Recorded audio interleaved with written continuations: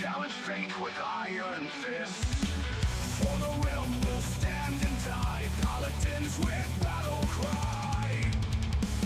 Wicked forces we defy.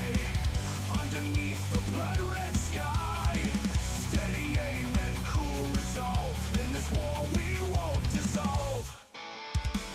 Blood brothers we unite. In the dark we bring the light. Oh, sweet take on never broken. Honor's creed forever spoken.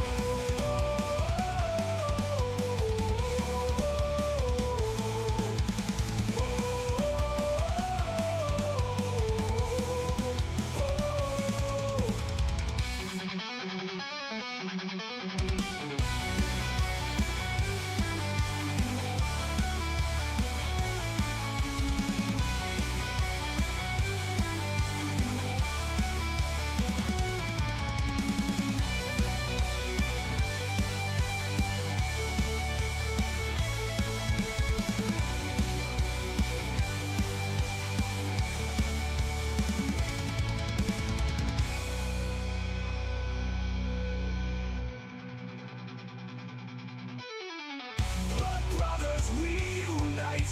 In the dark we bring the light. Oh, sweet take on never broken. Honor's creed forever spoken.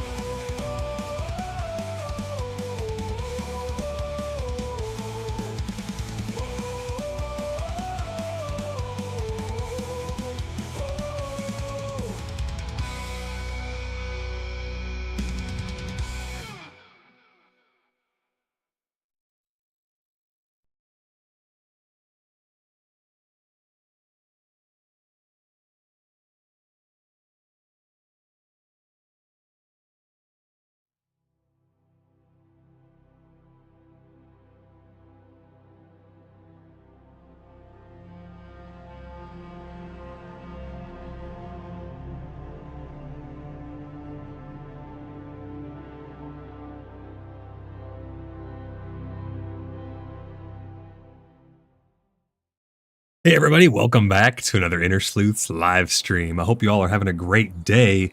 Today is the day, everyone. Today is the day that PAX Day goes 1.0. So, we as founders have already had 2 days of a head start. That's why I'm in some gear here. There's going to be a lot of new people, I think, hopping into the world around us. The beautiful, beautiful world of PAX Day. It is quite the looker, isn't it, folks? I want to start by letting all the new people know that I will never try to sell you a product. I am here to tell you about what the game has to offer and show you everything that you can expect to experience once you're here in PAX Day. It makes no difference to me if you want to purchase PAX Day, if you want to subscribe to PAX Day. I want people to have fun playing the games that they want to enjoy, that they think are a good fit for them. And I am here to show you if PAX Day is right for you. If you are not yet subscribed, please make sure you click that subscribe button. I have other podcasts. I have PAX Cast and things like that, where we talk about the news and happenings in and around PAX Day. The patch notes for 1.0 are extensive. in terms of fixes and bug fixes and things like that. But there weren't a whole lot of patch notes about new content. We did get a pretty harsh wake-up call when it came to the death penalty of what you're going to have, the durability damage and things that you're going to lose when you die. So that was kind of a hard pill to swallow. We've been dealing with it, though. It hasn't been too terrible. YouTube had a new menu when I was getting locked in here for my stream, and it looked a little bit strange. So let me know if you guys can see everything okay, if everything is coming through good. I'm showing my connection is solid. That stuttering you're seeing, that's just PAX Day. It's just doing that for some reason. I'm not sure if that's coming across on stream. Looks like it might be a little smoother over on your guys' end, but here on my end, the stuttering is pretty bad. My frames have been abysmal. I've tried all the different settings and everything like that, but it's running pretty poorly here for me today. Yesterday ran great. Today not running so great. Stream's good for me, Havoc says. That's good. Perfect. But welcome in all the new people. There's going to be a lot of people probably looking to check out PAX Day. You guys have found the right spot. You're going to get the truth from me. I'm not here to shill for mainframe or the game or anything like that. I want to keep everyone fully informed about the truth about PAX Day. Sometimes the truth can be hard to talk about. It can be a hard pill to swallow. So if you guys don't want the truth and you just want to hear rainbows and butterflies, there are definitely places out there for that. But I'm here to talk about the truth. I want to keep you guys informed and show you what the game has to offer. It's been pretty fun coming back. I'm not going to lie. It's been pretty fun coming back with all of our friends. Blood Brothers is one of the biggest clans in the game, and we are always recruiting. If you guys are looking to join an awesome community and clan in PAX Day, we play all kinds of games together. We play Star Citizen. We're going to be playing a little World of Warcraft. We play all kinds of stuff. But if you guys are looking for an awesome place to hang out, type !Discord in chat. That'll get you a link over to the Cheeky Buggers United Community Discord server. And if you'd like to put in an application, you can go to www.cheekybugger.net or type !website in chat right now, and that'll get you a link over to our website where you can fill out your very own application to join the Order of the Blood Brothers. We're going to be getting the city built right here on this island. This is Bloodhaven Island, and we have a lot of clan members over here to the east. We have some over to the west. We got people all over the place, but this island right here where you're seeing, this is going to be Bloodhaven. The city is going to be erected right here. It's going to take some time. Things take time to do in this game. But we're going to be building right here. We are located on the SIF, the North America SIF RP server. We are in the province of Caries. Right there, province of Caries. And we are located in Dolavan, which is right in the middle of the province. It's a great location because you're close to the gates. You're close to all the other provinces around you. It's pretty centrally located. You're right here next to the biggest, baddest dungeon in the game. It's a lot of fun being this close to everything. You can go out of the home valley into the heartlands, into the wildlands, excuse me, in multiple different areas from here. But this island right here is going to be the home to Bloodhaven, and this is Bloodhaven Island. We have a lot of lore and a lot of history that have led us to this moment. We have a lot of things that have led us to this moment. We have been in early access for over a year now, building our lore. We've made it into the official lore of PAX Day. The devs have put us into the official lore. We have had a very big presence every single step of the way. And I want to let you guys know, if you're looking to join an awesome place, you have found it. Whether you want to stay autonomous, you want to remain independent, that is perfectly okay. We have the Fellowship of the Free Cities. You'll see the adverts for it in various places. If you want more information about it, you can join the Discord and we can tell you about it over there. The Fellowship of the Free Cities is a collective of like-minded clans and groups. You can bring your own group with you and apply to join the Fellowship of the Free Cities. It is an RP initiative. Or you can join one of the various, if you don't want to join Blood Brothers, you can join one of the other various guilds and clans of all different types. You can find one that suits your needs. We have feudalistic roleplay, we have freedom fighters, we have good faith bandits, and everything in between. There is something for everyone in the Fellowship of the Free Cities. It's growing every day, just like Blood Brothers is, and hopefully just how PAX Day is going to be. Now, I think that the number one thing, the Cliff Notes, the number one thing that is going to hold the game back is the rate at which they put PvE content into the game.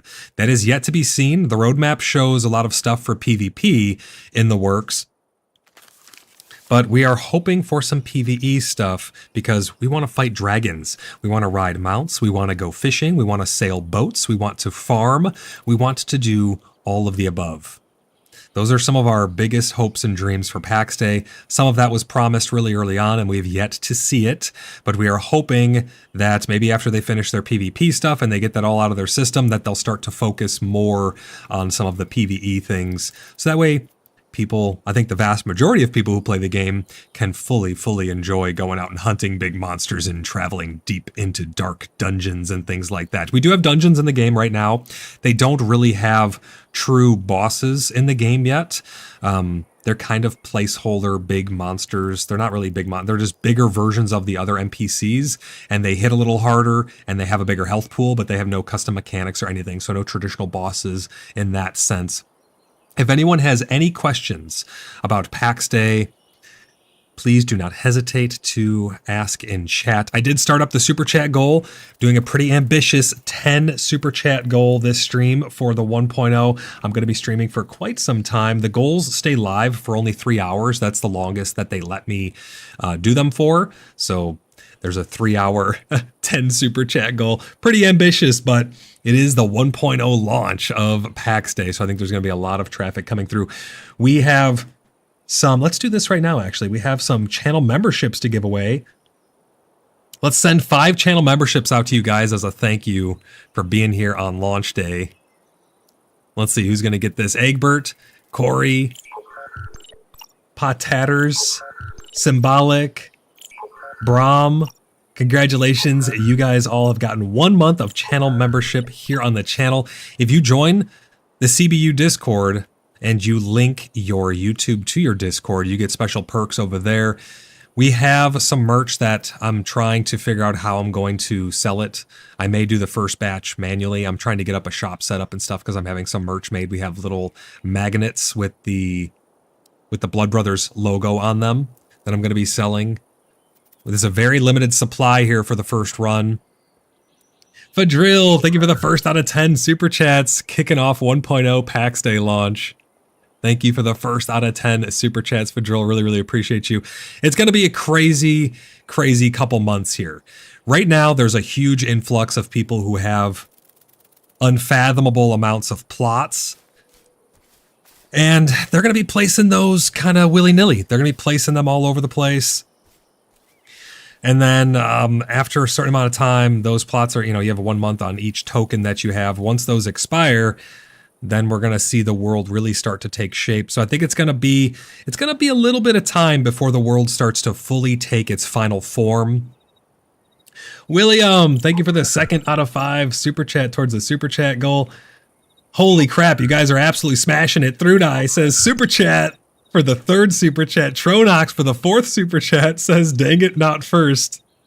You guys are crazy. We're like 5 minutes into the stream, and you guys are absolutely obliterating the Super Chat goal. I thought 10 was ambitious. Thank you guys so much for the support. If you guys would like to continue to support my work or support my work for the first time, you can click that join button down below, become a channel member. This is my full-time job. I run the community. I run our guilds, clans, and orgs for various games. I run private servers. I run the website. I run the Discord. I run the YouTube channel, all of that stuff. If you guys would like to support my work, click that join button down below. That is what makes all of this possible. So huge shout out to all of my channel members. Maven, Sleuth Squad member for 12 months. Happy 12 months official on this account. I know you've been around for longer than 12 months, Maven, but thank you so much for the support on this account and all of your support in general. Really appreciate you. You guys are the best. You guys are the reason why this is all possible. We got a lot of stuff to show you today for people who are looking about getting into the game for the very first time. There is quite a bit to go over. We got Spectra here running around. We got some other people here running around. A lot of people hopping into the game for the first time. Jest, thank you for the super chat, Jest. Appreciate you. They said thank you. No, thank you. Maven hit us with a super chat. So happy to be amongst the brothers and sisters again. Yeah, it really does feel good. I'm not going to lie. Jessica said, I sent an app in-game. Can't seem to find a place on the website or Discord to apply. You go to www.cheekybugger.net or just type ! Website, Jessica, in chat right now on YouTube. You'll get a link over to the Cheeky Buggers United website where you can register in the top right corner. Once you register, you'll be able to see a pink tag on the left that says applications. You click that and you just hit start a discussion and it will fill all the questions in for you. You just got to change them and put your answers for them. And we can help you with that after the stream, or an admin or someone over on the Discord or anyone on the Discord can help point you in the right direction. It's a little bit of a process, but we like to vet and verify each and every person who joins because we want to make sure we keep all the trolls out and stuff. Yeah, you won't be able to see the registration thing until you actually sign up. Or that you won't be able to see applications until you register, excuse me. Oh, Spectra is Athena. Athena, great to have you around. Sorry, I'm keeping up with chat and stuff, so I'm trying to keep up with everything right now. We got a lot of craziness happening. Great to have you, though. We got a ton of people in chat. Let's see the rundown here. Who do we got? I'm going all the way up to the top. We got Maven, we got Fadril, we got Blimpy, James, Brown, great to have you. Lamech, great to have you. William, great to see you. German 3D Printing Nerd. We got Loop. We have Havoc, Athena, Tim. Trying to make sure I don't miss anyone here. Let's scroll down. Egbert, Corey, Jessica. Who else do we have? Mascus, great to see you. Walter, thank you for the super chat. Walter says, great to be back in the grind with you all again. There's something strange about it, right? PAX Day has a feel to it. I'm not sure quite what it is. And I think that that's been a double-edged sword because we all want so much for this game. We want this game to be the last game we ever need to play, right? I think a lot of people really want this to be their forever game. So it really is a double-edged sword because we want so much for it. It's falling short of our expectations. Like, we just want everything. We want dragons, we want mounts, we want fishing, we want just insane amounts of content is what we want. And maybe we are too ambitious. I'm not sure, but we want the best for the game, right? And being back here, it's something special. It really is. There's something special about this game. It really does bring people together very, very well. And that's what this space is all about, guys. If you're looking for a great place to come and hang out with awesome people, you have found the right place. Maven says, happy birthday, Amber, in a super chat. Thank you guys for all the super chats. We're at 8 out of 10, and I haven't even taken down the Tangia pause thing. Let's take down the Tangia pause. If you guys would like to support the channel in a more fun way rather than just super chats, I welcome all the super chats, but you can also interact with Tangia. To interact with Tangia, you type ! Tangia in chat. It'll bring up a menu there. You can log in. You could do little Tangia dungeons. You can do all sorts of fun things, little memes and things like that. If I die, you can put RIP on screen, all kinds of fun stuff. Fadril says, smash this goal. You guys have absolutely demolished the goal. I'm probably going to have to start another super chat goal because I haven't even finished my intro and you guys have just demolished it. I really do appreciate you guys and all your continued support. There were some rough patches there, and there's probably going to be more in the future where we just don't have a lot of content to talk about. And, you know, I still get hate mail. People like to think that I'm just negative. I'm realistic and I'm honest, guys. I try to be as kind as I can while also keeping people as informed as possible. That's my ultimate goal here. Ange says in a super chat, what goal? You guys have just obliterated it. I'm literally not even done with my intro. Havoc says, feels good to know there's no future wipes ahead. Yes, and that's why I didn't want to go to the test realm, Havoc.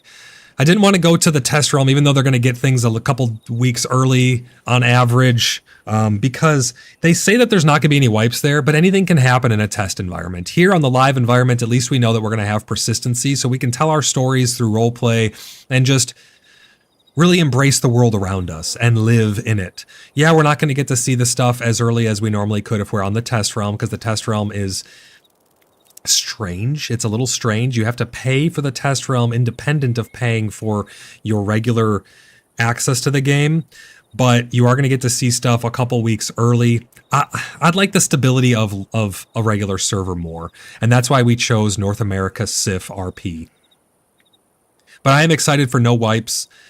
I am also excited to see what's going to happen with people's plots and the land over the next couple months. Some people are going to be using one plot and they're going to let it roll for 4 months. Some people are using all 4 plots for 1 month, and then they're going to sub. Some people are probably going to have multiple accounts that they're just going to use the plots for while they have them, and then they're going to expire, and they're not going to sub on the other accounts. Maybe they'll sub on one. I've heard a lot of different things going around that people are going to be looking into doing. But I think what's going to happen is you're going to have a large influx of people around launch. A lot of the founders came back. We have not seen a really big spike. I know it's still kind of the middle of the day here. People are probably going to get off work and then come home and maybe log in. I'm looking forward to seeing how many new people are going to be coming into PAX Day. But right now, it looks like a lot of the founders came back because why not? We have nothing to lose, right? We can come back and put down plots and play for free. And then I think after a couple of months, we're going to start to see the plots start to dissipate a little bit. We're going to see less and less of them around, allowing more of the prime real estate to be used for the long-lasting cities that are going to be here for a while. I think that's probably going to be how it's going to go. Fadril says, the thing to do is what's best for you. Well, always. Absolutely. Always. 100%. Everyone should always do what's best for them.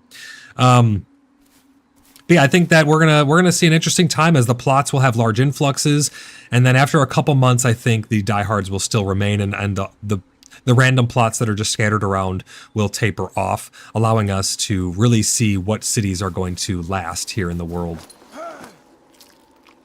Get some food in our belly. Ow, that really hurt.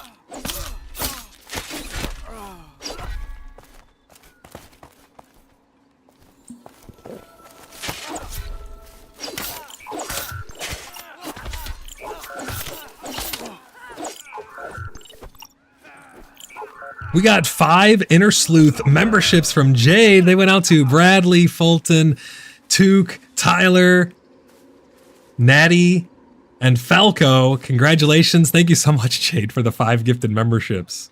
I appreciate you so much. Thank you. Hell yeah. You guys are going absolutely crazy today.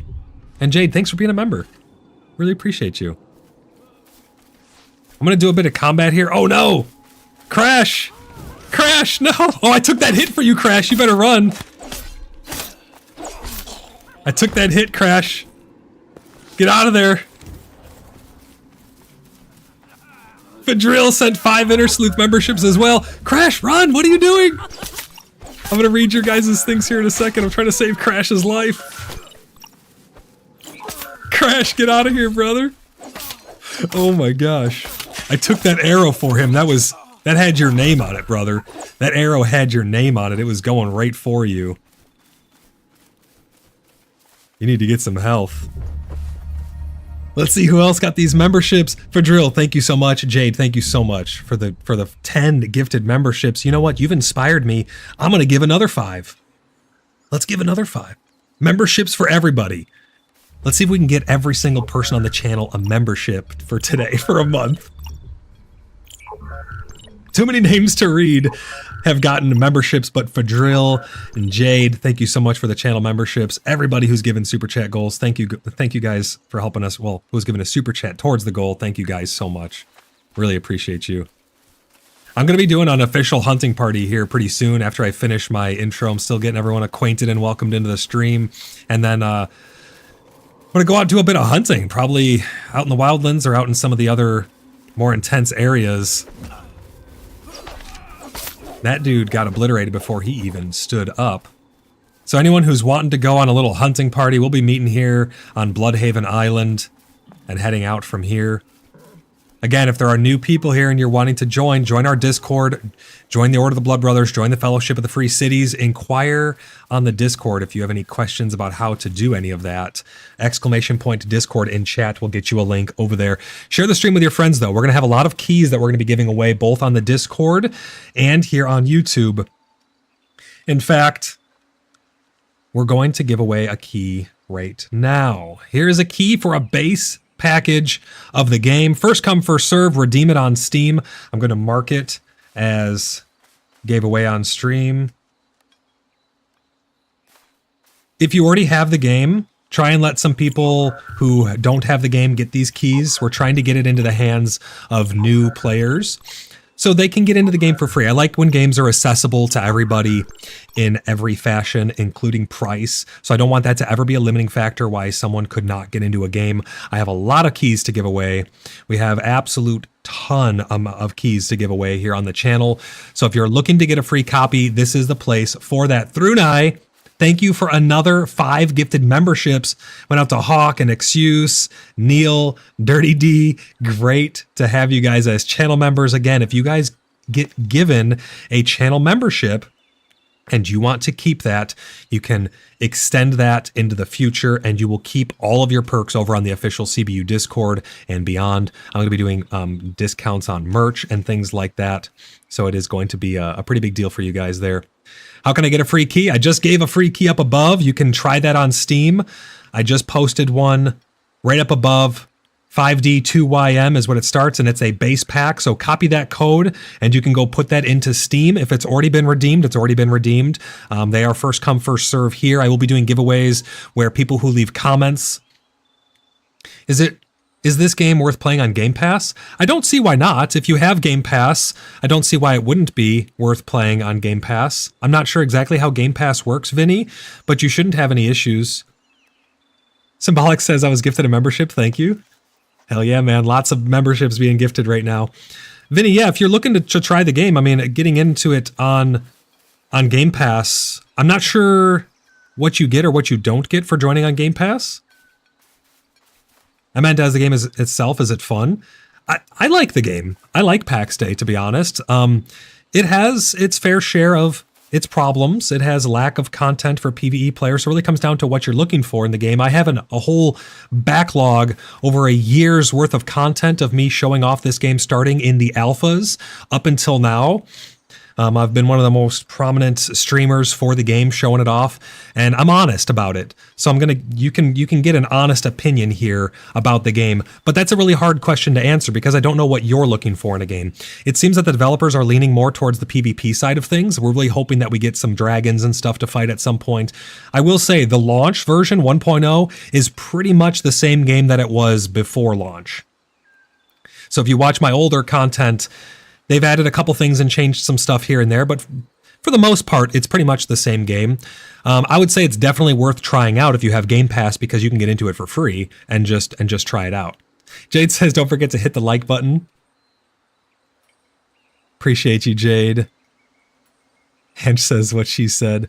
Vinny says, cool, I just installed it. Perfect time to try it out. How's the combat and building? The building is next level. The building in this game is next level, but you can only build on a plot that you have access to, and the plots are going to cost real money subscription. So bear that in mind. If you join the Order of the Blood Brothers or another one of our allied clans or anything like that, we have infrastructure, we have guild banks and things where you can store stuff. We're going to be having a barracks where people can have houses and or a bed to lay their head at night for people who don't want to subscribe, because you can play for free without a subscription as well. They did separate the premium. Let me show you guys here really quick. Vidril, member for 13 months. Welcome all new PAX 1.0 players, he says. Yes, absolutely, welcome in.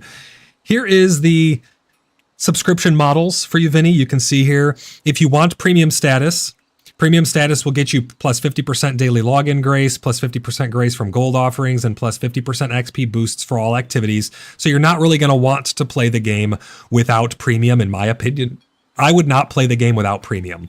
Having that extra 50% XP, that is huge because the game can be very, very grindy. So that's going to help. That's going to help a lot.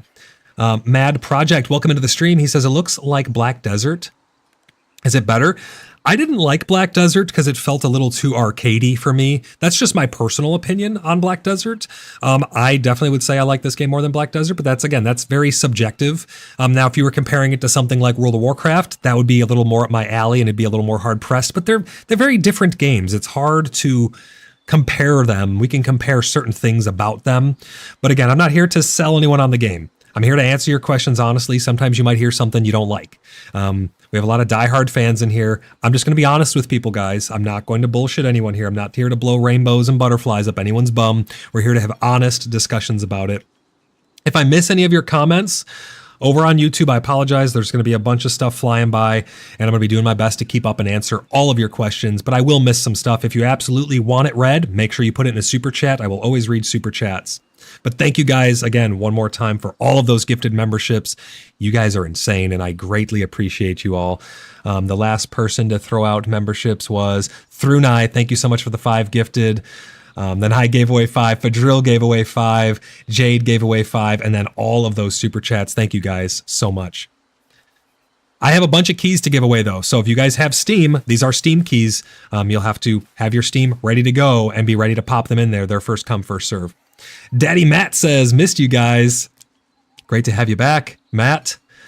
Vinny says, it's on Game Pass Ultimate. I just installed it. Hell yeah, man. So we're on North America SIF RP. We are in the province of Caries, and we are in the zone, the area, the home valley of Dolavan. That's where you can pop in. You'll pop in right behind me, and we can help you out, show you around. I'm going to be going out doing a hunting party here soon. It is a grindy game. Keep that in mind. You are going to want to join a group. You can play this game solo, but you are going to want to join a group. So back to these subscription models here. You have premium status, $4 a month. That was my suggestion. I'm really glad that they did that. I'm glad that the premium is separate from the plots now. Really, really happy about that. Now, I'm not sure if these things can stack up. If I purchase a month of premium and then I get a plot with a month of premium, do I get 2 months of premium? I'm unsure of that. Where to get free keys, sir? I'll be giving them out sporadically here throughout the stream. I have a couple more that I'll be giving out here during this stream. I will also be doing giveaways where I will pick someone at random from the comments, and we'll also be giving them away over on the Discord. So you have 3 different places that you can try and get a free key for PAX Day. They'll be sporadically dumped here into chat as first come, first serve. If you do get the key here, make sure you let me know. So who got that first key that I gave away? Oh, this Inquisitor wants to get some, doesn't he?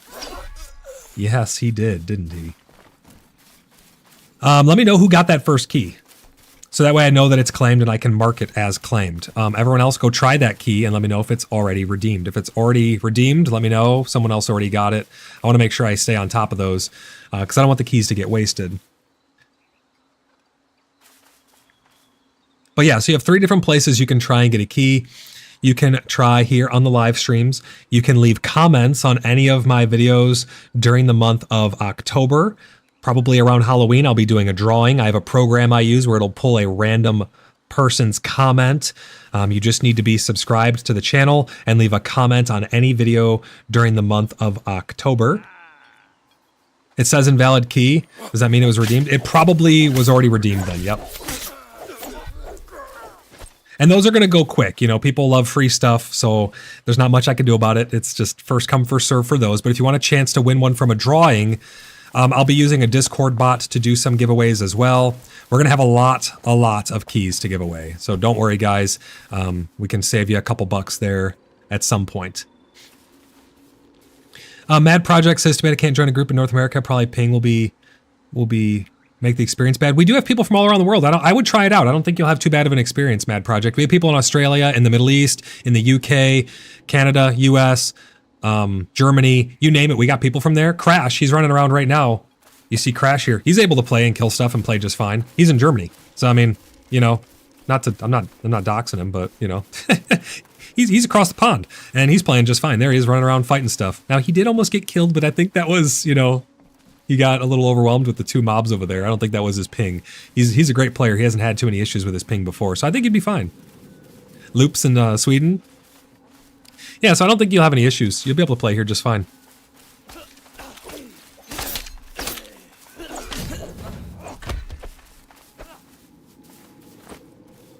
We're just out here right now, right by Bloodhaven on Bloodhaven Island, getting some kills here. Mad Project says, awesome, I'll try. Yeah, just make sure you pick North America, SIF RP, and everyone is welcome to come and apply to join the Order of the Blood Brothers. We have an application process on our website like I explained a little bit. Isaac says, downloading right now, but Xbox app is slow. Oh, we got another mob here. These 2-handed axes are just gnarly. They absolutely obliterate. Let me get you guys in the party if you're wanting to fight here with us.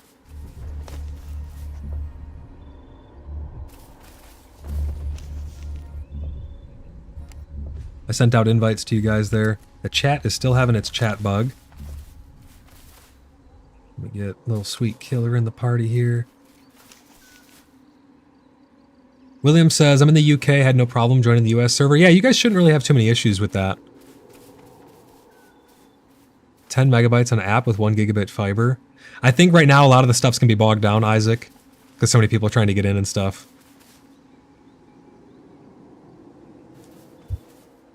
Crash, I sent you a party invite, man. Press N to check your notifications. Spectra, I sent you a party invite as well. That way you can share XP.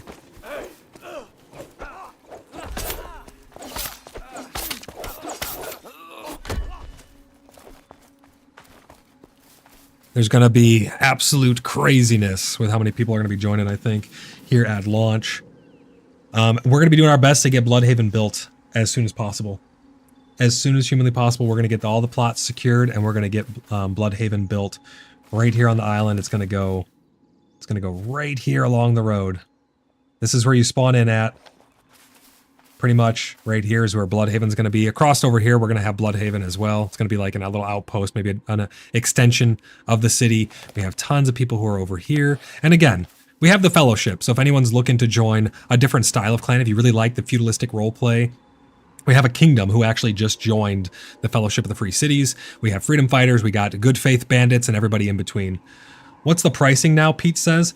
I'm not actually sure. Let me go check. I'm going to go check the store page. I haven't actually looked into that at all. I'm going to check their store page right now and check what the pricing is. Their music started playing immediately. It's 20% off the base game right now. It's $23.99. The base game is $30. I don't know why they call it the base game, because I don't think there's anything else that you can... I don't think you can get any like add-ons or anything for it. I'm not positive. But it's $30 essentially, but it's 20% off right now for the launch. Uh-oh. Somebody got over here.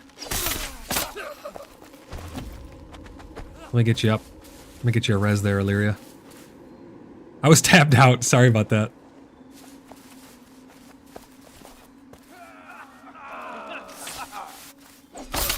Chop these guys down. Look at that. Just absolutely obliterated them.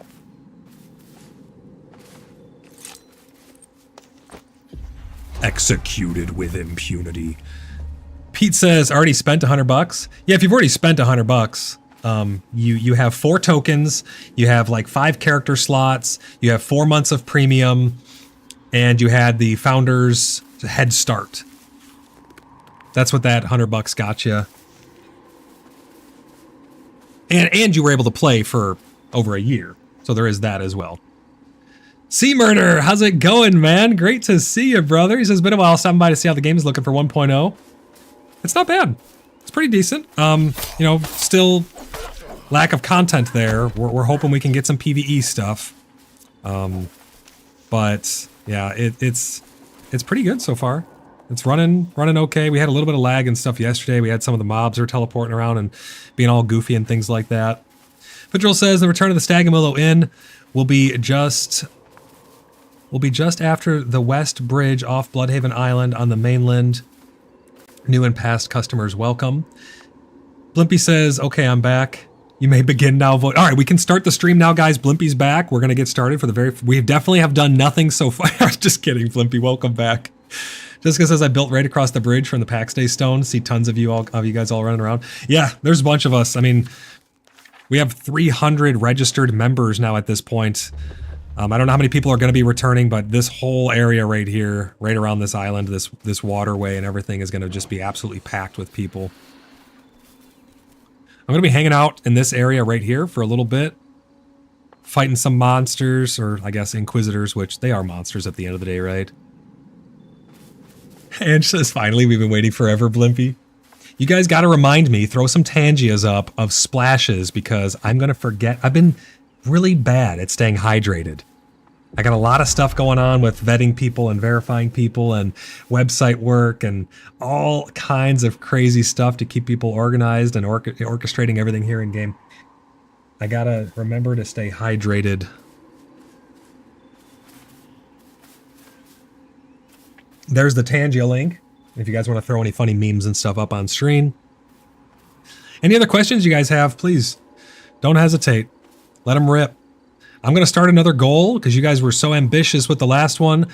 I really do appreciate it. I think these are fun. They're not there to try and push extra monetization. I mean, that's what they do. That's literally what they do. But I just find them fun. So I'm going to start up another one. Don't feel the need to donate or join or anything like that. It helps the channel out a bunch, but I don't want anyone to ever feel pressured into doing that. But I'm going to start up another super chat goal just because we're barely even into the stream and you guys already obliterated the last one. So we're going to fire up another one. Why not? But I really do appreciate all the super chats, all of the gifted memberships. You guys have been crazy. Jay says Illyria wants to invite. Oh, let me get you in. Hold on. Where you at? There you are. Sorry, guys. There's all kinds of craziness going on. I'm trying to keep up with everything. Someone's knocking at my door. Trick-or-treaters are early. We got trick-or-treaters early. Thank you for the Tangia. I sent out the invite there to you, Illyria. Press N. Check your notifications. You should be able to get in. Level 2's east of the island. Yeah, we'll definitely be going over. We're going to be progressively pushing our luck with the difficulty here. Thrunai, thank you for the super chat. First of the new super chat goal. Really appreciate you, Thrunai. Thank you so much, man. We're going to be pushing our luck here today. We're going to see...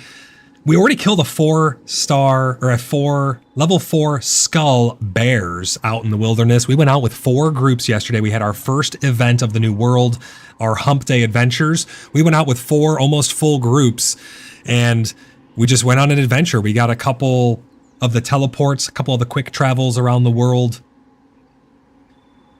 And we were fighting some bears and ghosts out in the wildlands. So we're this Saturday, we are going to be taking on a dungeon. We're going to be going for world first dungeon clear. And thank you for the 2nd out of 10 super chat towards our second 10 super chat goal. She says, Rude, I wanted to be first. You're all first in my heart. Thank you guys so much for the continued support. But yeah, we're going to be pushing our luck here today. We're going to be going out and taking on harder and harder POIs, seeing just how much we can take. I normally tank. I got my tanking gear here in my bag. We got some food and stuff too. I do have a double, what is this called? Attuned bronze battle axe. It's the double-headed axe here. Big, vicious axe. I started making some potions. They're useless. The potions are useless. 90 health. I have 1,500 health without even a full belly. Here, let's fill our belly. I got 1,528 health. This potion gives me 90, and it locks me out of drinking potions for a minute. It's a little ridiculous. The potions are abysmal. They said they were going to overhaul alchemy. I think the overhaul was they were just adding in the enchanting stuff to alchemy. The potions, they suck right now. I got to make some better ones. Blimpy says, anyone selling iron chopping axe in the market? I think Pickle has iron chopping axes if you need some, Blimpy. Just gotta get in touch with him and get you hooked up with some chopping axes and stuff. If anybody needs anything also and you guys are new and you just don't know, we have a special place over on the CBU Discord. It is called, let me pull it up right here. It is called the Bounty Board. The Bounty Board is where you guys can put any requests you have if you need something. You can just put in a request on there. We do trades and things like that. Illyria, I did send you a party invite. It says that it was already sent.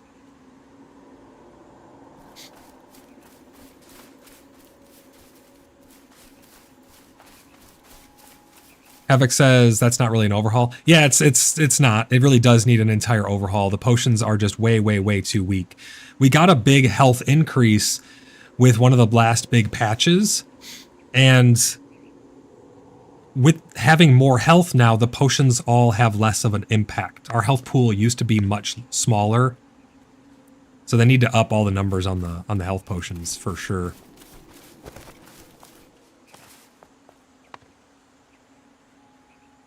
We do have a sub goal as well of 2,000. Probably gonna do another 24-hour stream when we reach that. I don't know. Don't hold me to it, guys. I don't know what we're gonna do. But if you're not yet subscribed, please help us reach that sub goal. Jade says, tell the story of your name. Oh, yes. Okay.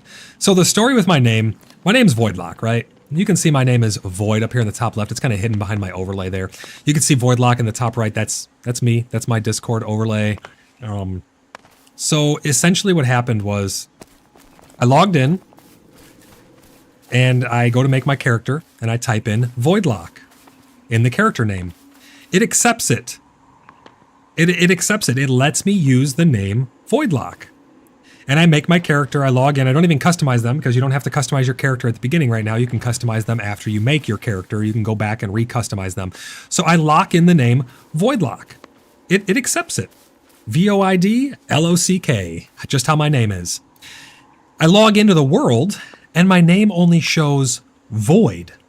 And I'm like, what's up with that? That's super strange. I typed Voidlock and it gave me Void. I'm thinking maybe they had some reservation for like big streamers or something. I'm not a big streamer, but maybe they reserved some names for people. I have no idea. So I'm like, why is my name Void? I opened a ticket and they actually got back to me and they said, there's already an avatar with the name Voidlock. And I'm like, yeah, that should be me. I made my character with the name Voidlock and I logged in, but it changed my name to Void. So I'm thinking my name is registered as Voidlock, but it's only showing as Void. I don't know. Let me see actually. Can I direct message Voidlock? And I'll do like, hello. So it says that you can't send that message. Try and send me a DM and use Voidlock and see if it comes to me. And then try using Void and see if it comes to me. I have no idea. Super, super weird though. But so anyways, my name in game right now is Void. I don't know how you add me. I don't know if it's Voidlock or Void. I don't have my Discord linked because then all my DMs pop up and I can't have that. I did open a ticket. They need to add an extra 0 on all the health potions. That might be a bit much because 900 from the weakest potion, that would be kind of extensive, I think. Maybe add a 0 and then divide by 2. That might be a good mathematical equation to do for it. Mad Project says it's 1870 USD on instant gaming. Oh, are you talking like on the Game Pass? Is that what you're talking about there, Mad Project? But yeah, so I don't know, super weird. My name in game is Void right now. On Discord, if you guys ever need anything or if you're having trouble with your app or anything like that, you can ask anyone on the Discord or you can message me Void_lock on Discord. But yeah, so my name is Void, apparently. Can see some of the gear we got going already, some very basic bronze stuff we got here. We've just been killing Inquisitors, getting some gold. How much gold do I have? Let's see. I got 131 gold. I already spent some on Grace. Oh yeah, here we go. Whoop. There's a weird bug where if you're facing the wrong direction, it like glitches your character out. There were a couple bugs introduced with 1.0. Let's get more Grace. This is normally what I buy right here. Once we have an excess of money, once we start doing dungeons and stuff, this is the sweet spot for getting Grace. They did make Grace more expensive. So it may be that this 60 ends up being the sweet spot for 140 gold. But I'm going to buy 30 Grace for 50 gold here.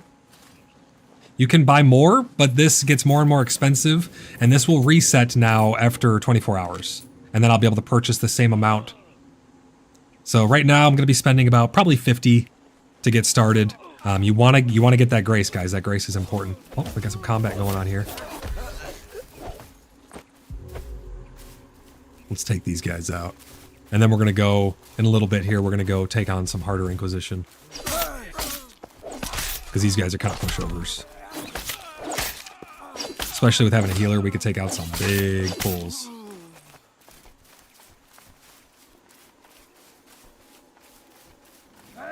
But the combat has gotten a lot better. They haven't done too much with it as of late. But the combat is a lot better than where it started, that's for sure, when the game first came out.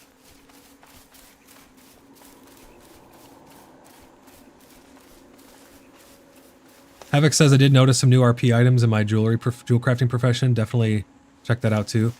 Oh, okay, cool. So we got a couple jewel crafting things there.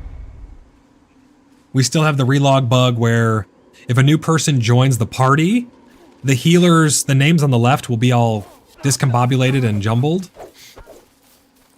And they need to actually relog in order to reorganize those. That's been a long-standing bug, so that bug's still there. We still have the bug with the plots, where in between, if you put 4 plots, you'll have a square hole in the middle. Some of the long-standing bugs are still there. The trees still come through your property. That's still a problem, unfortunately. That's cool. We got some new RP items in the jewel crafting stuff. That's really neat. Did we have the Iron Oak tiara in beta? I don't know, because I don't normally wear like all the fancy jewelry and stuff. I'm not royalty, so I don't normally wear tiaras and crowns and things like that. I'm not positive. I do normally fill all the jewelry slots just to have something there because it spreads out your durability damage. Jessica says, can you explain what Grace does? I think I stopped playing before we had Grace. Yeah, so Grace, you get a daily login of Grace. Every time you log in, you get a small amount of Grace just for logging in. It's to push daily login numbers, in my opinion. But I digress. You log in, you get a little bit of Grace. You can purchase more Grace for gold. You get gold by killing mobs, selling things, all of the above. And you can buy more. This will reset daily, allowing you to purchase the same amount for the same price over and over again, but only once per day. What you do with the Grace is you use it to get bonuses here. So you're going to get these blessings. There's a blessing for every single profession. They used to last an hour. They only last a half hour now, and everything costs, the Grace costs a little more. So the Grace did get nerfed quite a bit. Everything's a little more expensive. It's harder to acquire Grace and things like that. But you use the Grace to get these blessings for a half hour. So let's say you're working on your alchemy and you're in a really rough spot with your alchemy and it's hard for you to get over that little bit of a hump. This will increase your alchemy skill by 1, increasing your success chance to craft the things that you were having a hard time crafting. It does not give you any more experience or anything like that. It does not unlock any new recipes. It just makes your time doing it a little bit easier.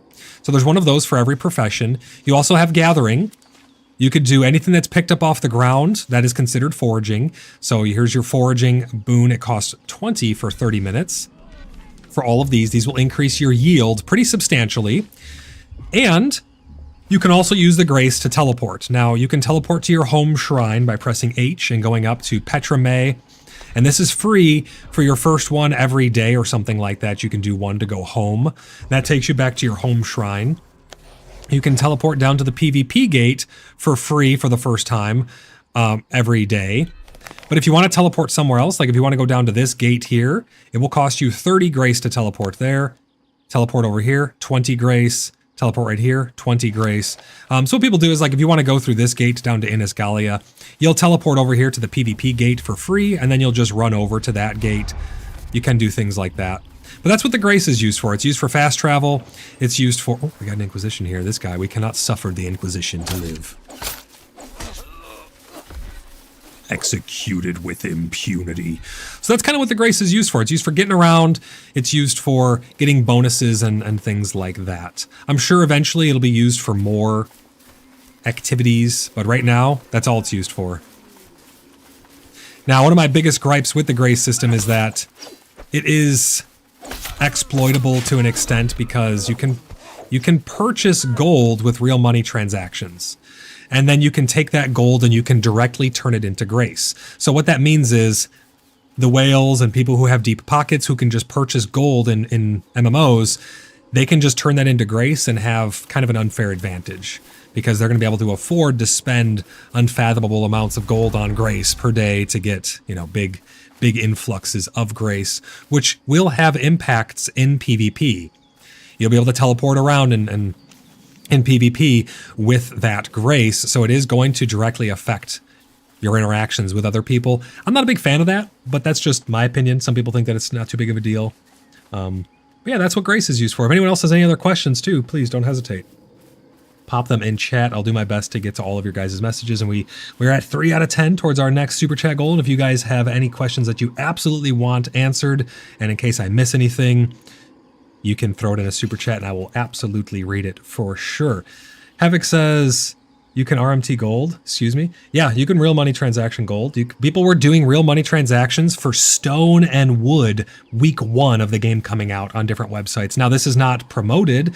It's against the terms of service, I believe.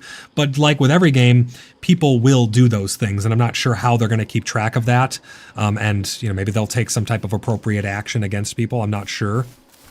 But it is a thing. Real money transactions are going to be a thing in every game, right? Black market real money transaction. Yeah, it's not like a it's not an official store or anything like that. Here's the store. I'll show you the store. Now, the store does get you more grace from your money because you're going to get 50% more daily login grace and 50% more grace from gold offerings, which is huge. So you really shouldn't be buying grace or anything like that unless you're using a premium status membership, because that extra 50%, that's big, right? All of that's really, really big. Oh, that's a different story. It is definitely a different story, but I'm just warning people about it. Like, for instance, in World of Warcraft, when you purchase gold there, it doesn't really affect your power over other players. You're not like, you can't buy honor or anything like that. You can pay someone to play your account who's better at the game to earn you honor, but you cannot directly purchase honor, which would then let you buy better PvP gear and thus having a advantage over people. Having more grace does let you maneuver more easily. You can teleport around more freely, in my opinion, which then gives you an advantage over other players. So that's why I think it's not really good that the gold is directly tied to the grace. But it is what it is. I mean, that's always going to exist in every game. But in a game like World of Warcraft, purchasing the gold does not have a direct power, does not give you direct power over another player. Here, it kind of can, because you can use that grace to get around and maneuver quicker around people, move your army more quickly if you have the money to do so. But here's the other rest of the subscriptions. I never did go over these. $6.99 gets you 1 plot token and 1 month of premium, I believe. Let me see here.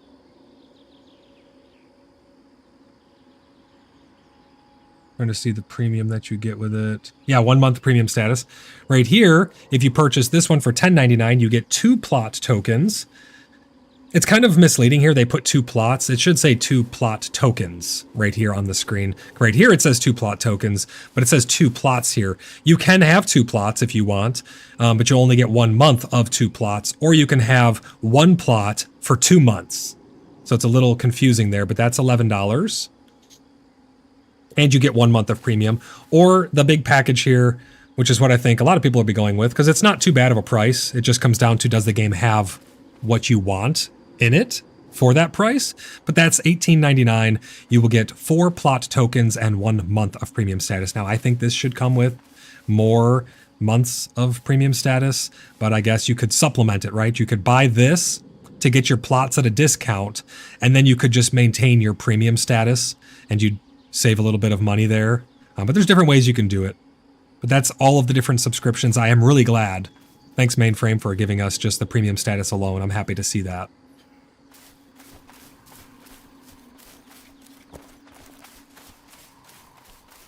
Any more Inquisition up that need head severed from neck? Looks like they're all on cooldown right now. But any other questions that you guys have, don't hesitate, throw them in chat. Love interacting with you guys. It's the reason why I do these live. I love chatting with you guys live, reading all your questions, your comments, your concerns. And this really is a place to have conversations about the good, the bad, and the indifferent. Everything above. I don't shy away from hard topics or anything like that. We talk about the bad things all the time. We talk about the good things all the time. I really just like to keep everybody informed about all the topics, everything happening in and around PAX Day. And that's why I have PAX Cast. So make sure you guys subscribe so you don't miss those. Jessica says, and gold comes from killing humanoid NPCs. Yes, you get gold from killing the humanoids. They didn't have gold when I quit either. Yes, the gold comes from the NPCs. You can also get gold from looting the loot piles inside of the dungeons, which we will be showing off here really soon. Not today, we're not going into a dungeon, but really, really soon we'll be recording some dungeon footage and streaming some dungeon footage and stuff like that. I'm hoping to do a 30 days of PAX Day here with 1.0. That's my goal. I want to do another 30 days of PAX Day and then some, right? I want to, as long as there is stuff to show you guys and adventures and role play to show you guys, I want to go well into the future here with PAX Day. I'm here for the long haul. I just don't know what the content will show. I think it's going to be, or what the content will allow. I think it's going to be ebbs and flows, right? Havoc says you can also get gold from ... You beat me to it. Oh, the loot piles inside the dungeons. They're trying to find a way to make those not so cheesable. But right now you can kind of cheese those loot piles. Lyria's making a run for it. Let's check the map here. Let's see. Let's go up to these Inquisition camps. Let's go over there with Lyria. Let's go up to these bigger camps. There's small camps here. These are for small fry. We'll leave these for the new players when they're loading in. Let's go up and get... Oh, hard lag there. Let's go up and get some harder mobs. You do get all kinds of new spells and stuff on your gear as well. You can see right there, I just gave myself full stamina and then used my run shoes to sprint really fast. My number 1 is an out-of-combat heal. Number 3 is an out-of-combat... let me see, what does this one do? Spirit recovery? That's a spirit recovery. I think it can be used in combat, actually. Let's go up here a little bit and fight some harder Inquisition. We're going to be pulling these guys out. We don't have Taunt yet on our gear.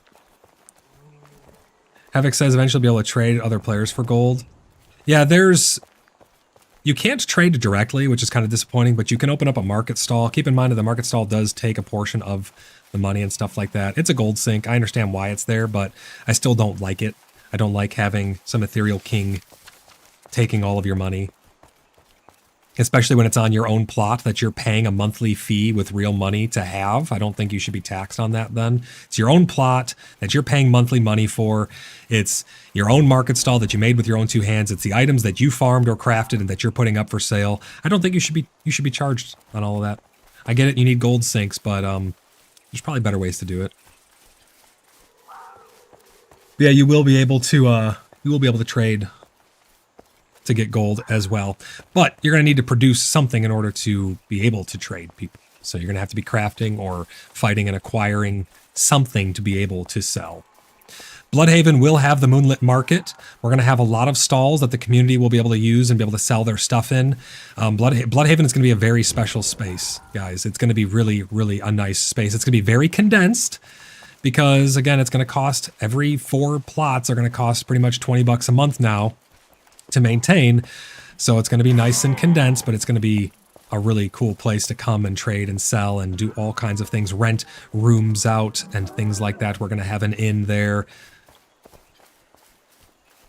Blood Moon Tavern is going to be there. Great gathering places. Blimpy says ABC, always be crafting. Havoc says, to me, the tax encourages in-person trades via chest. Yeah, but the problem with that is when you have to use the chest to trade, people can just rip you off and just steal the stuff then, and obviously you're not going to trade with them again and they're going to get a bad name for themselves. But I just wish we had an actual trade window where you literally opened things up and throw them into trade, you know, like every other MMO. I think that is something that we need to have, honestly. Let's go up to these. We're going to go up to these 3 over here, right in the middle of them. We're going to need to be careful here. Make sure that we don't get into too much trouble. We need... Where's Ange? We need Ange out here to heal us. Anyone else who wants to fight some Inquisition? We're going to do some of these a little bit bigger camps. These guys are level 2 out here. I'm going to be pulling them out. We're going to do this in a controlled fashion, guys. Let them come all the way out to us.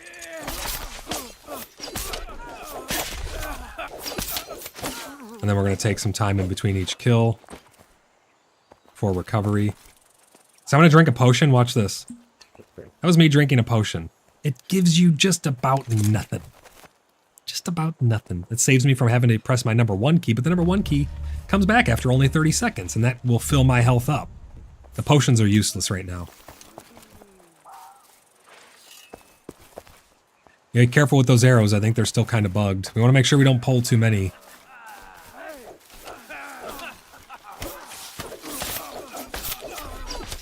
There's our healer.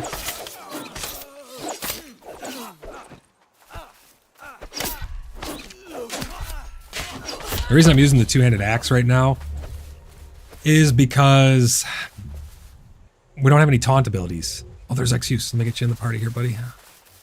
Oh, you're already in a party. It won't let me invite you. 1, 2, 3, 4, 5. We have 1 slot. Parties go up to 6.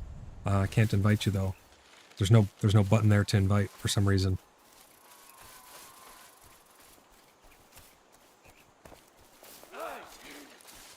I'm gonna pull some of these guys out here.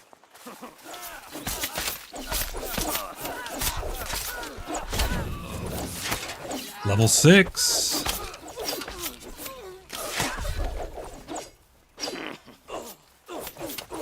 The combat is still kind of bare bones. I mean, for the most part, you have 3 special abilities. Your Q is basically... Oh, these are locked? How are these locked?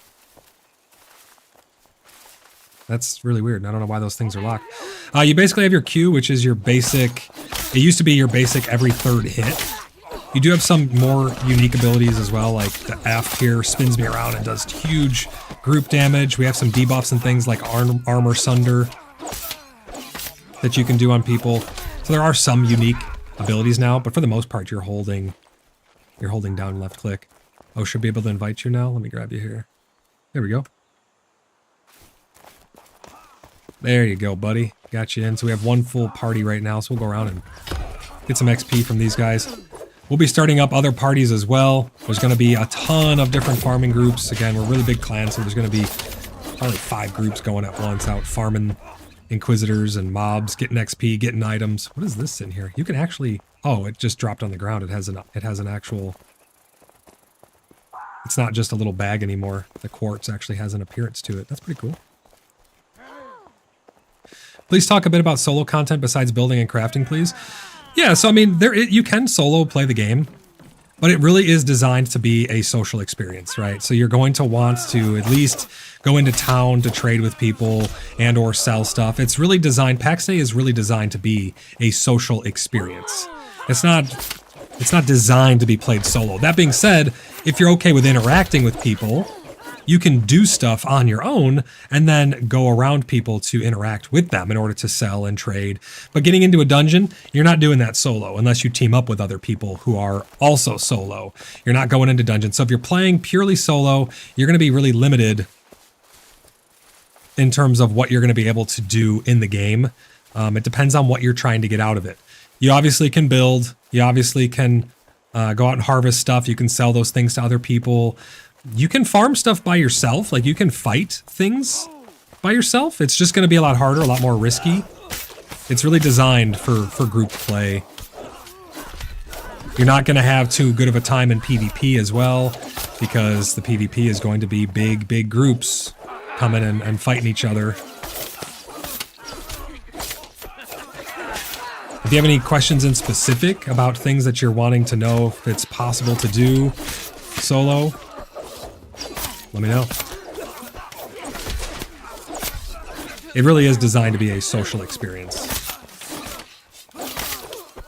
I'll say I would probably not play if I was going to be a solo player. But that's me personally. I'm not talking about you. I'm not saying you shouldn't play if you're wanting to be solo. I'm saying I enjoy the social experience of playing with other people. And there's groups that you can join, like you can join Blood Brothers. You get all the benefits of being a Blood Brother. You know, we encourage people to be team players, but you can go live in the woods and be a hermit. You don't have to live in town or anything like that and have a house nearby the city or anything like that. You can go live in the woods. We just want loyalty from people. That's all we ask for. We have the blood oath because of that. But we like when people are, you know, interacting with others in the group and stuff. But is PvP restricted to certain zones or areas? It is, Skunk. Welcome into the stream, first of all. It is restricted. It's only in Lioness. So you have to actually go down. I'll show you on the map here. If you go down through this gate, that will take you out to Lioness, where everything is PvP. And it's full loot PvP, which is kind of harsh for this game in my opinion, because it can take a really, really long time, thousands of hours to get your skills maxed out, and then to die and lose the gear that took hundreds of hours to acquire the gear. The crafting is very brutal, very, very grindy, very brutal. So it's, in my opinion, it's kind of harsh to lose all of your stuff like that, but it is what it is. Some people really like the full loot. I think there needs to be consequences, obviously, but Skunk says, thank you, sir. Yeah, absolutely. Any other questions? Fire away. If I miss it, please throw it in a super chat. So I will always make sure to read those. It's not, I'm trying to read all of your messages here, but there's only one of me. Steven! Great to see you, Steven Moon. Steven Moon is the OG GOAT. He is one of my first donators. I think you donated over Stream Elements before I even had channel memberships and stuff. Steven is the GOAT. Great to have you here, Steven. I hope you've been well, man. Sometimes the mobs will do that right there. You just seen this Inquisitor. He just bugged out and his health started to regen. There are some little strange... Who the hell is shooting us? There are some strange bugs like that. These guys do chili rings on the ground. Unless we kill them too fast, they don't get the chance to do chili rings.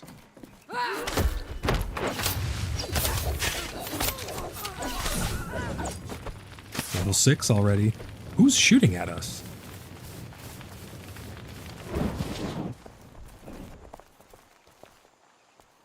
I'm not sure who's shooting. Steven, thank you for the super chat, man. We're at 4 out of 10 towards our super chat goal. Our second super chat goal. Do you have a taunt excuse? I see you got the better armor. I don't know if you have a taunt yet. Can you maybe pull some of those guys out here? Oh, we got 2 on the right.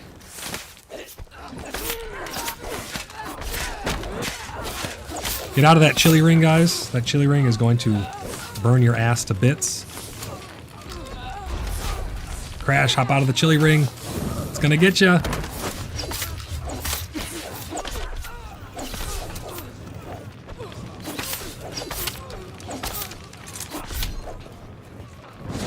You can't stand in those chili rings, Crash. It will get you. And now when you die, you lose 20% of all the things you're carrying, and your armor takes a 10%. Oh, get an excuse over here. Takes a 10%. Let's recuperate here. Damage, durability loss. Huge, huge, huge penalties for dying. Absolutely insane. I can't seem to find your... Oh, here it is right here. Let me revive you.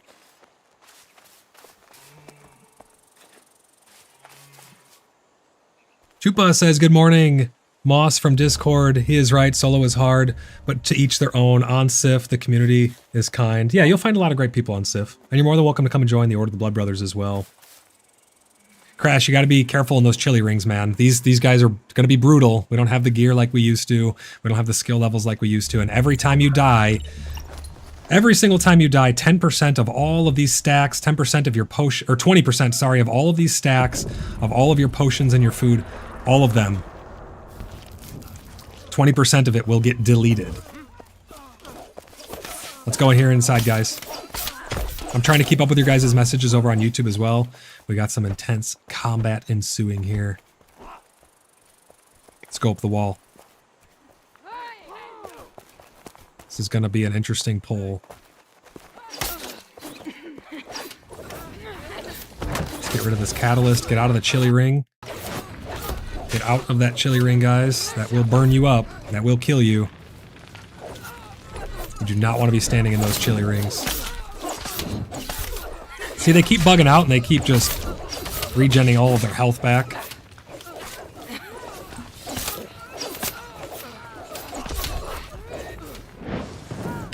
The healing does take more of our spirit now as well, so healing is more difficult.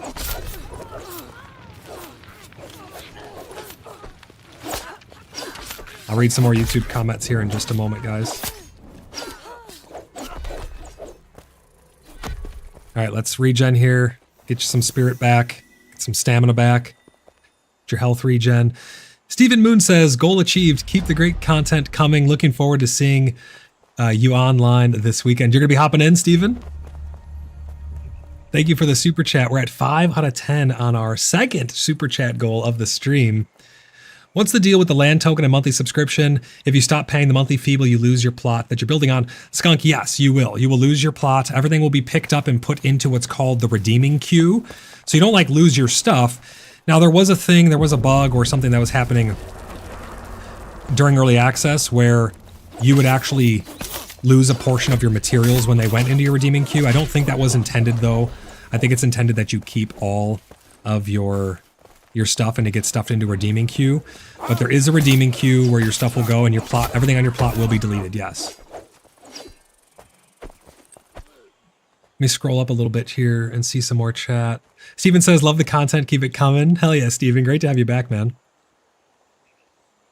I meant if you're a solo and more casual and unable to provide into a clan, not much PvP content around, is there thought there was some matchmaking at some at least.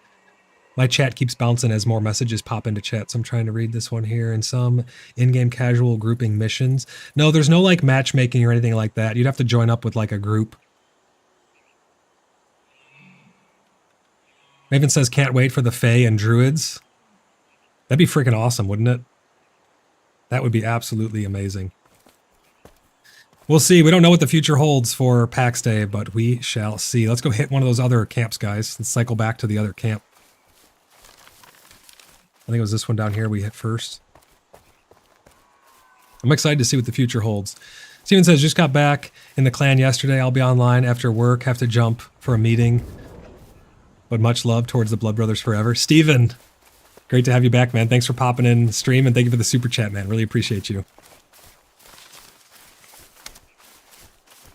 It's like they're not respawned yet. Let's wait right over here. We'll give them a minute to respawn in that camp up there. And we'll catch up on with a bit of chat. Let's see here. Any other messages? Does giving revive reduce the penalty? No, it does not. You still take the full penalty. So every time you die, all of your gear, including the stuff inside of your bag, will take 10% durability loss, and the stuff you're wearing. Really, really harsh in my opinion, because your stuff already degrades pretty fast. Look at my axe. This was brand new. It's already a quarter of the way deteriorated on its own. Deaths are going to make them deteriorate even faster, which means when you go to dungeons, you're going to have to bring whole new sets of... Well, you can't even bring whole new sets of armor because those in your bag will take durability damage as well. Hey, Skunk, thank you for the subscription. Really appreciate you. Let's refresh the sub goal up in the top left. There we go. We're at 1371 out of 2,000, guys. Absolutely skyrocketing. Appreciate you guys so much for helping us get closer and closer to that 2,000 goal. We'll probably be doing a spooky stream for Halloween coming up really soon. I may or may not have a move taking place soon. It's not really official yet, but it may give me some downtime, but I will communicate that over on the Discord. You guys stay tuned over there for all the news and happenings in and around that. We have a lot to offer here on the channel and in the community. Again, Fellowship of the Free Cities. We got the Order of the Blood Brothers, all kinds of allied clans.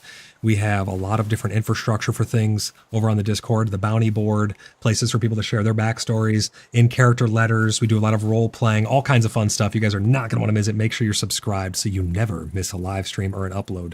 It's going to be a lot of consistent streams, I'm hoping, coming up really soon as PAX Day keeps kicking off. I want to check how many people are actually in PAX Day right now, because I did not see a spike of people when the game went full release. Let's see.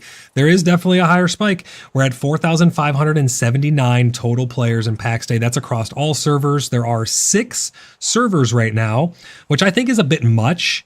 Even if there was 5,000 people in a single server, I think you'd still be hard pressed. I think you'd still have enough land for people, but they're sitting at a 59.21% positive review rating, so not the best review rating. We have 4,579 people in game currently. The all-time peak was 11,531. That was when the game first released into early access.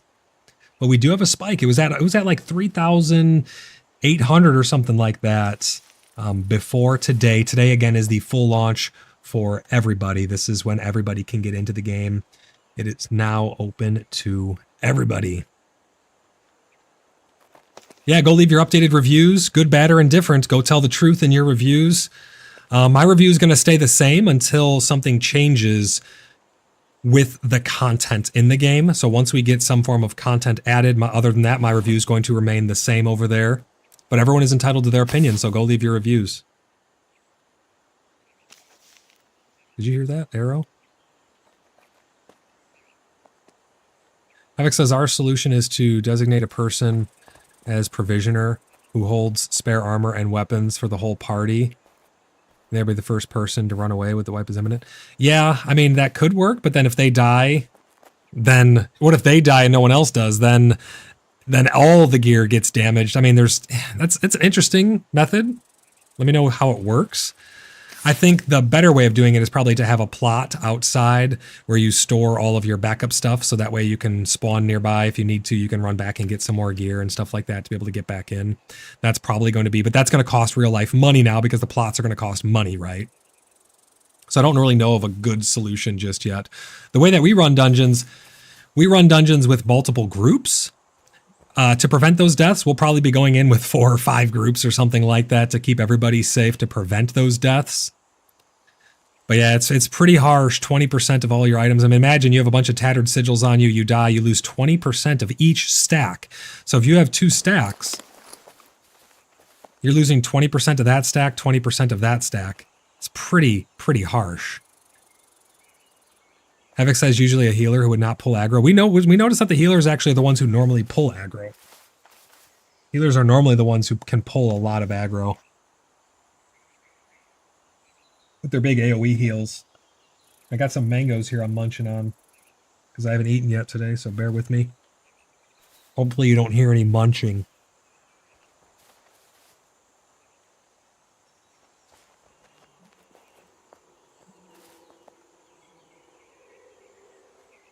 Yeah, it's going to be interesting to see how that gets balanced. I think eventually they will tune it down a little bit. I hope they tune it down a little bit. Let's go hit this camp over here. I don't think, yeah, this one's got spawns at it. Let's go hit right up here. It seems a little harsh right now. It's even harsher when you consider that making the stuff in the first place is really, really grindy. It's really quite difficult.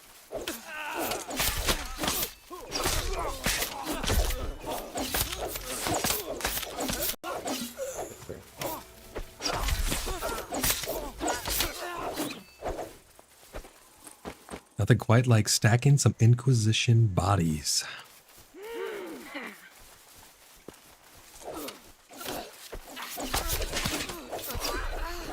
I love this two-handed axe, man. And until I get a taunt, there's really not a purpose for me to wear a shield other than, I mean, anything you're wearing levels up, so I could be leveling up my sword and shield right now.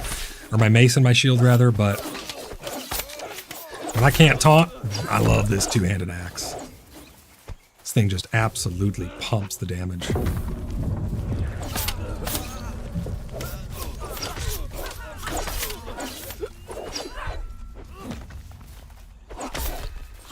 See, the healers with their AoE heals, they tend to pull in a lot of threat. Any other questions you guys got? Questions, comments, concerns, anything like that? Let it rip. I'm here to answer all of your questions to make sure that this is the game for you if you're looking to get into it. We're going to be giving away some more keys here on the channel as well, so if you do not yet have PAX Day, be ready at any given moment. I may drop a key in chat, and you guys can pop that into your Steam in order to redeem it. It is first come, first serve for the ones here. We'll be doing a giveaway where if you leave a comment on any of the videos, streams, shorts, anything like that during the month of October, that'll get you one entry per video. You cannot get multiples. If you leave multiple comments on one single video, you won't get multiple entries, but I'll be doing a giveaway that way. And we'll also be giving away some copies of PAX Day over on the official CBU Discord as well. So type !Discord in chat. You'll get a link over there where you can have a chance to get some free copies of PAX Day. We have a lot of copies to give away.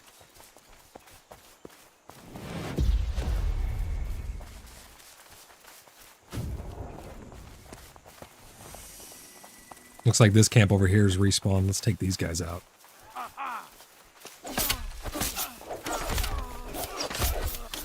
Using all of my specials, you can see, kind of takes the majority of my spirit there.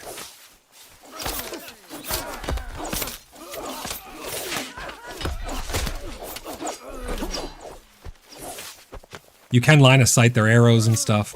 They are physicalized, so when they shoot those arrows, if someone's between you, it'll hit that person. You can actually take an arrow for someone. Oh, big pull.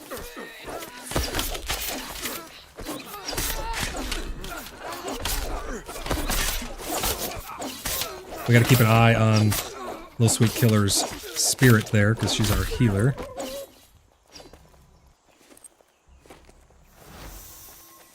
These blessings that they give you right out the gate are actually super nice. Oh, we got 2 tattered lockets already. Hell yeah, we got a cracked locket. So these lockets are going to be used to craft different pieces of gear.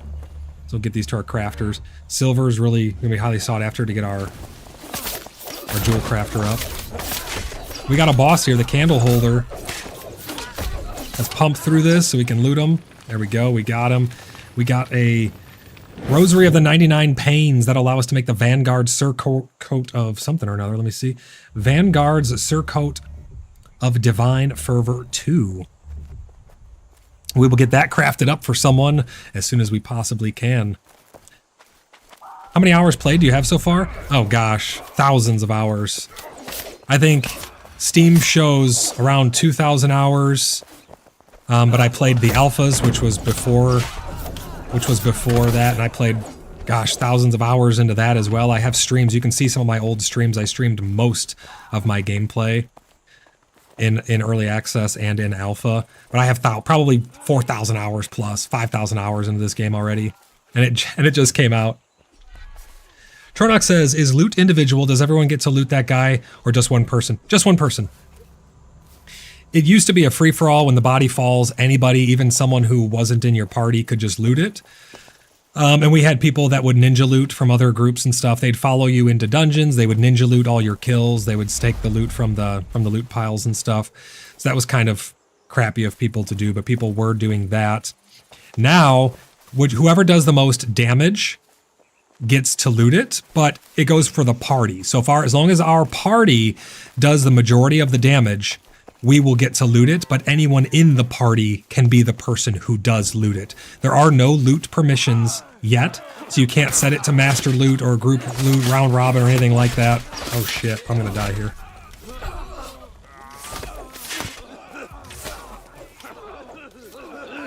Oh my gosh, I'm alive. Holy crap. Holy crap, how did I live? That was crazy. I thought I was so dead. I popped a potion. Maybe the potions aren't shit. They gave you just enough to live. I think I literally had like 90 health. If I wouldn't have drank that potion, I would have died. That was crazy. That's what happens when you get an absolutely ginormous pull.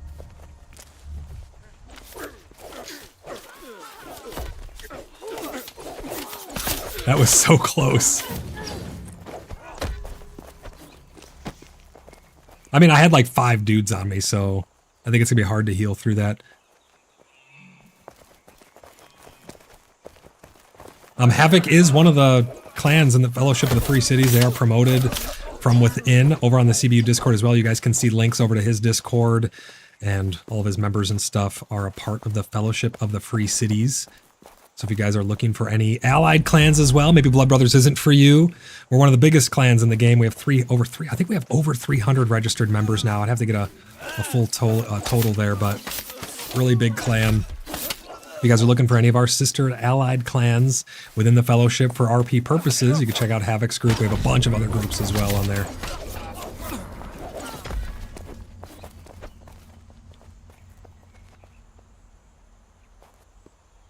Chupa says, LOL, I noticed Henge. Yeah, I got hit super freaking hard. You can block, but the block rating of this is not that great compared to like a shield. Eventually I'll have a taunt and then I'll switch over to my sword and board, but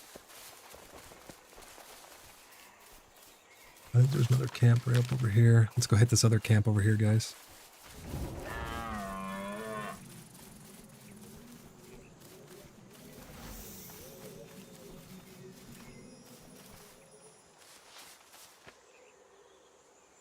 Evic says, we'll be starting a religious order this time around. Totally not a cult. Hey man, in the Fellowship of the Free Cities, all styles of play are welcome as long as we respect other people's style of play. Oh, Excuse is getting hammered.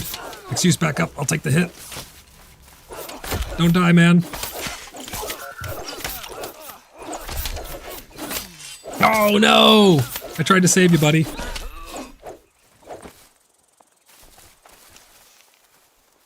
I get a revive for you there. Hey, thank you for the subscription. Appreciate you. Goodian, great to see you, buddy. Majed. I think that's how you pronounce that. Majed. Thank you for the subscription. I appreciate you. Oh, you got stuck? Damn. That sucks, man. Sorry about that.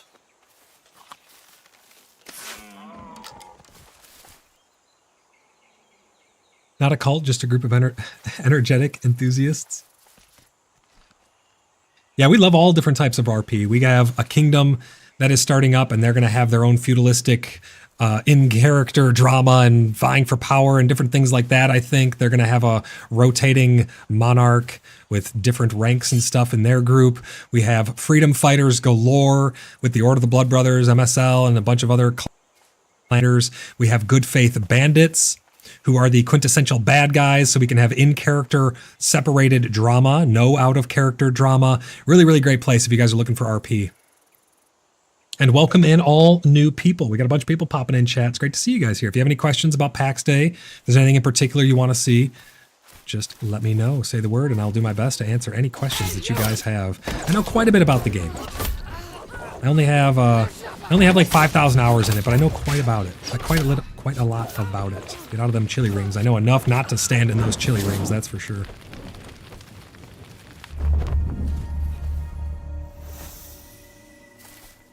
Remember to use your out-of-combat blessings and stuff, guys, to get your health back and things like that.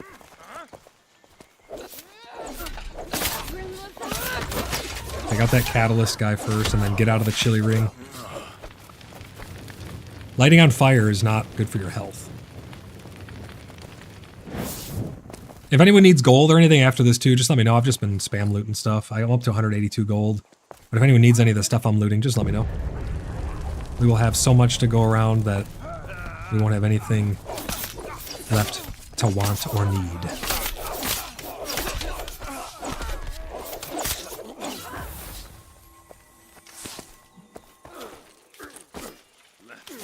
Look at this guy sneaking down here to blast you in the face with an arrow.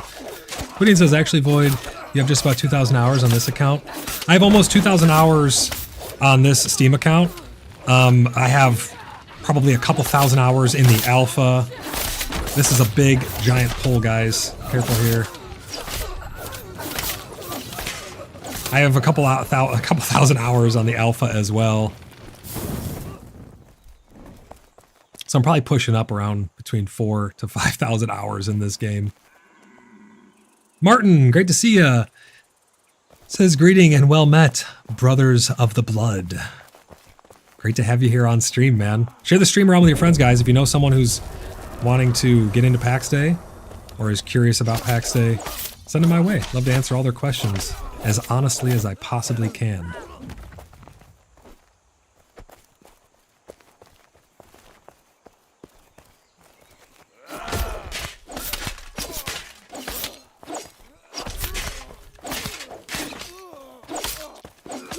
Dragon says, how is release?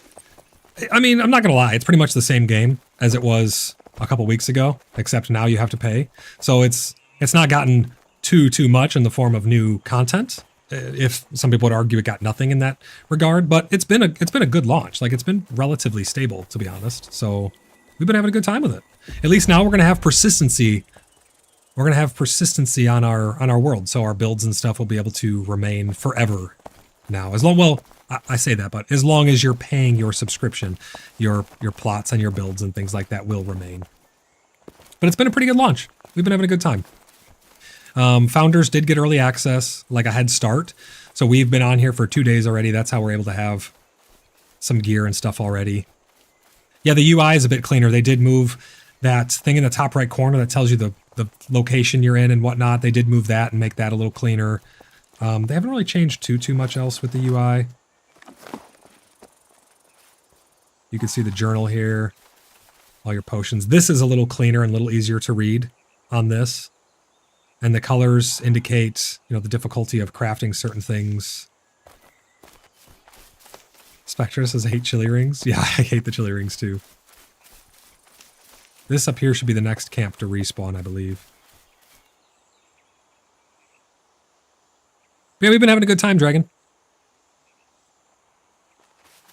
We don't have any real bosses yet. I'm hoping we get world bosses or some PvE stuff. Hopefully pretty soon. Time will tell. But I'm happy that we're going to have persistency. Yeah, this should be the next camp to respawn right here.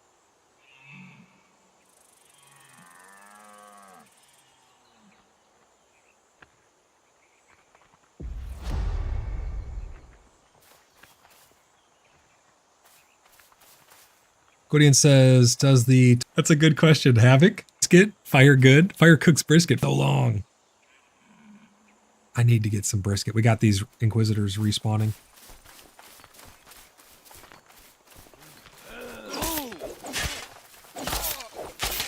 Someone's mining some stone over here.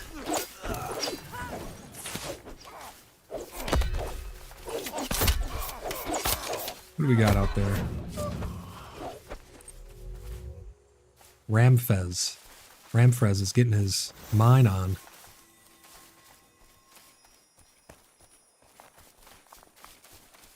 whole camp's not respawned just yet.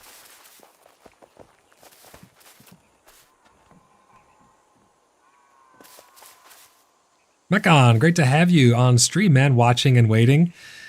Yeah, I did see your application. We are getting to them in the order they were received. We're trying to, sometimes we couldn't get a hold of people who had applications in earlier. So I'm just vetting tons and tons of people right now. You got to bear with us, guys. Anyone who's putting an application in right now, it's going to take a hot minute for us to get to your applications. I'm doing my best to work through all of those. We vet and verify every member who joins to make sure that it's a good fit for all people involved. We are not ignoring you, I promise.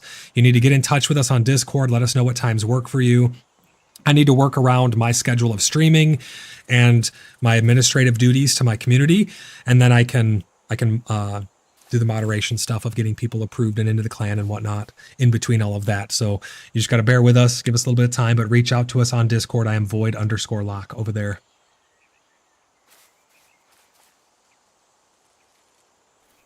Where the heck are these? Did we scare these Inquisition? I think we scared them away.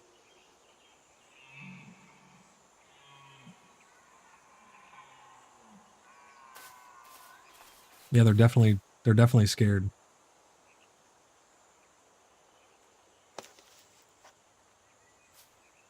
Larry says found hellebore. Oh, nice. That's a flower, right? I'm an alchemist. I should know these things.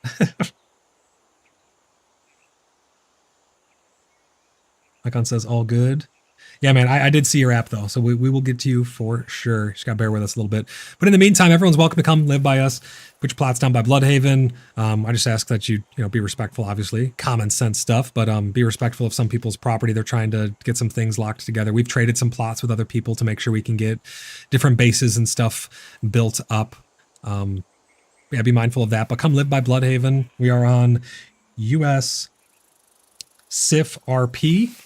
We are in the province of Caries in the zone of Dolavan, and we are on Bloodhaven Island, right here, this island. This is where Bloodhaven is. We're building it right here, and a lot of people have plots all over here to the east, really big area there. Nice spots over here as well as along all of these coasts. Really, really good spots there. Stormbringer says, I posted a question on Discord. Can anyone help me? It looks like you already actually have an answer over there, Stormbringer. Looks like Ange showed you where the password is for that server you're trying to get on. It should be in the pinned messages there. I gotta remember to stay hydrated, guys. I'm gonna grab a little bit of water here, 1 second.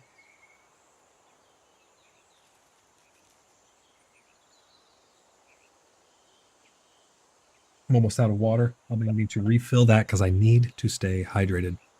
I've been very, very, very bad about staying hydrated the past couple days because I had so much going on with this launch and everything. But yeah, Stormbringer, looks like your question did get answered over there. It's in the pinned messages, the password that you're looking for. Obviously, don't share that around. That is for verified CBU members and Blood Brothers over in that game to have access to, but it is in the pinned messages of that room that you're in.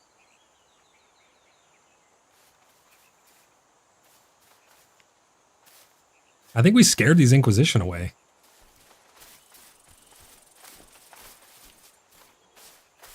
We sent them packing.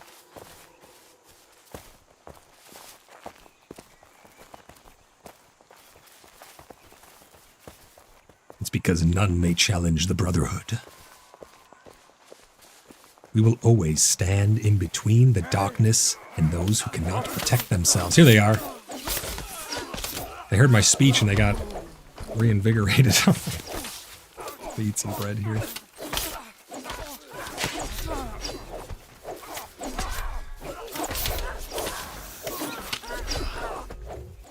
Means the rest of the camp is going to be popping in here soon. Yep, here they go. We shall cut them down where they stand. Bunch of new people joining stream. If you guys are interested in PAX Day and you have questions, do not hesitate to ask. I'd love to answer all of your questions.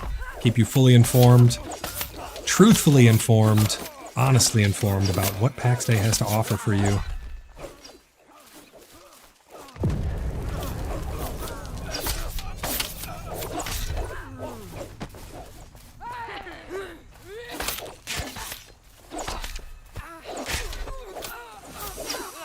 Man, I burned through spirit with this big axe.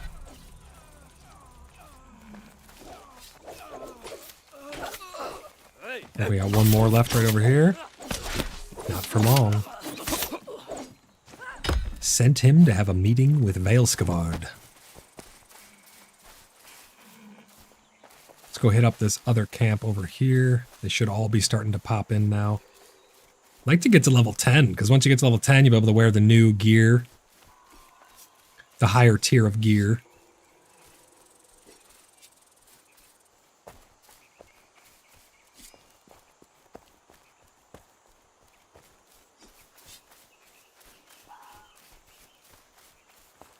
Hey, we've been having a blast so far. These guys are going to pop in next, I bet. Let's top up on spirit. Top up on stamina. There we go. We're ready for action.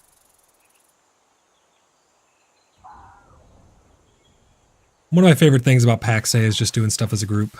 It being a social game, it really does bring people together. And the Order of the Blood Brothers and the Fellowship, it's just been a lot of fun to see everybody running around the map again, putting down their homes, building their roots, and fighting monsters, working as a team to acquire things and trading stuff around with each other. It's been really heartwarming to see everybody returning back into the game and stuff. I'm really, fingers crossed, hoping that it lasts well into the future, that Mainframe can deliver on giving us some awesome content that we're going to love for years and years and years. That's our hopes and dreams. Now, whether that's too ambitious or not, I guess we shall see. But we're hopeful for it.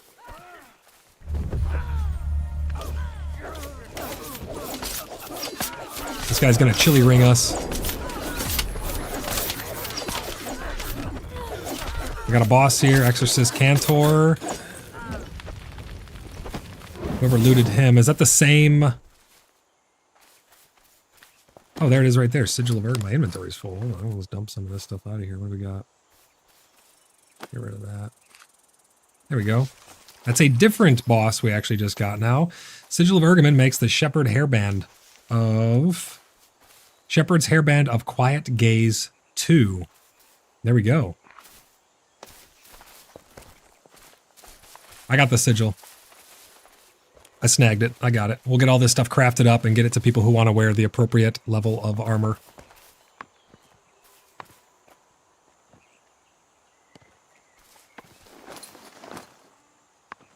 Let's see. I got a full inventory here. It's all good stuff, though. Everything's useful. Oh, we got another one. Another boss. Candle holder.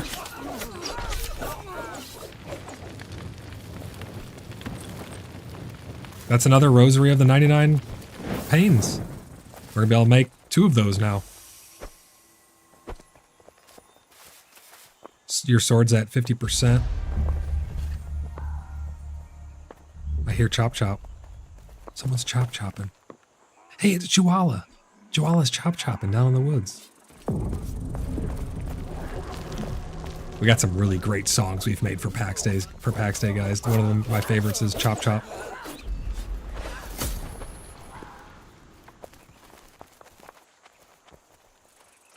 Let's go hit that next camp. Yeah, I'm gonna get these sigils and stuff to these lockets to our crafters, and we will get these items made up and distributed out for everybody.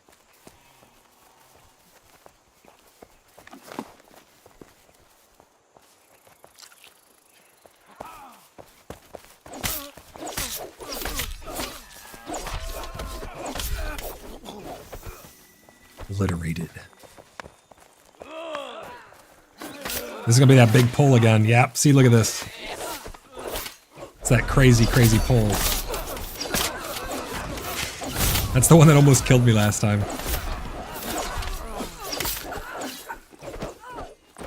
I learned my lesson. I think all of our inventories are full. We'll probably run. Oh, hell yeah, these dudes are spawning like crazy. This fire is gonna seriously burn.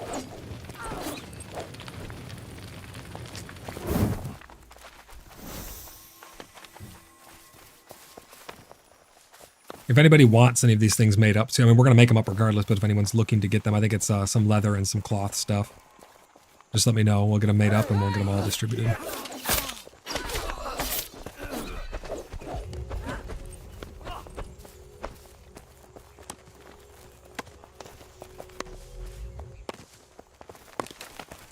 Looks like that's it for this camp. What's the next one we're going to hit? I think this one up the hill. They changed the tree felling noise. That sounded really, really immersive. Let's go up the hill over here to this other camp.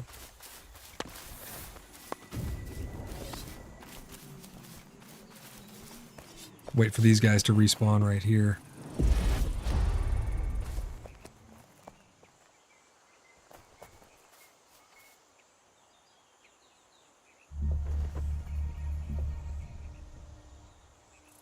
Let's see here. I'm going to queue up a song for us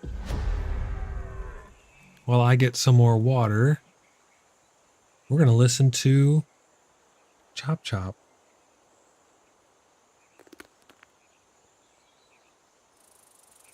Hold on. Is it playing? No, it's not because it's muted. Hold on. Give me a second.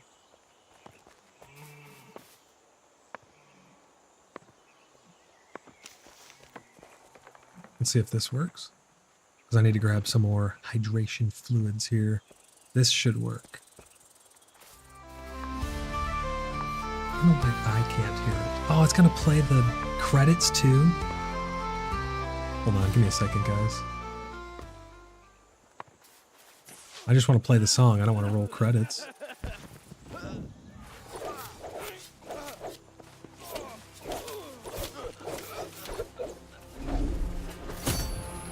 Ah, okay, I know what I'll do. I'm going to just make a new little section here. Bear with me, I'm doing this live. Oh, Elysium's playing again now. Hold on. Hold on. Oh, the audio's all messed up. Give me a second here.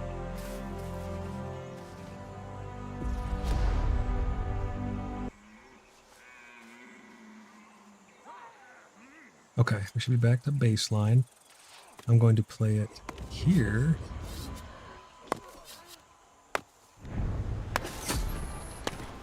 There you go. That should be playing Chop Chop, right? Can you guys hear Chop Chop? That's not a very long song, but it's a pretty good song. I don't know if it's too loud. I have no idea.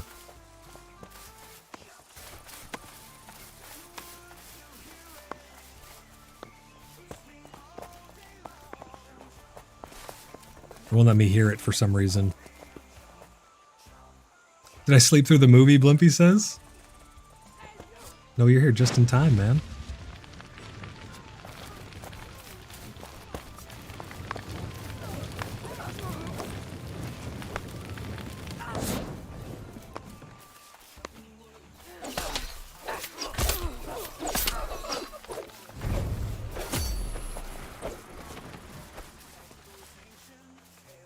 You're not hearing Chop Chop? You don't hear anything? Damn. Hold on, let me see.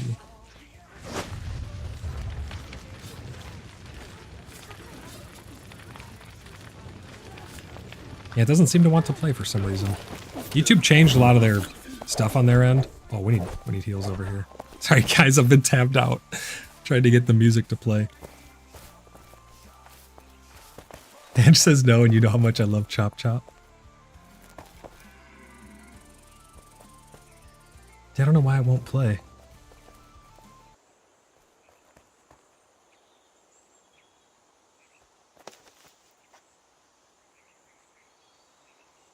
That's super strange.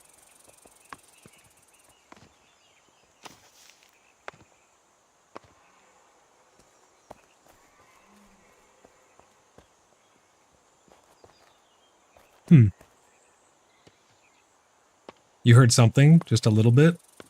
Yeah, I don't know. The audio's being all weird. YouTube changed their whole dashboard on how you do stuff.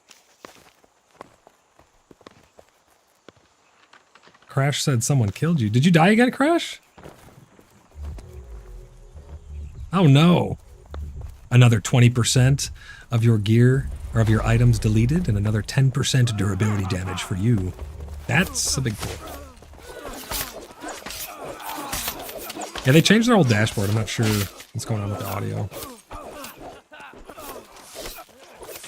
You hear it, but low volume? Well, it's not even, shouldn't even be playing right now. It's turned off at the current moment. There's probably a slight delay, so you're probably hearing when it was on.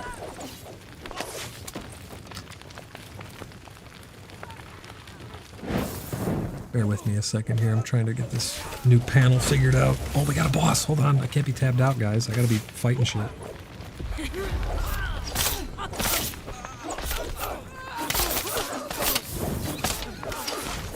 My camera's all stuck in this corner here.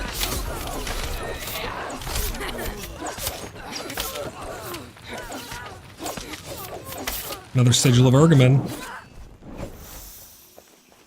That was a juicy pull. Don't forget to use your guys' blessings out of combat too.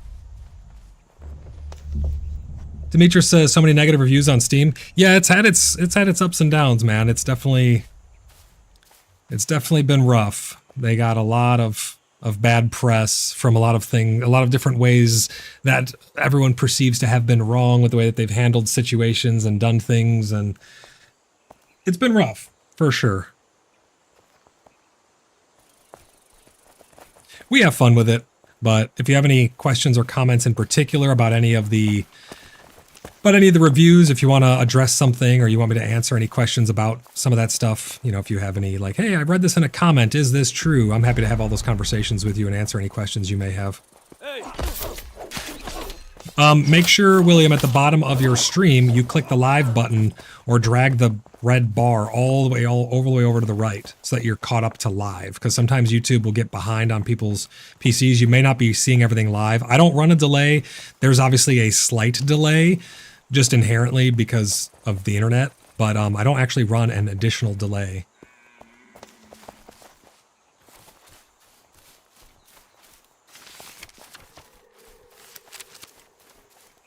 Let's go down to that other camp.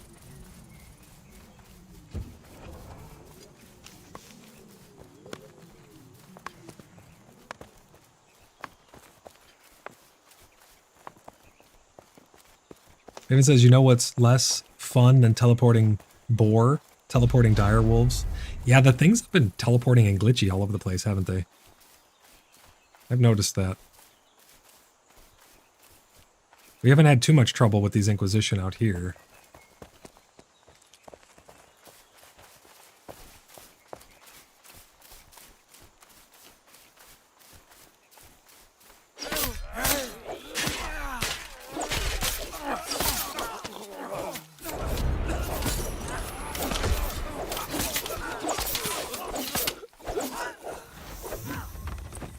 Inquisition scum. We've gotten a lot of good boss drops so far. Well, the placeholder boss drops, that is. I think we have a third Sigil of Ergamin somewhere. Maybe it's another rosary. We have either a fourth rosary or a third Ergamin. Someone else got one of those there, but we have 3, 4, 5. We have 6 rare pieces we can get made up. That's going to be great. I'm trying in between these polls to get the audio all fixed and stuff. But yeah, Demetrius, if you have any questions about any of those Steam reviews, if someone says something that you want addressed or you want me to show you in game, any concerns that you have, let me know. I'm also going to be giving away more keys here on the channel, so make sure you guys are ready to receive those. Do you still have to put a stall at your base? What do you mean have to?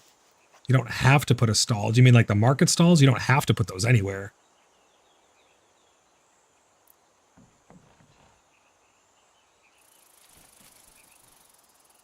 This is our camp. Taking this camp for the Order of the Blood Brothers.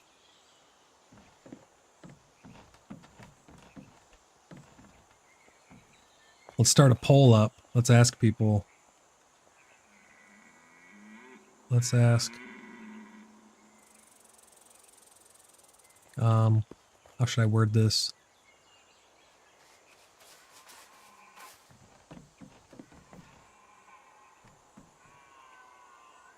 Let's ask, are you thinking of getting PAX Day? So only people who should answer this are people who don't already have PAX Day. I want to ask, are you thinking of getting PAX Day? Paul says rosary drops. A rosary drop makes leather chest with Fury 2 at rare level. Yeah, that's a really, really good one. I like that one a lot. Also needs 10 lead and 12 worn lockets. So needs lots of lockets. Let me see. Takes worn lockets. I got 22 worn lockets myself already. So we probably have the stuff we need to get that made. Yeah, that's a super powerful chess piece, that leather with Fury. That Fury is really, really powerful. Yeah, only answer the poll if you do not already own PAX Day and you're thinking about getting PAX Day. I'm curious how many people here in stream are new and who are thinking about getting into PAX Day. Also, we will be doing more giveaways here as well. So share it around with your friends so they have a chance to get a free copy of PAX Day as well. I'm trying to fix my song playing thingamajigger through my stream software. It's giving me a bit of trouble, though.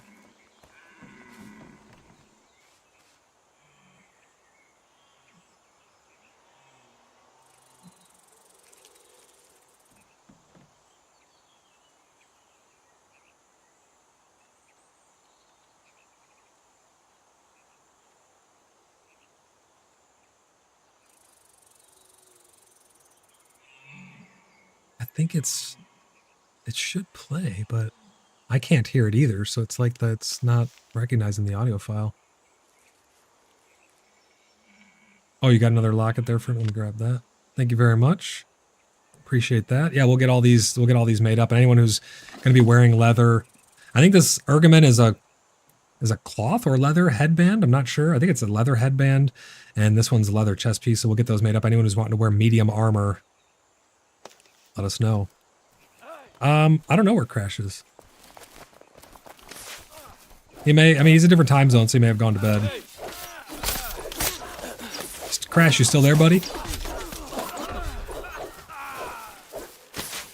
If not, we will have one spot open for anyone who wants to come farm stuff in the party number 1, but we have plenty of people to start more hunting groups as well.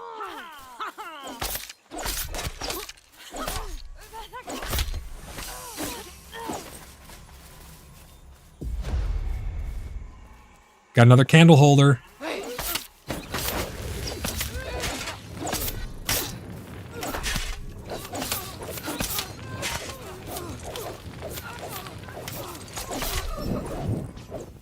This guy's trying to chili ring us.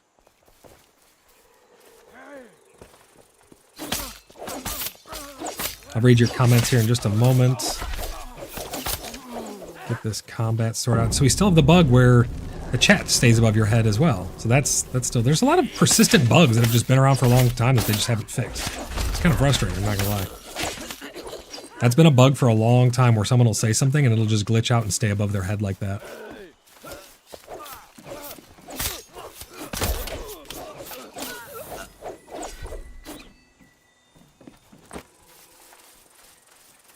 I think that's it for this camp. We'll go wait down here for that camp to respawn. We'll hit these a couple more times, then we'll go check out some other. I'm going to go drop off all this stuff in town because I don't want to die and lose 20% of these boss sigils. You got to remember, if we die, you lose 20% of all stacks that you have.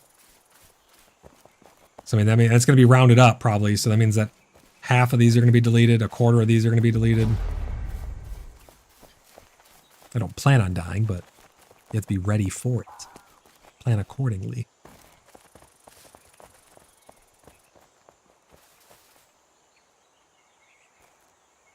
Let me see if I can get this song to play here. Is it playing now? You should hear Chop Chop.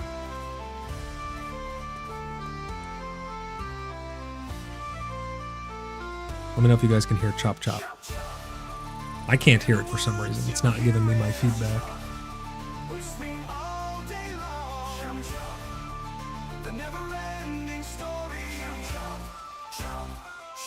You can hear it. Okay, it's playing. Is it loud enough? Is it too loud? Is it quiet?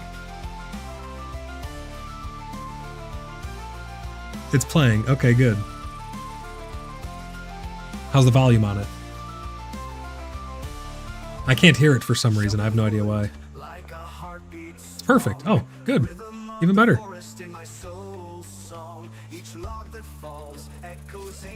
Even better, because I gotta run and grab some water here. I gotta stay hydrated.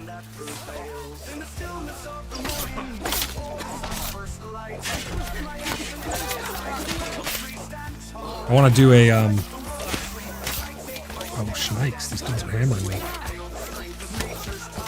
I want to do a boss fight on Tangia here in a little bit as well. I think I have a boss key. I want to see if we can take out a boss in the Tangia dungeon.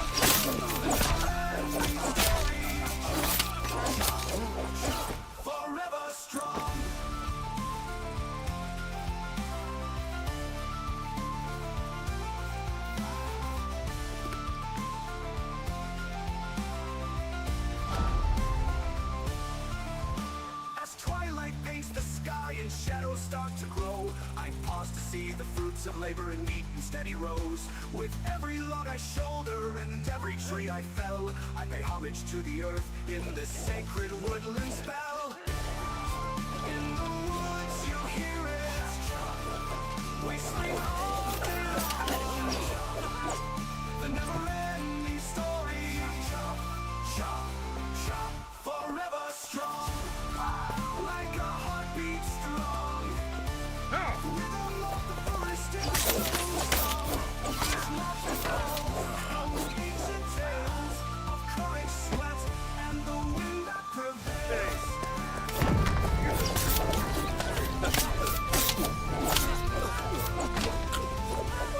Silent sky, love's last string. As twilight paints the sky and shadows start to grow, I pause to see the fruits of labor in neat and steady rows. With every log I shoulder and every tree I fell, I pay homage to the earth in this sacred woodland spell. I pay homage to the earth in the sacred woodland spell. Like a heartbeat strong, rhythm of the forest in my soul's song. Each love that falls knows ancient tales of courage, sweat, and the wind that prevails. So there is a tree word,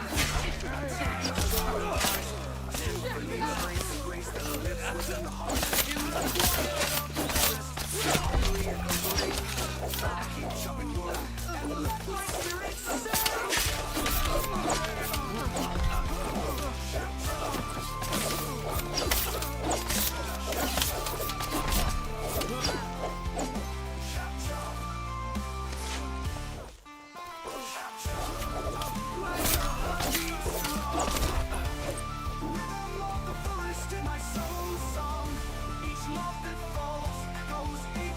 And that is Chop Chop. Love that song. Absolutely amazing song. We have a bunch of really great songs like that.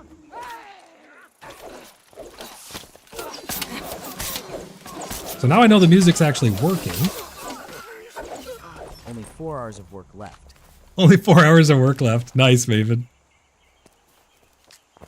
You coming home and playing some PAX Day? We got another candle holder.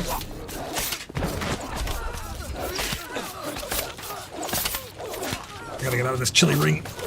Oh man, it lit me on fire, damn it.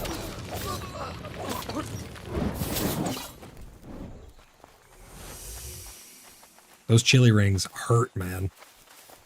They really upped the spawns of these, quote, bosses.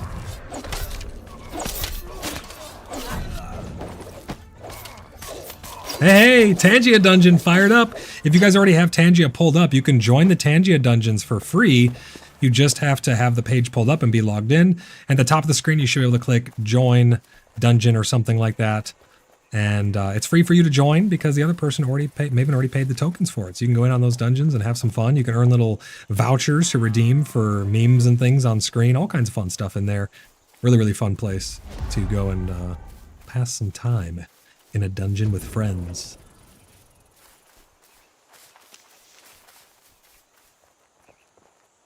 Evan says, I may have to answer this poll because it's covering my chat and won't hide for me. Serious. Is it really? That's weird. I don't think that's how that's supposed to work.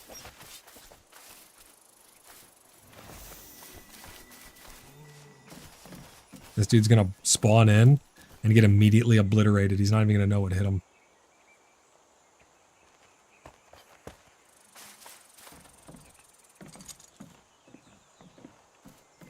Whenever he does spawn in. He's scared right now. Fizzy says, Maven, click the 3 dots in the upper right corner to close it. Oh, it's probably because you're a moderator. Yeah, it's probably because you're a moderator. You might be able to... Oh, there you go. Yeah, so it did let you close it. Okay, good. Or minimize it, rather, I should say. Does it let you do polls as moderator? I think it should let you start polls too, right? Paul says, wondering if the named bosses are different at each POI location. Maybe? I'm not positive yet. Maybe they cycle to all Inquisition camps and it's a random one, but we've only gotten the same 2 so far. Hey, through dive, 4 super chats to go, he says. Towards our second 10 super chat goal. You guys are crazy, man. I love it. Thank you so much for the super chat. That's right, 4 left to go on that goal. You guys are great. I really appreciate all the support, guys.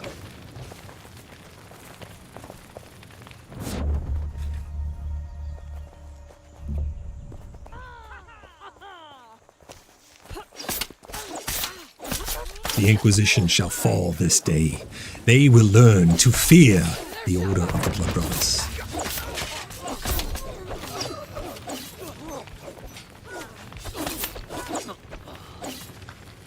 I think we already taught them to fear our name, actually. All throughout early access. I mean, look how much gold you can get really fast, right? I'm up to 328 gold already. That's not bad. That's not a bad amount of gold. And she says, oh no, it doesn't, only Void can do bowls. I wonder if there's, I gotta look at the permissions and stuff.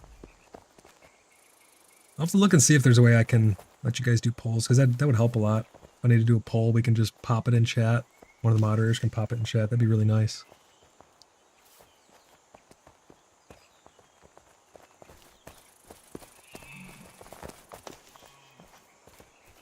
These Inquisition scum. I'm excited to get these pieces of gear made up for everybody. I want to get as many of them as we can, so anybody who wants to have them, we'll get them made up for them.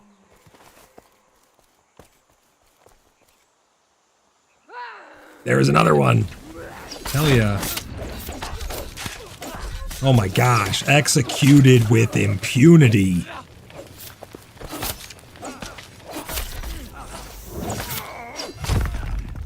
We're killing them as they spawn in.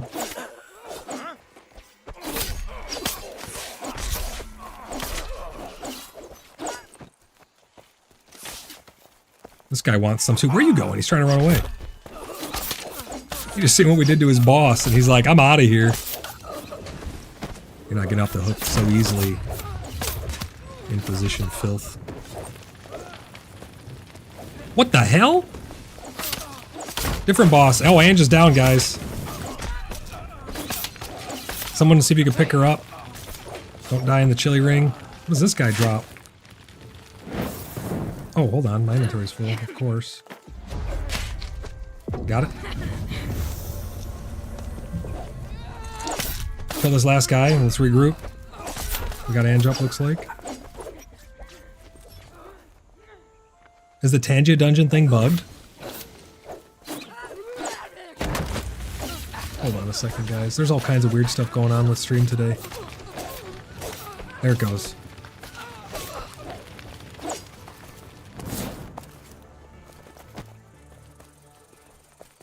Alright. Let's regroup. Use all your spells and stuff.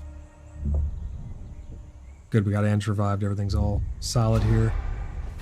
I didn't know that other boss was going to spawn there. I'll have to see what he makes the... This makes the Vanguard cap of Revocation 2. It looks like. And it is the... Oh, make sure you fill your bellies as well. It is the Sigil of Carolina. Carolina? Carolina? Something like that?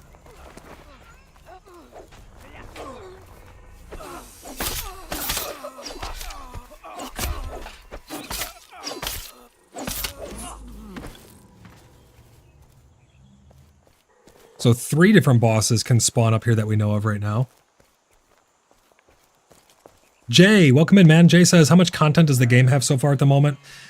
It really depends on if you're talking about from a new player's perspective. If you're a new player, there's quite a bit of content to work through. There really is. If you've been playing for like 4,000, 5,000 hours, not so much in terms of new stuff for you with 1.0. It's pretty much the same game as it's been since before launch. Except now you have to pay monthly for it. But there's quite a bit of content for new players. So there's a lot of cool things for you to see, things to craft, houses to castles to build, all of that good stuff. There's quite a bit there for the new player, I would say. If you have any specific questions, Jay, about any content that's currently in the game, or if you have a question of if something's in the game, fire away, man. I'd love to answer your questions for you. And for anyone who's new here, I'm always honest in everything. Sometimes people say I'm brutally honest, but I want everyone to be informed so they can make the correct decision for themselves. I don't care if you buy the game or not. I'm giving away free copies of the game. I don't care if you spend your money on it or not. I want you to get into a game because it's the right fit for you, not because somebody shilled it, right? I'm going to end the poll here to see how many people are thinking about getting into PAX Day who are in this stream right now. 15 votes, 60% yes, people are thinking about getting into PAX Day. Well, you know what we're going to do? Because there's so many people thinking about getting into PAX Day, there's another copy of the game right there for you guys. Let me know when you redeem that. It is first come, first serve. So if you get that, throw it straight into Steam and you will get a free copy of PAX Day. It's the second one we've given away on stream here. We're also going to be giving some away over on the official CBU Discord. So type !Discord in chat to get a link over there. We'll be giving some away over there, as well as doing a giveaway. If you leave comments on the videos during the month of October, we'll be pulling a random subscriber's comment to give a copy away that way as well. Pigro, how's it going, buddy? Welcome into the stream, man.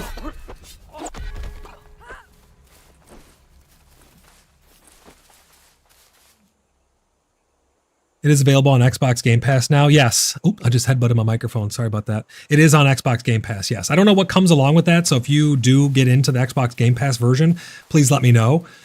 I'm curious if you get plot tokens with that, if you only get access to the base game, if you get a month of premium. I have no idea what comes along with it. So we'll see. How long has the game been out for? It just came out officially today. Officially today. It came out at 10 a.m. Central Standard Time was the release of PAX Day to the general public. Us founders had a 2-day head start, but it has been in early access for over a year, and it's been in development for years before that. There was 2 alphas like a couple years ago. We were in the alphas, and then it came out to early access over a year ago, and now today is the first day of 1.0 release. Koopa says, the small joy of making first alchemy station, right? Yeah. Game Pass includes, space, blank. Is it in blank intentional? It includes nothing, just access to the game, or are you going to type what it includes? Jay says, does that mean some people will be super high level? I mean, we only had 2 days head start, so if you consider what I'm wearing to be super high, I mean, bronze and Jack of Plate is the highest stuff that I've seen so far. There is no like real character levels. You do have levels for your skills. Let me pull my skills up so you can see my skills here. I'm level 8 on a lot of stuff. It goes up to 40. You're not really that far behind. I think it was the smallest thing they could have done as a tip of the hat to us founders who have been there. It was really to help us reserve our names and for us to... No, early access has not carried over. They full wiped 2 days ago. 2 days ago, on the 14th, they full wiped. Founders got an early head start of 2 days just to reserve our names and place our plots down, because a lot of us are building big cities and stuff. Like we're going to be building Bloodhaven. So we had to get our plots placed where we're going to be doing that. So it's kind of a tip of the hat. Thank you guys for your service throughout early access and helping us to make the game what it is today type deal. So no, you're not going to have like people with max level everything just dominating you.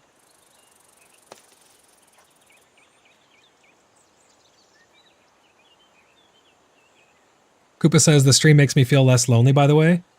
I'm happy to help. I'm happy to help you not feel lonely. That's what the Order of the Blood Brothers and the Cheeky Buggers United is all about, to make sure that you will never need to be alone in this world or the next, no matter where we end up. I always tell people, we're a community first and foremost. We play all kinds of games. This is not centered around PAX Day or anything like that. We are a community first and foremost, building relationships and friendships and fun friends and everything in between around playing video games. Doesn't matter what verse or what world we're in.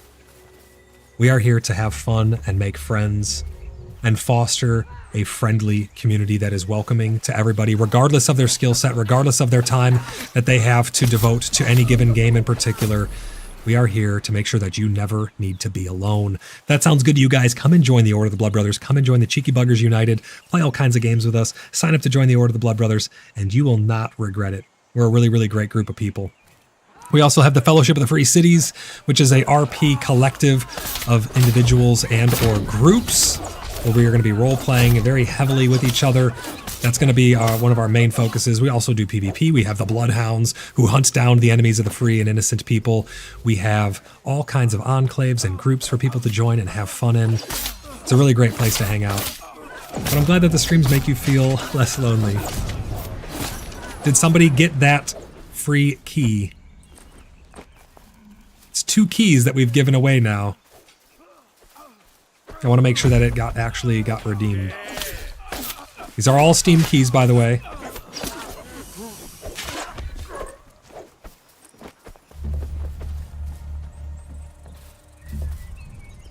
The ones that I'm giving away live on stream, those are all first come, first serve. These are base packages. That's a $30 value USD that you could save by redeeming one of those keys. I do have some Founders packages. I have a lot of Founders packages that we're going to be giving away. Those come with a bunch of exclusive cosmetics, and they come with plot tokens and things like that. We will be giving those away monthly as well. All you have to do to enter into those is leave a comment on any and all of my videos during the month of October. Every comment that you leave gets you 1 entry. You can only get 1 entry per video stream or upload, though, so you have to leave them on various different videos throughout this month. And at the end of the month, we'll be doing a drawing so you guys can see who won.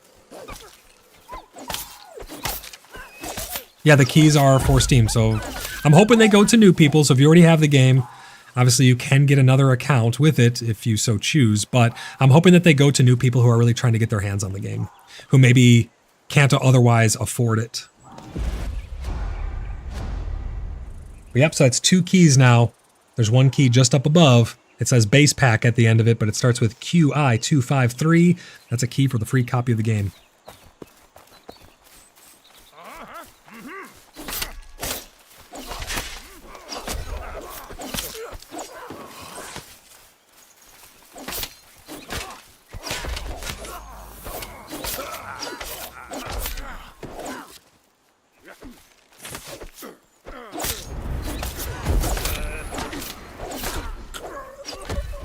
Absolutely obliterated them.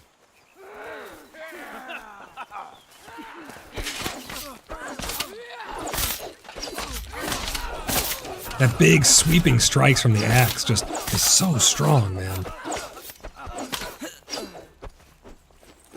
Yeah, let me know who got the key. I'm curious. And if once you get the key, congratulations. You are now the owner of a copy of PAX Day. Pretty soon I'm going to head back to town, guys, to drop off these sigils and stuff. We'll finish these last 2 camps, and then I'm going to go back to town. I don't want to die with these on me.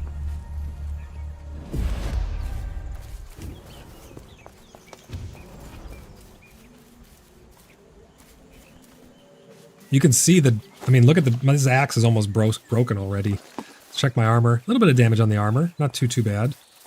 But that axe, man, is just getting obliterated.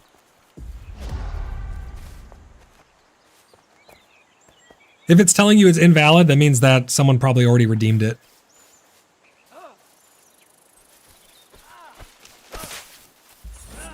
They're going to go really quick, but we have a lot of keys to give away, so don't worry. If you're hoping to get a free copy of the game, stick around long enough, go back and leave comments on any video that I uploaded during this month or live stream I did during this month of October. And you'll have a chance to win one that way. We'll be giving some more away over on Discord as well. So if you're hoping to get a free copy, chances are you'll be able to, because I have a crap ton of keys to give away, guys. A lot of keys to give away. Give me 1 second here. I need to tab out really quick. This is not the safest spot to tab out.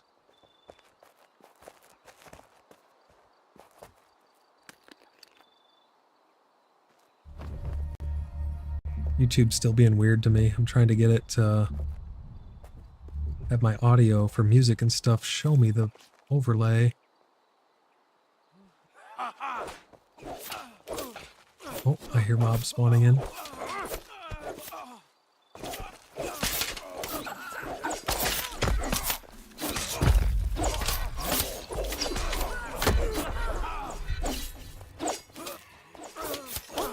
Now it's telling you duplicate product code. It's probably been redeemed, is why it's giving you that. Someone probably beat you to it. I have a lot of them though. Don't worry, we'll be giving away more. There will definitely be a lot more. Probably over 100 keys, I would say. There's probably a lot of keys because every single person is going to be getting free keys as well. I'm probably going to have dozens and dozens of keys to give away.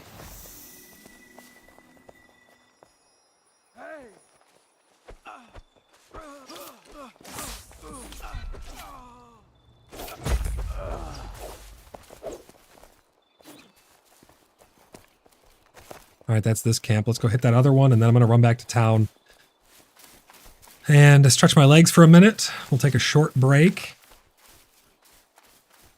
I'm going to secure these sigils, though, because I don't want to lose them. Fisher says, wow, cheers. Are you a developer of this game? No, I'm definitely not a developer of this game, nor do I shill for any developers and or game at all. I'm here to tell the truth. I'm just an independent streamer. I run a community called Cheeky Buggers United. My name's Voidlock, and it's a pretty large community of almost 500 people now. We have 300 people, over 300 people in our clan, the Order of the Blood Brothers in PAX Day. We've been here since day one. One of the first clans, one of the biggest clans in the game, but I'm not a developer, nor am I associated with the developers in any way, shape, or form. I am here to keep people informed on the news and happenings in and around PAX Day, regardless of if you buy the game or not. I'm not here to sell you any product or anything like that. Only honest reviews coming from me.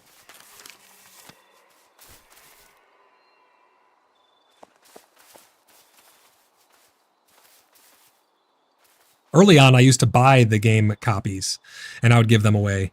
Now I have some from Lurk It campaigns and things. I can get keys from being a content creator by doing what I do already, and that's just streaming a certain amount of time. Every founder account got free copies of the game as well to give away, so I'm using those personal keys of mine and friends and clan members who were so gracious to give me their keys that they don't know anyone who wants the game, so they were giving me keys to give away. We have a lot of different ways that we're getting a lot of keys, and it really is a pleasure of mine to be able to get them into the hands of people who maybe would not be able to otherwise afford the game, and to save you a little bit of money.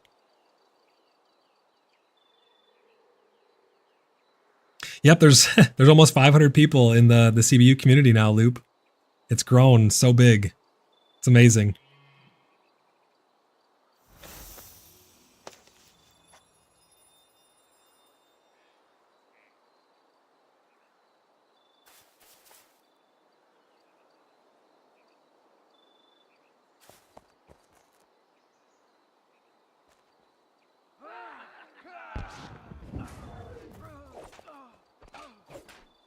Oh, looks like we got some spawns here.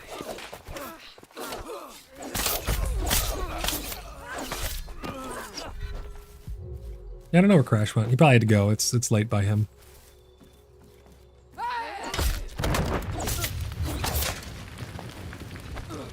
Come on out of that chili ring, boy.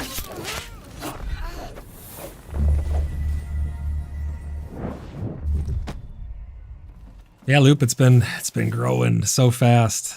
People have been having a lot of fun playing all kinds of games together. Brings me great joy to bring people together.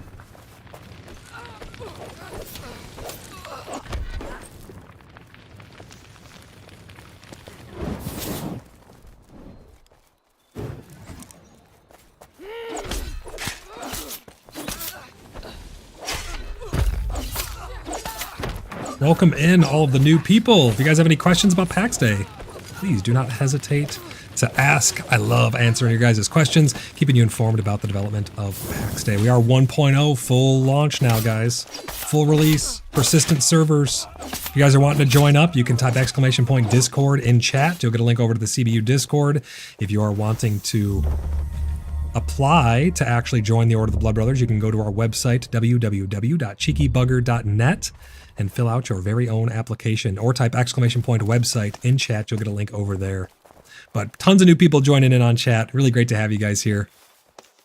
We are here having honest conversations about PAX Day, showing you guys what the game has to offer, so you can make the educated decision if the game is going to be up your alley, if it's going to be something that you will enjoy. I'm hoping that other boss spawns right there like he did last time. Gotten quite a few boss kills. Carlena, we got Rosary of 99 Pains, and we got Sigil of Ergamin. We're going to get all these crafted up for all of our members. Juan, how's it going? So many people are playing this game right now. Oh, how many people are playing this game right now? Hundreds, thousands? You can check on SteamDB. I'll pull it up here after we kill this camp, and I'll check it for you. But if you look on SteamDB, you can see how many people are currently logged in. They have 6 servers, so all those people are spread out over 6 different servers. They're not all in the same exact server. We are on North America SIF RP. We're located in the province of Caries, and we're in the zone of Dolavan. That's where we are currently located. But I'll pull up the player numbers here in a second. It's thousands, though. We were pushing close to 5,000 a bit ago. Let me check right now and see for you. Let me refresh the page. We are at 4,841 24-hour peak, with 4,790 being the current player count, and that's across all servers.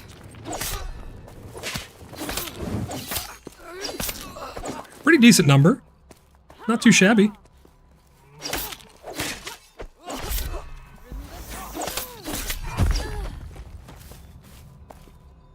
Not too shabby, if I do say so myself.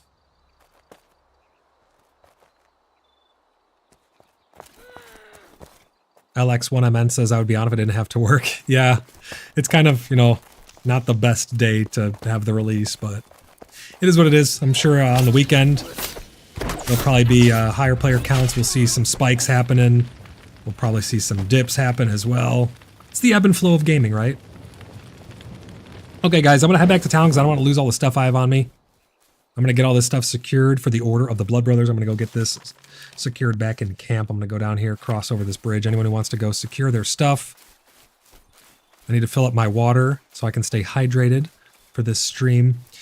Fisher says 2 questions, actually. What is the #1 thing that attracted you to the game? Second is, what would you recommend macro programmable keys to play this game? Or would you recommend them?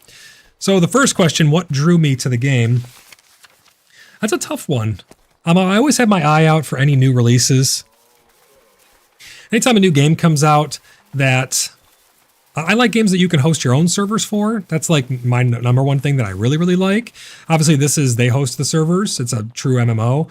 I like working with people. I like helping people. I like bringing people together. So games that allow for a lot of people to congregate and work together to overcome difficult tasks and other various things, those always intrigue me. I always like those games. So I think the prospect of just MMOs in general and the fun of a persistent world where you can, in medieval, it's medieval themed, that's really great as well. But I'd say the #1 thing that really attracted me to it was the prospect of bringing people together. That's what my channel and my community, I've had this community well before PAX Day, the Cheeky Buggers United community.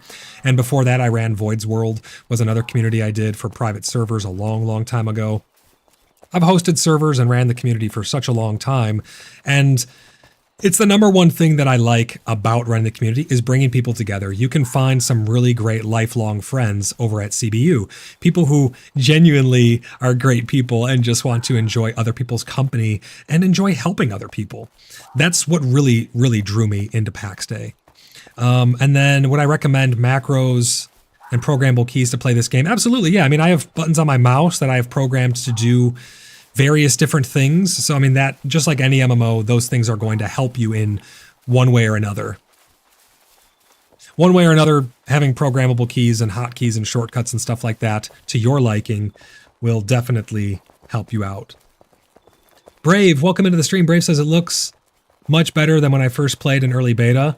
They've ironed out a lot of things.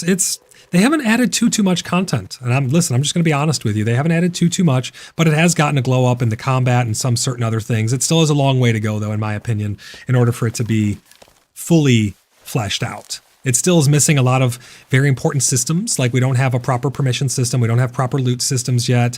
For your property, you can't set your proper permission. There's a lot of things that we're missing that are expected of a game, right? Expected of an MMO. And we're still waiting to get a lot of those things, but it has definitely gotten a glow up, and they've been working on it. We don't have mounts yet, even though they still use it in their advertisements. They just showed someone fishing. We don't have fishing in the game yet. There's no farming. There's a lot of things that are still missing that hopefully we get #soon_TM. But great to have you here, Brave Dave. Juan says, what do they mean by persistent universe? Like if you build a house, is it going to stay? Let me kill this Inquisition right here. That'll answer that question for you. Oh, that guy got absolutely obliterated. Let's see here. Will it stay forever or wipe? Or some bandits come? So basically, your house is persistent. It's in the safe zone, in the home valleys. The home valleys, there's no PvP. There are some NPCs, as you can see at some of these camps. Oh, I'm lagging hardcore. There are some NPCs at these camps and stuff, but you're relatively safe here. Like if I pull out my hammer, you'll see we're getting ready to break ground. I'm lagging something terribly, guys. Bear with me here. Sometimes the game doesn't run the greatest. Sometimes you get some serious lag. Right here, you can see all of our plots. We have dozens and dozens and dozens of plots because we're such a big clan. But right here is going to be the heart of Bloodhaven.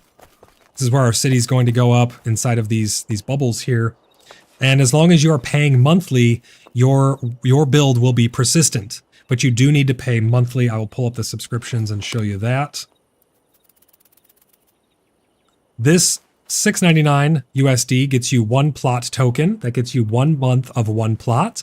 $10.99 will get you 2 plot tokens, which is either 1 plot for 2 months or 2 plots for 1 month.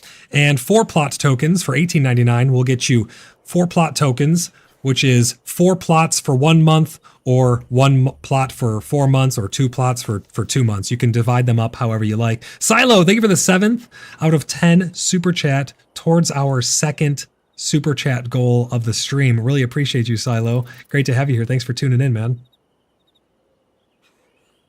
But I hope that answered your question, Juan. If you have any clarifying questions or anything like that you need me to clear up for you, just let me know.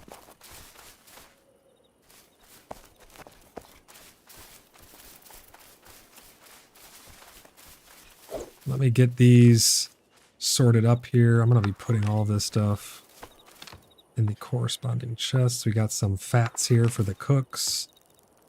Let's see. We have a lot of these extracts. I'm going to bring all these extracts over to Pickles, because that's where I'm going to store them at. And I'm going to repair my gear.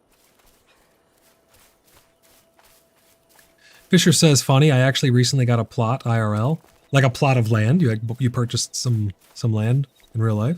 That's pretty cool. Blimpy says, I must go lay down for a bit, have fun. Blimpy, really appreciate you, brother. Thanks for being here for the launch, man. I hope you have a good rest, and we will see you when you awake. Maven says, I love the friends and family I've met along the way.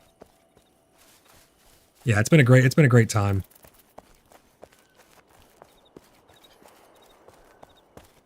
I'm going to go dump off these materials and stuff so I don't lose them. And we are going to get these crafted up for the clan. So anybody who's looking to get any of these pieces of equipment, just let me know. We will get them made up for you as soon as possible. Fisher says, yes, we hired an architect to design the house. Oh, that's cool, man. That's really cool. I've always wanted to do that. I've thought about building like a container home. I think that'd be really, really awesome. But then the shipping containers skyrocketed in price. And then wood skyrocketed in price. So it could be kind of expensive to have a home made now. But that's really cool, man. Congrats on your purchase. I hope you get the house of your hopes and dreams. So I'm going to get to show you guys here in just a moment what the durability looks like. So this axe was brand new before I started fighting today. It has lifetime and it has durability. That is dependent on its quality. This is a green, so it's an uncommon attuned bronze axe. It is of the bronze tier, and it is uncommon quality. That changes the stats and the durability and everything about it. So the durability is just about at the end of its cycle there. So I'm going to come over to a weapons table and I'm going to repair it. And you're going to get to see just how much it takes off of it. That's armor. Here's weapons. We go to repairs. And I'm going to repair it. So now we'll go down here and you can see all of that work that all of that fighting that I just did. All that combat. Look how much of the lifetime it took. I have just a sliver of lifetime left, which means that this bronze battle axe is almost toast. And it was brand new before we just hit those camps. It's almost done. I can go through however much I just did there. I can do that one more time, plus a little bit extra, because I have a tiny bit of lifetime left. So it's nearing the end of its life. Now let's go do the same thing for our armor. Our armor should last a little bit longer because we only took a little bit. Now these are all, again, brand new, never been repaired. So let's repair them and then take a look at the lifetime. The lifetime just had a little sliver taken off of it. You can barely even see it. So the armor is going to last you a lot longer. Now, I'm eventually going to be a tank once we get our taunts and stuff in game. And that's going to draw a lot of attention to me, which means that my armor is going to be beat up a little bit more. Our shields are going to be beat up a lot more because we're going to be blocking a lot of those attacks. But your weapons are going to take a beating. Do I have any leather on? No, I don't have any leather. Tailoring table. I should be able to repair my clan tabard and stuff. Does anything need to be repaired here? Nope, we're good. And then this is the alchemy station where I'm going to spend unfathomable amounts of hours making potions up for everyone. This is where I'll make my extracts. This is just a little outpost we have made that Black Pickle popped up for me to like store some stuff at and whatnot. You can see I got all kinds of extracts stored here. I love alchemy in all the games that I play. Alchemy's normally my go-to. We got a little bit of gold and things stored up here as well. We got some worn out lockets. Some herbs for me to extract.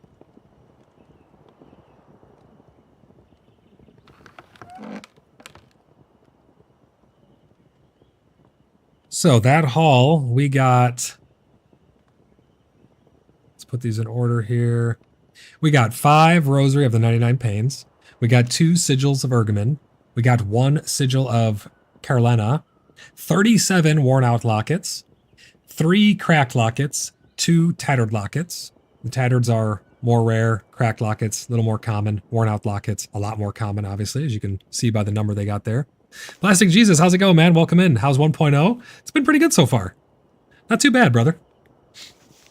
I've been telling people it's pretty much the same game as it was before, except now we have to pay for it, but it's been a good launch. It's been an okay launch. We haven't had too many issues, too many bugs or anything like that. I've been hesitant to start back in. Well, now it's going to be persistent, so you don't really have to hesitate too much.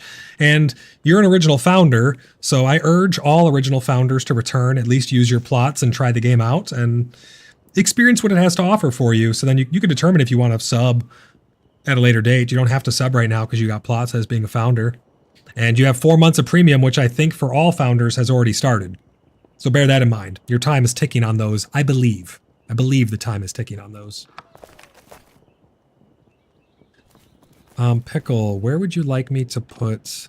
I'm gonna find an Elder's chest. Where would you like me to put these sigils? These are all clan. Those are private there. What do we got over this side? Another Tangia dungeon fired up. Pickle, where would you like these rare sigils put? They're of the utmost importance right now because they're probably the first ones in the game. Oh, here's Elders. Yeah, here we go. Okay. This is where I'll put all the rare stuff. And I think there's some silver and gold over here I'm going to grab as well. We'll grab all of that stuff. Let's get this sorted up. We're going to eventually have a guild bank and everything, but It takes time to get all that stuff built up. Plastic says, valid point. That is the case. I'm just very frustrated with the limited progress that has been made in the crafting and the content needed to make the game interesting. I agree, yeah. And a lot of people agree with you 100%. A lot of people are in that same boat. Geez, I missed your message up above. Geez says, I just bought the game and will be logging on for the first time in about 3 hours. Any tips for people in the chat? I would say play it slow. If you want to, come and hang out with us. We'll show you the ropes in game. We're on US SIF RP. That's our server. And we are located in the province of Caries, in the zone of Dolavan, and we're on the island. I would say take it slow. I gotta hydrate here, guys.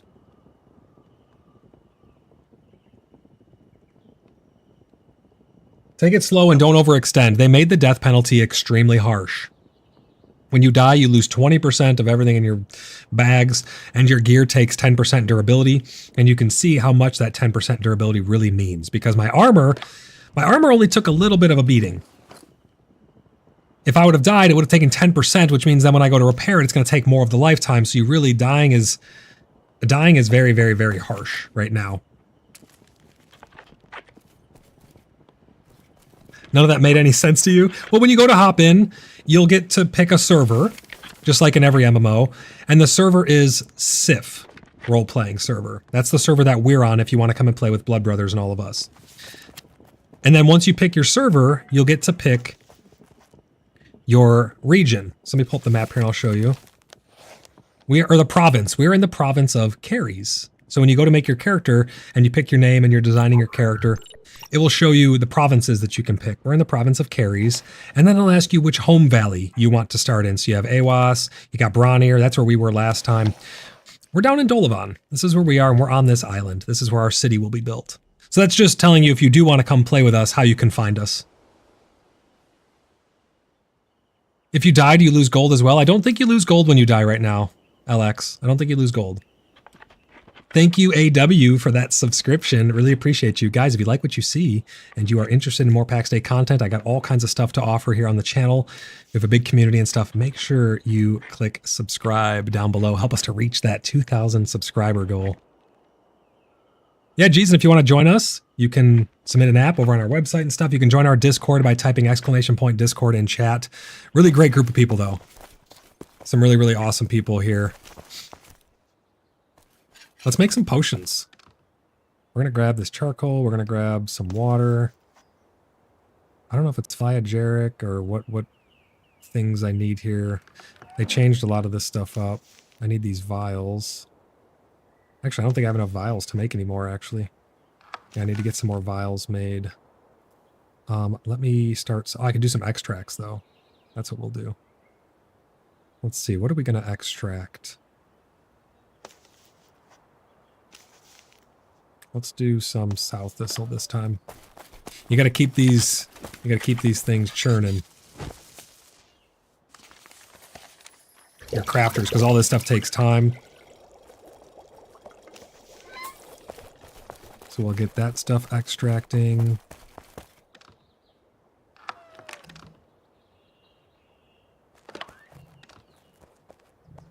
What else can we extract here? Can I extract daisies? I don't remember. I think meadowsweet we can extract. Let's go see. The building is really, really great. Yeah, we can extract this. Cool. The building is one of the strongest features of this game. And unfortunately, that is locked behind the actual paywall, because you can play the game for free. But if you want to keep your plots and you want to keep your builds in the world, you will need to maintain a monthly subscription depending on how much land you want. 1 plot, 2 plots, 4 plots goes up to $19 per month. So realistically $20 a month for you to keep your plot in the world if you want to have anything remotely sizable. 1 plot is, in my opinion, not really enough unless you're building a non-RP friendly tower or something like that. But 2 plots is probably going to be the sweet spot for people because, you know, $11 a month, not too bad. Maintain 2 plots, have enough land to be able to do quite a bit of stuff.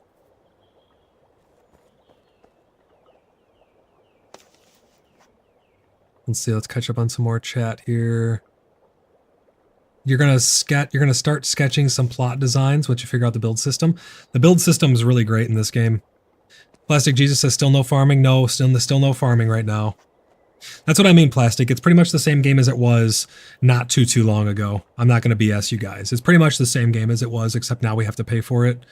There's speculations that go about of like they run out of money. What's going on with that? We don't really know. I mean, all we know is we did not get a release. There was no content patch for 1.0, really. Maven says I've seen some very nice RP towers. That's good. That's good. I'm glad that they're not just hideous things. Jeez says, I'm currently designing a 3-story lakeside house for a customer in my free time, building stuff in a game. Oh, okay. Hell yeah, man. Orabel, great to have you. Orabel actually is running one of the other clans in the Fellowship of the Free Cities. So if you guys are looking for feudalistic roleplay, Orabel has started up a rotating monarch RP clan in PAX Day. We're like freedom fighters. We have bandits and stuff, like good faith bandits. We have all different types of people and groups that you can join within the Fellowship of the Free Cities. But Orabel's running a feudalistic monarch, a rotating monarch. If you guys like that type of feudalistic roleplay, check out Orabel's clan. You can find all that info as well over on the Cheeky Buggers United Community Discord server under the Fellowship of the Free Cities section. You'll find that all there. Raven says, yeah, luckily the trailer park towers haven't been present. Plastic says, I don't think they ran out of money. I think they were told they need to demonstrate revenue to not have their investors back out. Maybe, but potentially. I don't know. They're not the most transparent bunch, so I'm not too sure on that.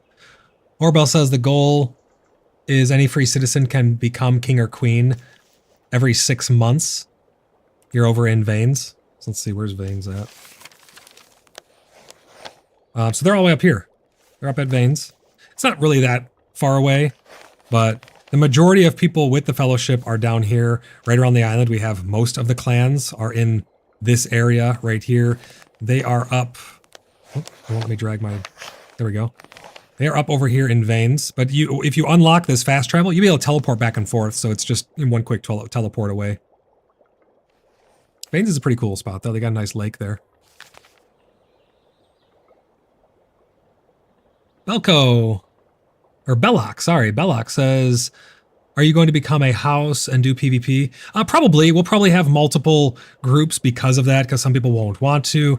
It's kind of a divisive system, though. I've talked a lot about that on PAX Cast before. It's kind of a divisive system. They're kind of rewarding people from jumping clan to clan and having multiple groups. And I don't really like that because I feel like that divides the community more than it should. So I'm hoping they come up with a better system to do that. But the way it is right now, if you become a house, everybody in that house is subject to being PvP'd if someone declares war, even people who don't like PvP. And we have PvEers and PvPers alike. So I don't really like that system. Dolavan is going to get crowded. Oh yeah, Dolovan's definitely going to get crowded. I mean, we have 300 members alone, and then the Fellowship is hundreds of more members, and then friendly other clans that are coming nearby and stuff. Dolavan is definitely going to fill up very, very quickly. It's going to be the RP hub of the world. Bloodhaven Island is going to be flourishing. It's going to be awesome, honestly.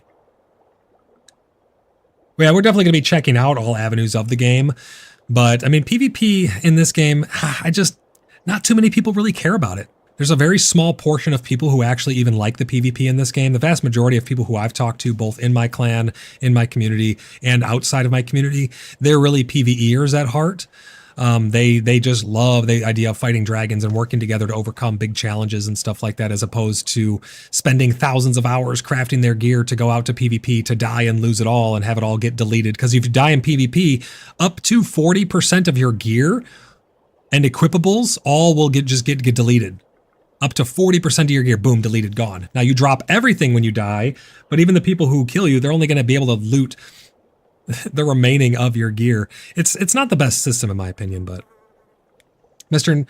Nocturnal Zero says, so I guess you could say they are living in Veins. Yeah, you could. Orabel says, I'm excited when we can ally with the Blood Brothers clan. I'm excited when we can ally to the Blood Brothers clan. We'll see. We'll have to meet. We don't do handshake alliances anymore, like I was explaining to you. We'll have to see all of our alliances that are in character alliances. They are founded on actual principles and action and stuff. So we'll see. My character and the other freedom fighters, they are hesitant of kings and queens and royalty and stuff like that. So it's going to be a very long road and a lot of fun in character dramatic things that will lead us to that moment if it happens, Orabel. But I'm really looking forward to RPing it as well. Really looking forward to a lot of RP happening in PAX Day. It's going to be tons of fun. Oh, you mean for the PvP content? Yeah. So the PvP stuff out of character will all be grouping up and stuff because there are some hostile groups like the White Ravens nearby, and some other clans who are going to just be kill on sighting everybody, and they exploit, cheat, steal, lie, all that good stuff, make fake Discord accounts to impersonate people and stuff. So you definitely got to watch out for those White Ravens. But we'll be teaming up with everybody in the Fellowship in order to take those guys down for sure. We have some videos of that actually on our channel if you want to check that out. PvP content. Belloc says, we are up in AWAS on Sif. Sister clans are going to be a big thing with the current feudal system. Yeah, and again, I'm not sold on the feudal system in the way that they described it. It sounds like there's going to need to be a lot of smaller clans and stuff, and it's just going to divide communities, and I'm not really looking forward to that. I wish there was a better way. I wish you could have representation of a certain number of people could choose to opt into that system within the same clan. I think that would be a better way of doing it, because I just don't like the idea of having to divide my clan up. We're all about camaraderie and teamwork and loyalty to each other. We all take the blood oath and we're all brothers and sisters of one another. And I don't like the idea of having to divide the community up just because of a gameplay loop like that. So not really looking forward to that too much. The Nexus, welcome into the stream. Nexus says, listening to this is making me regret choosing my province of Anshin. Love RP, even if it doesn't allow me much time, or even if life doesn't allow me much time. Hope it's going well. Well, you can always move. If you haven't gotten us too established there, you can always move on out by us. And remember, you'll also be able to teleport too. But yeah, this is going to be the RP hub of Sif RP for sure. I mean, the zone is already filling up so fast. It's going to be a ton of fun roleplay, especially with the Fellowship. And if you have a group of people and you'd like to get recognized by the Fellowship, send me a message on Discord. If you run a group or a clan or a collective of people, regardless of how you want to play, you can be the quintessential bad guys, you can be the quintessential good guys, you can be somewhere in the middle, you can be a small group of mercenaries. If you'd like to be recognized by the Fellowship of the Free Cities and go on our internal recruitment pages and stuff and be promoted from within, send me a message on Discord, void_lock. I'd love to get you on the roster over there, get you recognized, and go over the charter. We have a charter. You get representation in the Free Council, which is the council of leaders, to make sure that people are following the RP guidelines and stuff like that. It's a really, really great system. You definitely won't regret it. But it is centered around Dolavan, but you can definitely be wherever you like. Dolavan is going to be the hotspot for RP. Jamal Reed, great to see you. Welcome into the stream. He says, thinking about getting this game. Is it fun co-op? Is it server-based? It is server-based. You cannot host your own servers. It is an MMO, so it is their servers, and it is fun and co-op. It's the only way I would ever really play this game is with friends, for sure. You definitely are going to want to find a group. You're welcome to come and apply and join the Fellowship and or join the Order of the Blood Brothers. Really great group of people. Big space. Anyone who's wanted to join, you could type !Discord in chat. You'll get a link over to our Discord server for Cheeky Buggers United. That's our main home. We're going to be building right out there. In not too much time, right over there is going to be Bloodhaven. Nice, big, beautiful city for everybody to enjoy and roleplay and stuff. How does PvP work? Mr. Nocturnal Zero says, PvP works by, you go down to the PvP gate. So there are 4 different provinces. And then there is the 5th province is the PvP province of Lioness. These gates connect the provinces. This one goes down to Inisgalia, this one goes over to Anseen, and this one goes down to Lioness. Once you go through this gate, there's a small demilitarized zone where you're safe, but as soon as you pass the stones, you're flagged for PvP, and it is full loot PvP, winner take all. It's very harsh death mechanics.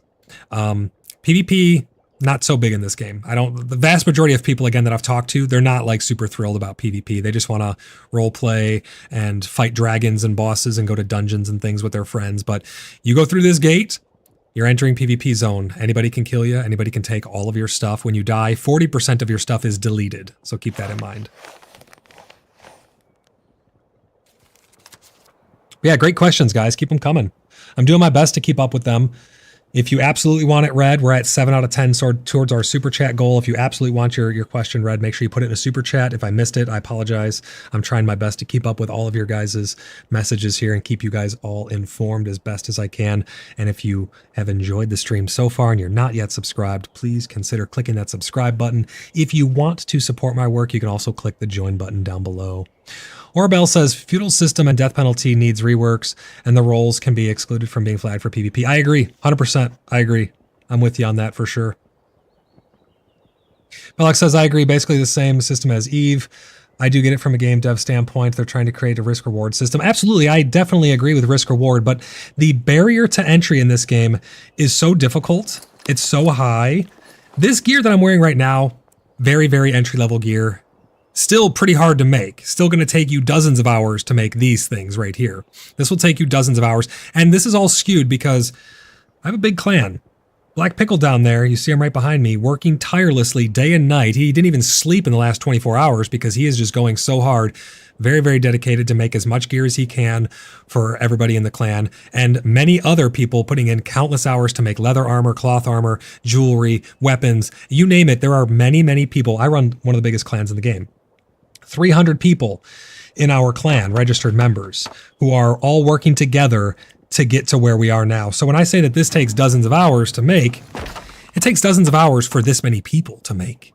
You know, you may be able to get into some of that stuff a little earlier, a little later, depends on your level of investment and your time that you're putting in, but it's no small feat to get your gear in the game, right? And even if you die and you lose it all, it's going to take you like dozens and dozens, if not hundreds of hours as a small solo player to be able to get enough material to remake some of the better stuff. That being said, dying and losing it all makes it that much harsher.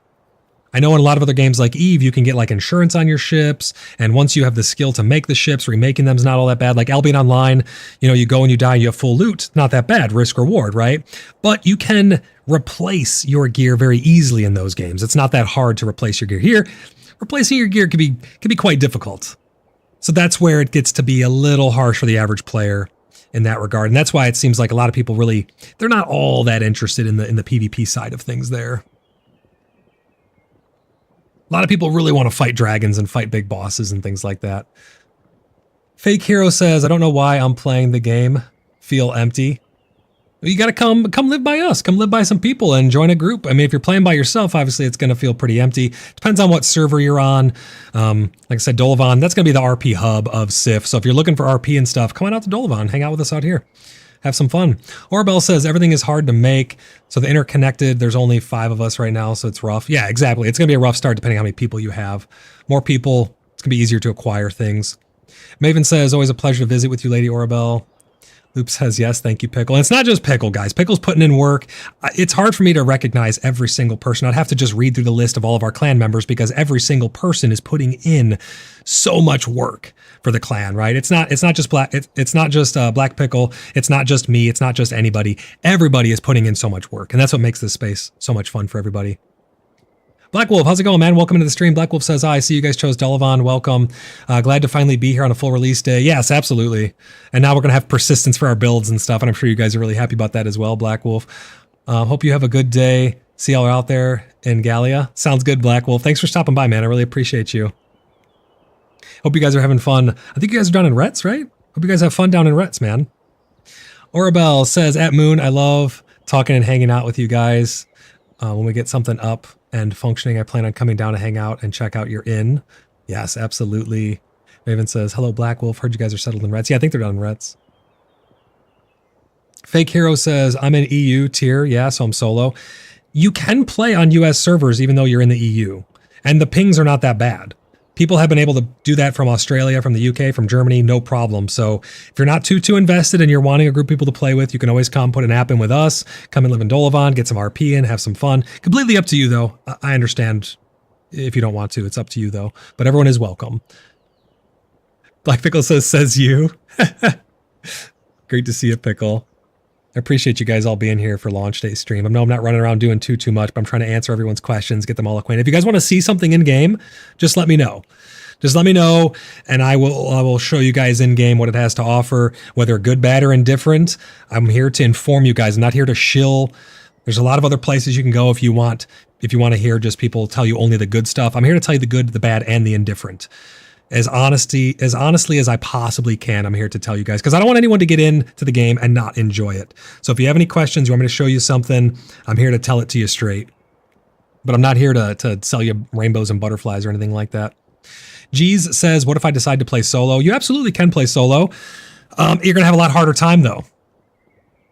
Plastic Jesus says, are the permissions still a mess? Yes, the permissions are still a mess. Again, it's the same game that it was before launch. They've just put a 1.0 label on it. They just slapped it with that 1.0. They changed a couple things. There were some bug fixes. The patch notes were extensive, but the main takeaway was they made death more harsh. So they actually made it harder on us. At the end of the day. But they did add in some small minor things and a lot of tweaks and fixes and stuff. But we did get our own day one bugs, obviously. Black Wolf says Golden City indeed is in Rets. We are nearby. You guys are very welcome to come and trade and socialize. Rets is getting very packed. Yeah, I think our spot's actually more full than Rets down there. It was actually pretty surprising, but yeah, so Rets is going to have Golden City and stuff if you guys are interested in going down there. Bloodhaven Island are going to be up here in Dolavan. I think Dolavan's the most populated zone so far. Absolutely popping off with people up here. This is going to definitely be the RP hub, so if you guys love RP, you're going to want to be close to Dolavan. But it's not that far. Let me pull up the map here. It's not that far. We have our feudalistic group is up here in Vanes. And then you just come out here, out in the wildlands, right down there is Rets. We actually went down there last night. We took a trip. We went down and got Lidaw. We got Rets. We got the Inisgalia gate already as well. We're going to be doing our Hump Day adventures. Let's check our applications. Oh, this is another persistent bug that keeps happening. It's just, sorry, clan not available. Clan thing. It's been bugged for a long time now. Orabel says, show us the PvP gate. Some of us haven't seen them. Oh, on the map here? Yeah, I can show you on the map. PvP gate, right down here. This is the Gwydion Stone, the PvP gate. It's got the crossed swords. You're not in PvP just for clicking on it. You're not in PvP just for traveling to it. You get your first travel for free every day, so you can go down there for free. Once you go through the gate and you're on the other side, you're still safe until you leave the demilitarized zone. That's how those gates work down there. Plastic Jesus says, already read that one, the permissions are still a mess, yeah. Orabel says, Valoria up in Vanes is a beautiful and lots of space still. I'm really excited to have Bloodhaven Island.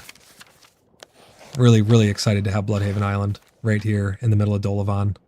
It's going to be tons of fun. Bloodhaven City is going to be right here. It is a sanctuary for all. So if you guys are ever feeling lonely in the game, if you guys are ever looking for some role play or a great group of people to hang out with, you have no shortage of that right up here in Dolavan. Any other questions, guys? Anything else? I'm here to answer everything that I possibly can. Fake Hero says, and why I have one plot, I didn't pay $6. I think you get one plot token for buying the game. I think when you buy the game, you get one plot token and 1 month of premium just for buying the game. We do have a bunch of giveaways that will happen here. A lot of founders packages will be given away. Those are exclusive. You cannot get them anymore. So those are going to be our monthly giveaway, are going to be founders packages.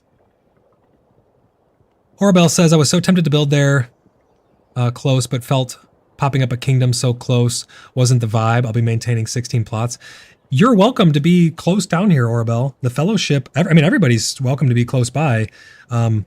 If you don't have too much built up yet, don't hesitate to come build down here. There is more than enough space. And especially, I think it'd be cool to have you nearby, because once we start to have that conflict and stuff in character and we're starting to build up those inner relationships and things like that, it'd be good to be in the hub of RP. Fake Hero says, I didn't buy it. I got it from Game Pass. Game Pass is probably starting you a new account, and a new account comes with one plot token and 1 month of premium, I think. Fake Hero says, I think when you claimed it from Game Pass, you're going to have a plot maybe. Yeah, but keep in mind, that's only good for 1 month. You will have to maintain that. So if you build it and you don't keep that plot up, it will expire.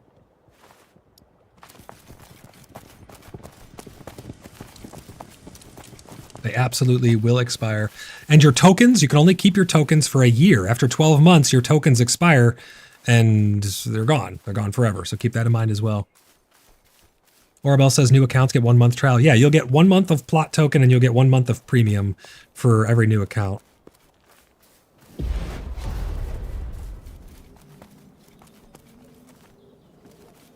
Metro Gaming, how's it going? Welcome into the stream, buddy. If anybody has any questions about PAX Day, I'm a wealth of information. I'm happy to answer any of the questions that you guys may have.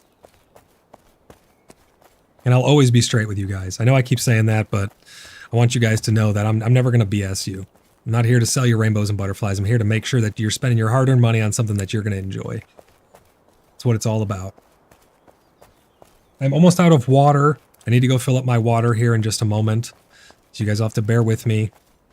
Don't go anywhere, though. We will be returning shortly.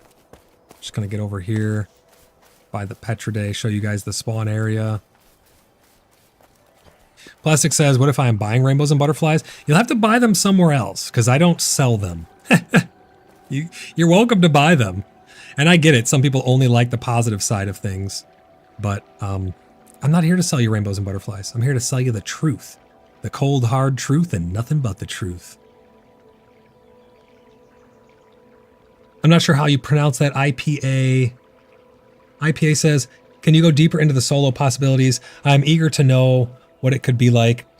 Honestly, I mean, playing this game solo for the average person is going to be very difficult. It's going to be very difficult unless you're willing to work with other groups. If you're willing to work with Blood Brothers to contract things, to trade, to barter, to do all of that stuff, that will help you in that endeavor. But it's a very hard game to go alone. I mean, acquiring things, you will not be able to run dungeons unless you work with other people. You will not be able to kill bosses unless you work with other people. You will not be able to PvP unless you really work with other people because you're just going to get outnumbered. There's a lot of things that you're going to be limited in if you're trying to play solo, if you're not willing to group with other people. So just keep that in mind.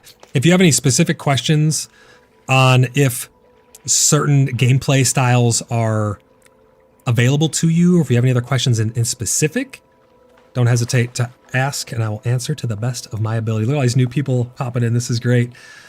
502 BIM says, what server are you on? We are on SIF, North America SIF RP. We are in the province of Caries and we are in the zone of Dolavan and we are centered. Bloodhaven will be built right here on Bloodhaven Island in the middle of Dolavan.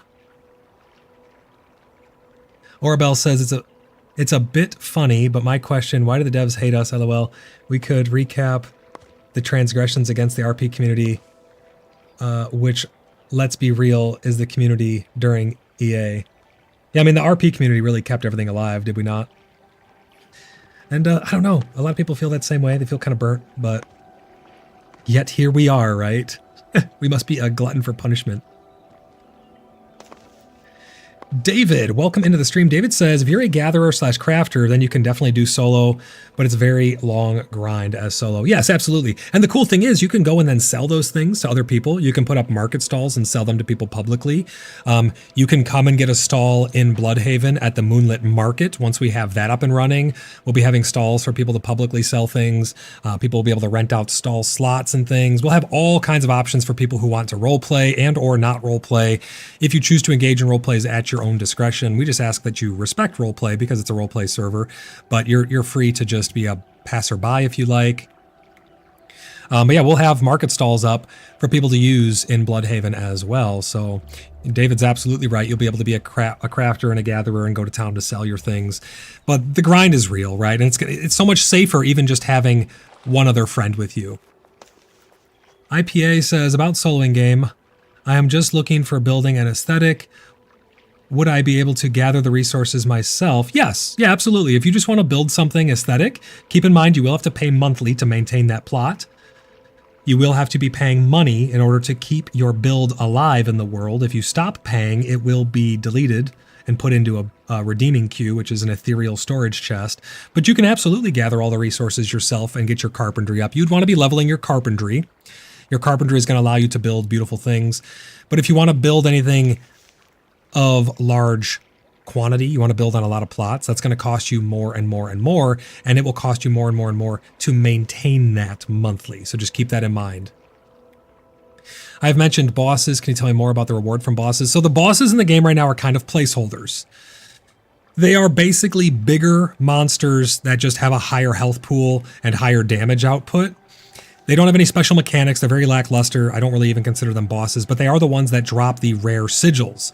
Those rare sigils are just used to make certain pieces of gear.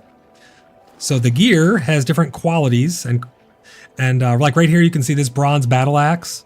It's a standard bronze battle axe, and this is the attuned bronze battle axe. This is the uncommon version. You can see it has 120 power to 220 power.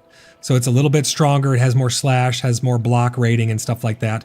Those sigils that come from bosses, quote, air quote bosses, they are the ones that will be used to make rare gear. So stuff that's above this quality. You have rare above this, and then you have like epic and eventually some higher stuff at some point. We're hoping that bosses, real bosses, get added in, but the rewards that come from bosses are going to be used to make these different pieces of gear, which are going to be highly sought after. They have just better stats all around. Fake Hero says, how PvP work? Tried to kill some players and I can't. You can only kill people in the PvP zone, which is Lioness for right now. Eventually there will be, they talked about a feudalistic system coming into play with, you can make a house, you can convert your clan into a house, and then you can declare war on people and have wars in the home valleys and wildlands and stuff like that. We don't know all the details just yet, but currently the only way that you can PvP someone is to be in Lioness. Maven says, I heard one of the planned bosses would be the Taxman. We already have the Taxman. Oh my gosh, that's crazy. Any other questions, comments, concerns, guys? I'm all ears. I love these questions, though. These are great. These are great questions. I hope I'm being helpful. And if I am, I hope I earned a subscription. If you click subscribe down below, greatly appreciate that. Helps the channel to grow. Let me refresh the sub goal here. It lags behind a little bit. We're at 1380. 1380, guys. Unbelievable. Unbelievable how fast the channel is growing. You guys are all amazing. I'm gonna grab a bit of water here. I'm almost out. I got one sip of water left, and then I got to go fill up my water again here. I haven't eaten yet today either. I need to find something to eat as well. Maven, thank you for the 8 out of 10 super chats towards our second 10 super chats, super chat goal. Special birthday wishes to all of my new PAX Day players, of all the new PAX Day players today. May your days be special and full of XP. Love it. Love the message, Maven. Thank you so much for the super chat. Appreciate you guys and all the support. If you guys want to support my work, you can click that join button down below. Jessica says, I've always been confused as to why they try to do so much PvP at the start when the game really lends to PvE/community. I mean, yeah, it really just comes down to the dev's vision, right? I mean, I would argue that earlier on, the devs really were painting a picture of a PvE world, but we knew that PvP would always be a side of it. I think we just never knew that the PvE would be taking such, you know, the sidelines so much. But, yeah, we definitely want more PvE content. We're hoping that we get it. I think that PvP is the easy thing to design, right? It's easy to design a system where people just go and fight and kill each other. You have removal from the economy. You have like gear and money removal from the economy. You have resource removal from the economy. You have a persistent loop that can be a hamster wheel of sorts. You can go around and around on that wheel. PvE stuff is a lot harder to make. You have to program bosses to have special mechanics. You have to make dragons have all kinds of crazy mechanics and stuff. Putting PvE content into a game is honestly, in my opinion, harder than putting PvP stuff into a game. So I think it was the easier route, if you want my honest opinion. Fake Hero said, forgot to subscribe, and then now you did. I appreciate it. Thank you so much. Every subscription helps us get to that 2,000 subscriber goal where, spoiler alert, we're probably going to do another 24-hour stream, but I don't know. Don't hold me to that, guys. I just don't know yet. Who was that? Oh, we got Juala. Great to see you, Sister Juala. I'm just standing here at the stone greeting people so they can see some people when they log in and have a good experience while I answer your guys' questions. If there's anything in-game that you want to see me go and do, if you missed the segment of combat, we did a little bit of combat already. I will definitely be going out and doing some more combat here to show that off for you guys. But if there's anything you're looking to see, please let me know. Jessica says, I'm guessing we can't build over lakes and waters like we could before. Nope, unfortunately you cannot. You can only place your plots about 5 meters over the water now. You can get kind of close. You can get like a dock-ish feel, but you cannot build over the water anymore. Which honestly, I think that's a good thing. It was kind of ruining my immersion to see concrete pads floating in the water, right? You had 40 plots on the middle of a lake last time. Yeah, you can't do that anymore. I can show you how far you can put the plots. Let me go over here and show you. Pull out my construction hammer here so you can see our plots. That's about as close as you're going to get. You're not going to be able to build too much more out on the water than that. Yeah, you can only go a little bit over it. I think it's the right amount. I mean, they can adjust it if they want, but I think it's the right amount. It ruins my immersion when you look out there and it takes away from the beauty when you just see a big concrete slab right in the middle of it, right? Now, done right, you can make some beautiful things. Back in verse 1, man, we had a sundial bridge that our allies made. It was beautiful. It actually could tell time. It was really, really great. That house right across the lake from you, that one right there, the big one going up, or the one to the left of that? That's yours? Panda P, how's it going, man? Thank you for the super chat. Our 9th out of 10 super chats towards our super chat goal. Our 2nd super chat goal, in fact. I only mess with geese because chicken talk too much. Panda, thank you for the super chat. You're the wooden one? Nice. Very cool. Chris says, can you play with just a PvE focus? You absolutely can, Chris. You absolutely can, but you're going to miss out on certain things, and acquiring the more endgame things will be more difficult. You have to trade for them. You have to find someone who's willing to trade the exclusive resources that come only from PvP. You'll be able to make all the high-end gear and stuff like that. You'll be able to build completely. There's nothing for building that's locked behind that. But if you want to have the strongest of the strongest gear in the game, you're either going to have to PvP or trade with people who are PvPing. And if you want to eventually partake in the house and barony system and the sieges and all that stuff, you obviously will need to be in a clan that is part of a house, which will then open you up for war declarations and all kinds of stuff. We don't know too much how that's all going to work, but as it is right now, you can absolutely just focus on PvE if you want, but you will be missing out on the best stuff in the game. If you take your gear, and let's see here. If you enchant it with the materials that come from PvP, you can add a ton of power to it by enchanting it, and those resources are exclusive to PvP. So just keep that in mind. But you can go run all the dungeons.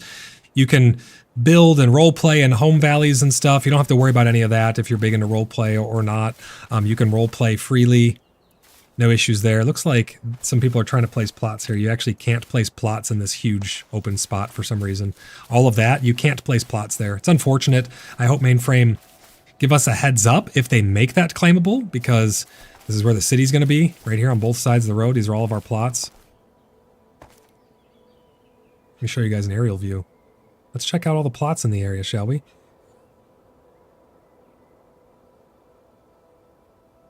So there's the main spawn.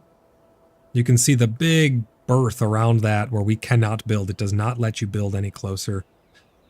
So right there, we're going to put Bloodhaven. Over here, we're going to have the extension of Bloodhaven that's going to come up this hill. We have all of these plots right here. We'll have a nice forest area. You can see some people are building on these islands.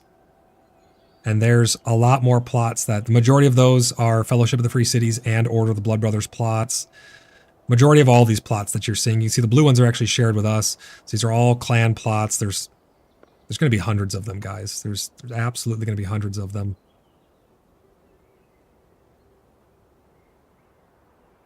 Beautiful, beautiful area, though. Yeah, right here. This is going to be Bloodhaven Island. This is where Bloodhaven's going to be. It's going to be beautiful. Willow Donnie, welcome into the stream. Can people just randomly attack you, or is it designated areas? It's only in the PvP areas. Only in the PvP area that you can be attacked, and that's down in Lioness. So that means going down to this gate right down here, going through the gate and then leaving the protection area. That's the only way that you'll get attacked right now. Panda P, thank you for helping us reach our second super chat goal of the stream. You guys have absolutely obliterated. The channel memberships that went out are insane. The super chats have been insane. Thank you guys so much for all of the continued support. He says, all this plotting, I prefer scheming. You heard? Appreciate it, Panda.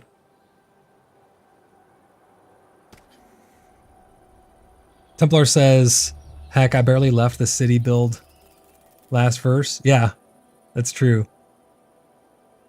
Jessica says, all the packs stay big monuments had a build free zone around them. Yeah, you can't build around them. I just wish it wasn't as big.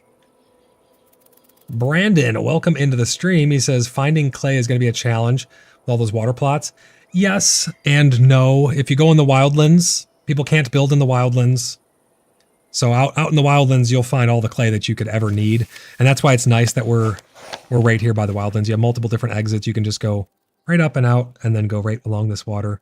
All kinds of clay. Down here, actually, along this, between these two bridges, along this right here, pretty unprotected clay. Thousands of clay right there. You won't really have an issue finding clay. In the home valley, yeah, you're going to have trouble finding clay for sure. But I think as the months go on and as people don't keep up with their subscriptions, it'll definitely die down and a lot of the clay will come available again.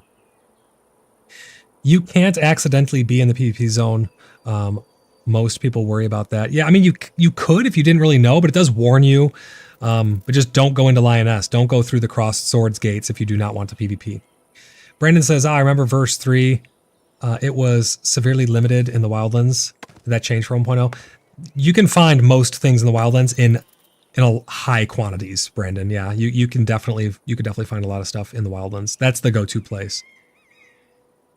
Templar says clay and cliff areas now too. They added more spots. Yeah, they definitely made it more plentiful.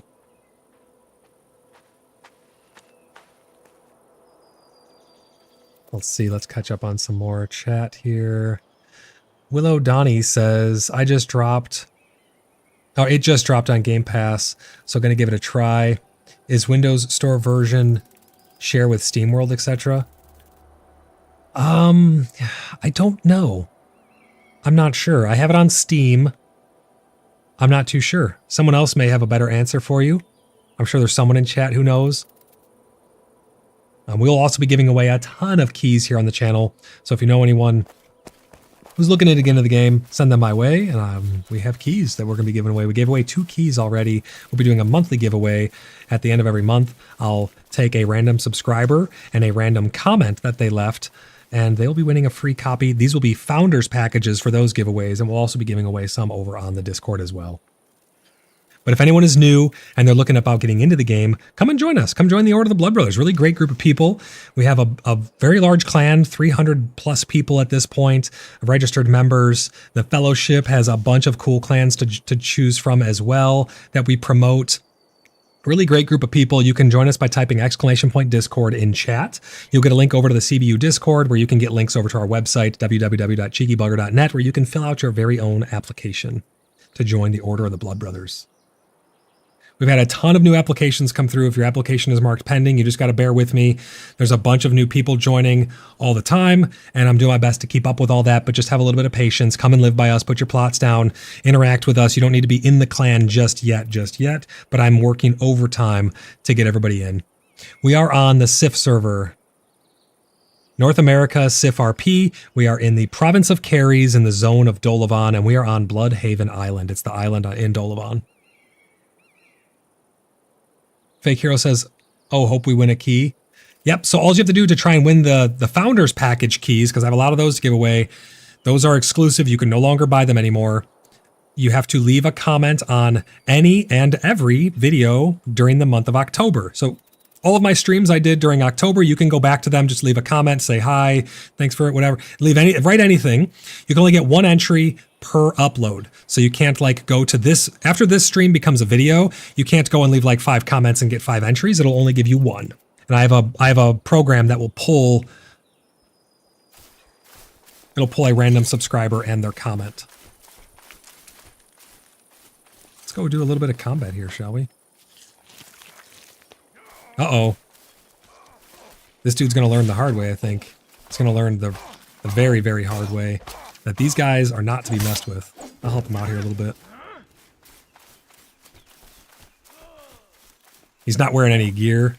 I'm trying to save you, man. Not much I can do. These guys will mess you up. I can revive you, though, so give me 1 second. You're probably not watching the stream. I'm just talking to my audience here, but I will kill this thing and then I will help you up.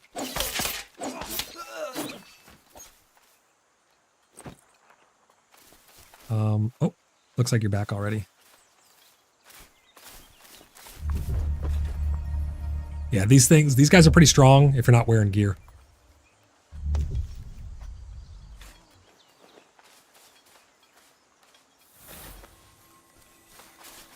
He's trying another one. Oh, he's gonna get got. Oh, got him.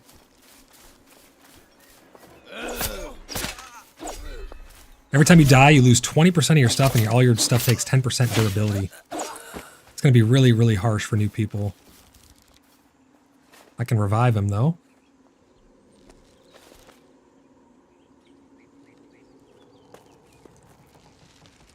In order to accept that he's gonna have to go to his notifications, it's not the most intuitive thing.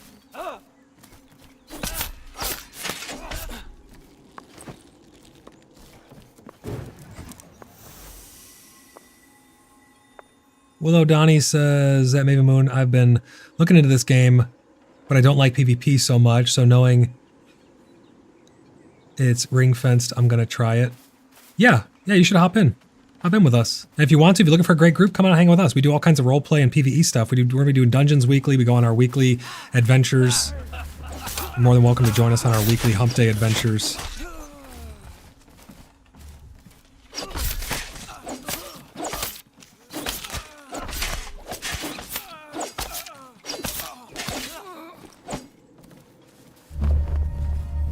These guys are probably in amazement of my gear, but it's like they just spawned in. They're not gonna be able to kill these guys. There's gonna be a lot of dead bodies laying around.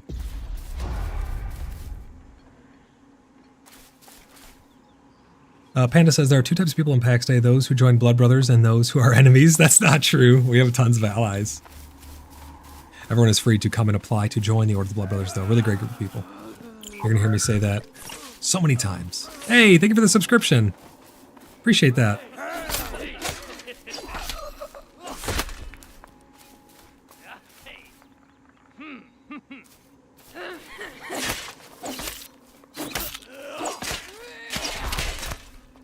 That's too much heat. I don't want to fight 3 of these guys at once.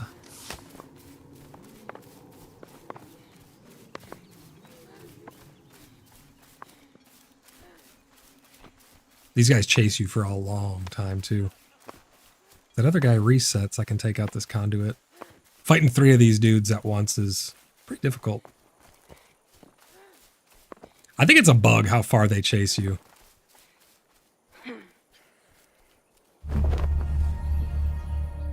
Willow Donnie says, I appreciate you taking the time to answer my questions. A sub is the least I can do. Well, I appreciate it, nevertheless, man. Yeah, I'm happy to answer all your questions. If you have any other questions, don't hesitate. I think I missed some chat. Again, throw in a super chat if you absolutely want it read. There's only one of me. Oh, this guy came back to get him again. I do my best to keep up with the chat, but I do miss things at times, so I apologize for that. Lucas, how's it going? He's, I've been following this game for a long time now, but it seems to be nicer to play in groups. Is there any community playing already? Yeah, Lucas, you can absolutely join the Cheeky Buggers United, the Fellowship of the Free Cities, the Order of the Blood Brothers. That's our clan.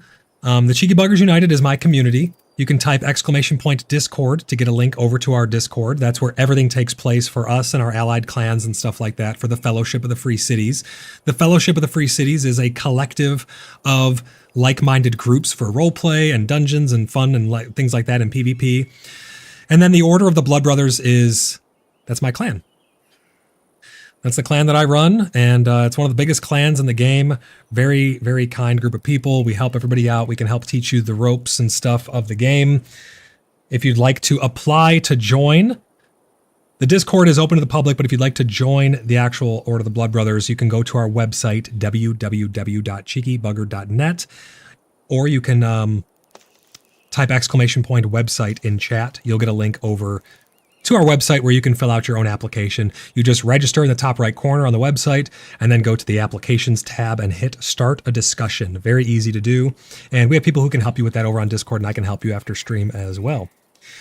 Gideon Nelson, great to have you in stream. He says, what's your recommendation for a new player who is trying to get established in this game? Like, what's the first steps? I know this game does hold your hand. It doesn't really hold your hand too much, so it might be a bit confusing. Yes, I would think about what you like to do in these types of games. I would focus on a single or a couple professions. Really dial in on what you enjoy from these games. And then I would go around and collect stuff. Collect tree branches, collect stones, get your plot placed if you have one. Get the very basics under your belt. Learn how to make a very basic tree chopping axe so you can chop down the sapling trees. All of that good stuff is going to get you started. Fake Hero says, I've been following Pack Day since 2023. I'll do my best to learn. If you've been following it for a while, you probably pick it up pretty quick. But yeah, everyone is welcome to come and join us. Athena says, hey Void, I had a wonderful time, so much fun. Yeah, thanks for coming out and fighting with us. We'll definitely be doing a bunch more, Athena. It's great to have you. Great to have you by us. We're gonna have a ton of fun RP stories and stuff coming out. But if you guys are new and you are joining, come and join the Discord. Come and join the Order of the Blood Brothers.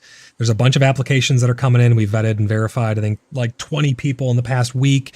There's going to be unfathomable amounts of people putting in their applications, so please be patient with us. But come and live by us in Dolavan, put down your plots, come partake in Bloodhaven, come out on all the different runs and stuff we do. We have weekly events. We're going to be hosting the Festival of Realms as soon as the city gates open for Bloodhaven. It's going to be a lot of fun. You guys are not going to want to miss this stuff.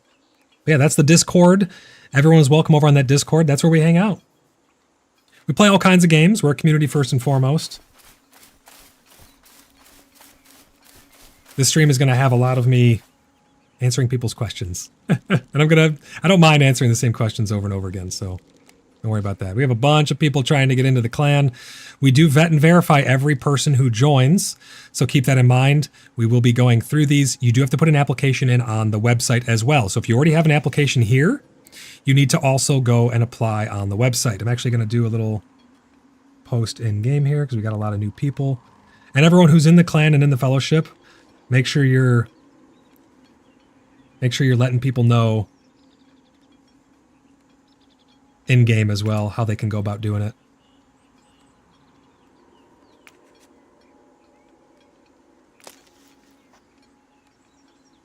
Any other questions, comments, concerns, guys? Fake Hero says, so I have to play in North America to play with you guys? You will have to, yes, but your ping should not be a problem. We have people in Germany, in the UK, in Australia, and all over the place, and they don't have any ping problems. But we are in North America. North America, SIF, RP. That's the server we're on. The servers, you can't play with people on other servers unless you're on their server. You have to be on their server, essentially, is how it works.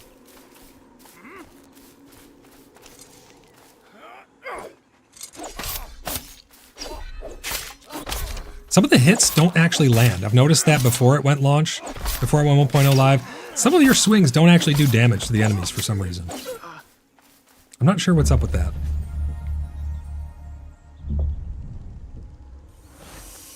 Limpy says still going. Oh yeah, we're gonna be going for a while today. I'm gonna have to take a small break for lunch and drinks and stuff like that. Lucas, thank you for the subscription. I really appreciate that, guys. Yeah, if you want to subscribe, it's up to you. You're a free-range human, but it will help us reach our 2,000 subscriber goal, and it really shows your support for the channel. Goes a long way. Leave those comments, like, subscribe, all that stuff. You guys know the deal.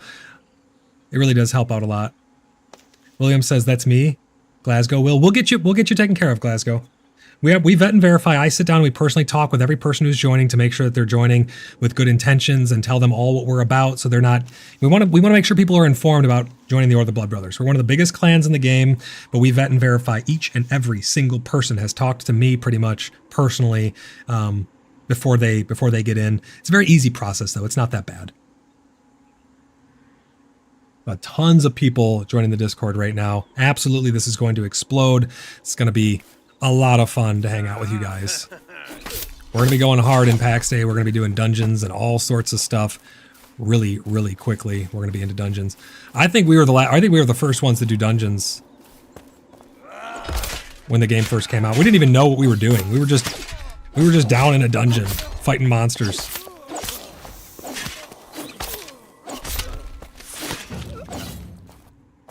This dude's pelting me with arrows.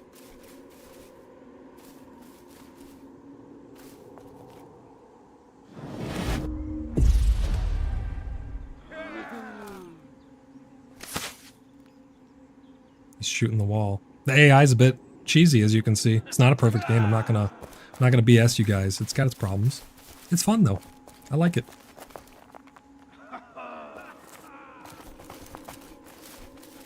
Trying to think if I could take this dude out with one special attack. Let's try it.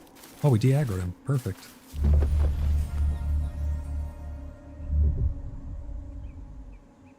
Bunch of chat going by, guys. I'm probably missing some. I'm doing my best to keep up with it while also showing off the game to you guys. Oh yeah, that dude got just absolutely obliterated. If you absolutely want your question read or your comment read, make sure you put it in a super chat. I will always read those. I do my best to read channel members' messages as well. I try to read all of them though, but there's only one of me. Lucas says Brazil is also okay. Haha, hopefully I will check the website. Yeah, everyone's welcome. Doesn't matter where you are. We're worldwide. Our whole community is worldwide. We got people in Germany, all over the place, man. We do not discriminate. I don't care where you're from. All I care about is your loyalty and your dedication to the space. That's all that comes down to. So yes, absolutely, Brazil is perfectly okay. I play from Australia, so ping isn't too bad. Yeah, we have a lot of people from Australia. Their pings aren't bad at all. Gideon says, if you aren't interested in a personal plot and don't want to pay monthly, how does that impact a gameplay loop? You're going to have to play with other people then at that point, pretty much, because you're going to need access to plots in order to have access to infrastructure like crafting tables and stuff. Do players have options for public storage? So you can, yes. If you're part of a clan, we will have, in the city, we will have a barracks, which will have storage for like gear and stuff like that. We'll have personal quarters that we're going to try and build up for people, like a housing district. We're going to have all the infrastructure for all that stuff for our clan. There is storage at the Petra Day. I'll show you this right up here. There is storage for everybody at the Petra Day that you can unlock with grace. Hey, Panda P, thank you for the super sticker. He says my hero. Appreciate you, brother. Right here is where you can store stuff. You can put stuff in the storage. Now I've unlocked, you normally only get like a quarter of this. I've unlocked all of this with grace. So keep that in mind. I have unlocked all of that with grace.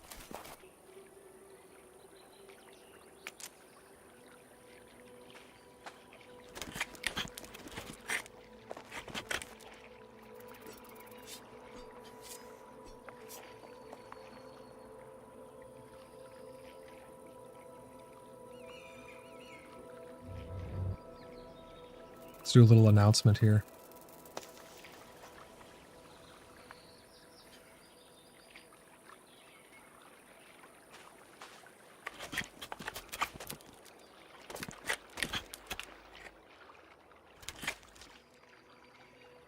And I'm going to put a link to the Discord here. 1 second. Give me a second, guys. I got to get this posted for them. A lot of new people getting into the game, and they're going to have a hard time by themselves, so I'm trying to get them join up into the clan.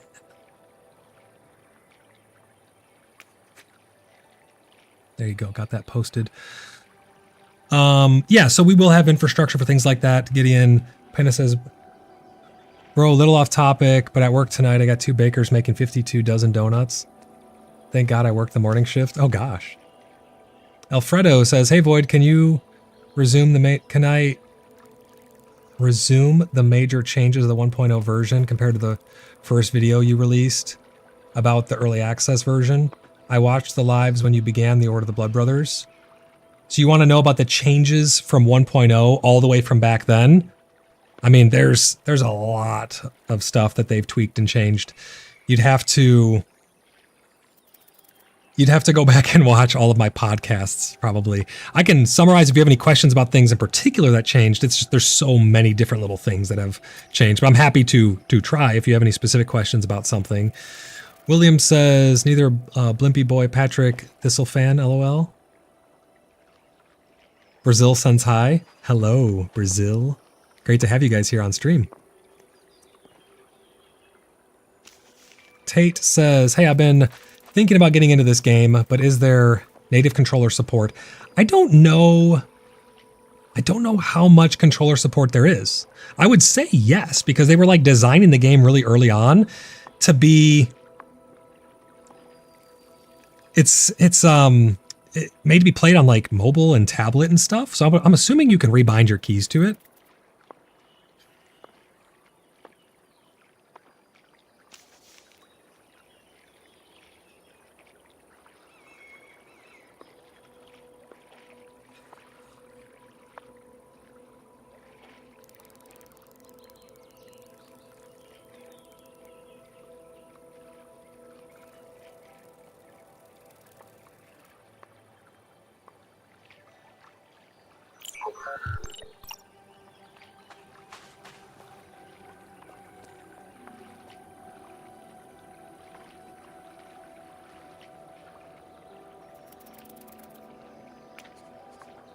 Sorry, I was just typing to those people there. Yeah, there's a website.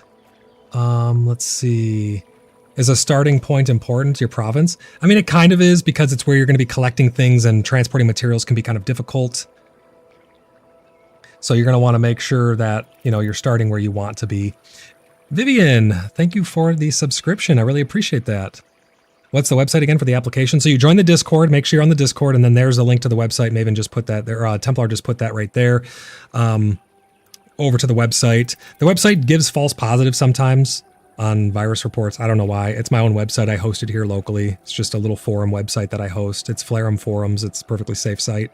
But you do need to be on the Discord, and then put your app in on the website.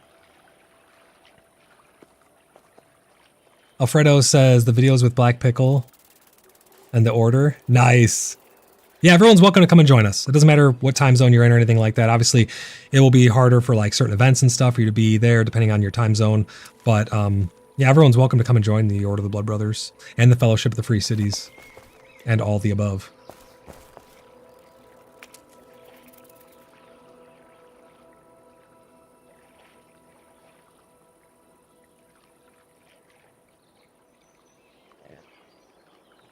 And the reason we vet and verify everyone who's joining as well is there is a high likelihood of trolling without the permissions in the game to properly make the game secure on your plots and your property and your chests and things like that. It's it could be a very trolly game. If people really want to do some harm, they could. So without proper permissions, you need to really make sure who you're letting in. And that's why we vet and verify every person who joins. I want all my members to know that they're safe and secure in all of their stuff. Donnie says, what province and zone are you in, if you don't mind me asking? Yeah, sure. So we are in North America. SIF is our server. We are in the province of Caries. And we are in the zone of Dolavan. And we are right here on this island. All of this, pretty much. I mean, the Order of the Blood Brothers and the Fellowship of the Free Cities is all around this area right here. Tons and tons and tons of plots right here. We've all been working really hard. This is right where the city's going to go, right next to this spawn area. City's going to be here and here, going up that hill and going back into the woods right here. We're going to build Bloodhaven. Maven says, don't forget you can try the game out on Steam and refund when the first couple of hours if it doesn't work for you. That's true as well. Yeah, and if you also have Game Pass, it is on Game Pass, so you can try it on Game Pass. Donnie says, yeah, the most populated area. It is the most populated area, yeah. There's a lot of people in Blood Brothers. It's a really great place. I mean, people join it for a reason, and people don't really leave for a reason. We take care of our people. We take care of those around us. We take care of the community. We role play with everyone. We have deep, immersive content that we come out with and all kinds of fun stuff. It's a great area, so there's no wonder that the space that we are is always going to be the most populated area. It was the most populated in verse 1, week 1, and it's the most populated right now as well. Is the island full? The island has been full within the first couple hours, Blimpy. The island has been full. But the surrounding areas, there's still some good spots in the surrounding areas. You'll have a lot of neighbors close by, a lot of people to trade with and stuff. And the city is really going to be something special. We're going to have a market in here where people can trade and sell things. And once we get the plots completely organized and sorted and stuff, we're going to start building and it'll go up really quick. Blubby says, got my coffee. Time to wake up from the nap. Time for chop chop. Yeah, exactly. But the city's going to go all right here. It's going to have different districts and stuff. It's not going to be a 100 plot crazy like it was last time, because that would cost $700 a month to maintain. But it's going to have a pretty decent size. And we're going to make sure we secure it with plots that we know we're going to be upkeeping. You're a bit east of the island by the river. Hell yeah. You get 1 month premium free included with Game Pass too. That's really nice, actually. It's going to allow you to see what it's like to be a landowner, so you know if it's something that you're going to want to keep up with or not. All right, guys, I'm going to take a quick break. Be 5-10 minute break. Please don't go anywhere. I'm going to be right back. I just got to get a snack and get a drink. I've not eaten yet today, so I got to take care of Streamer. Let me go take care of Streamer. I will be right back. I'm going to put up my away screen, but I'm not going to be gone very long, guys. Please stay tuned. Share this stream with your friends, your family, anybody who you think is going to want to get into this game. I'm going to be giving away more copies here, and we're going to be giving away copies from the comment section. We're going to give away copies over on Discord as well. All kinds of giveaways. You guys are not going to want to miss it. Stay tuned. I'll be back in just a short moment. I will see you guys in a little bit.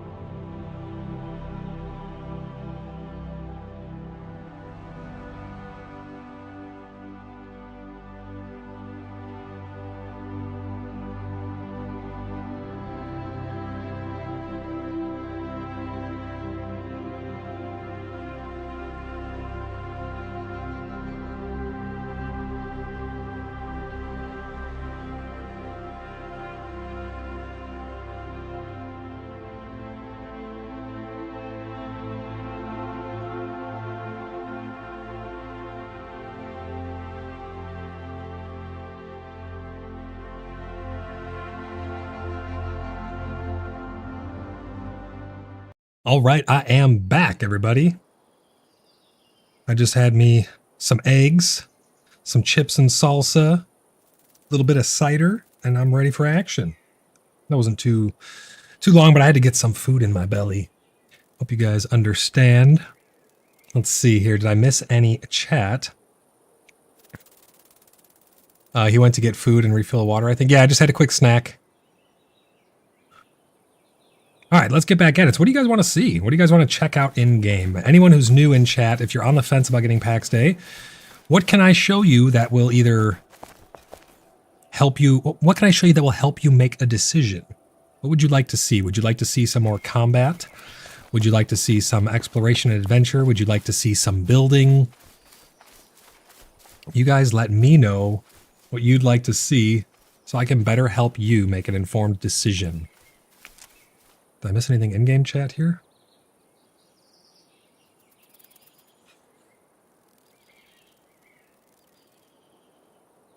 Nothing really too much.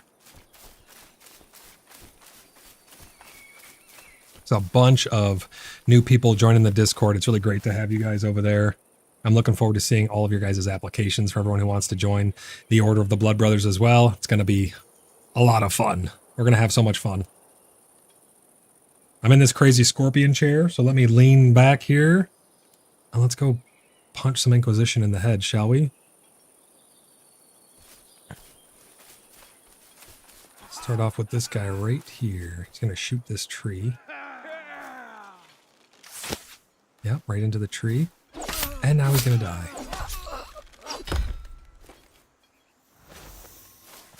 The combat has gotten so much more fluid.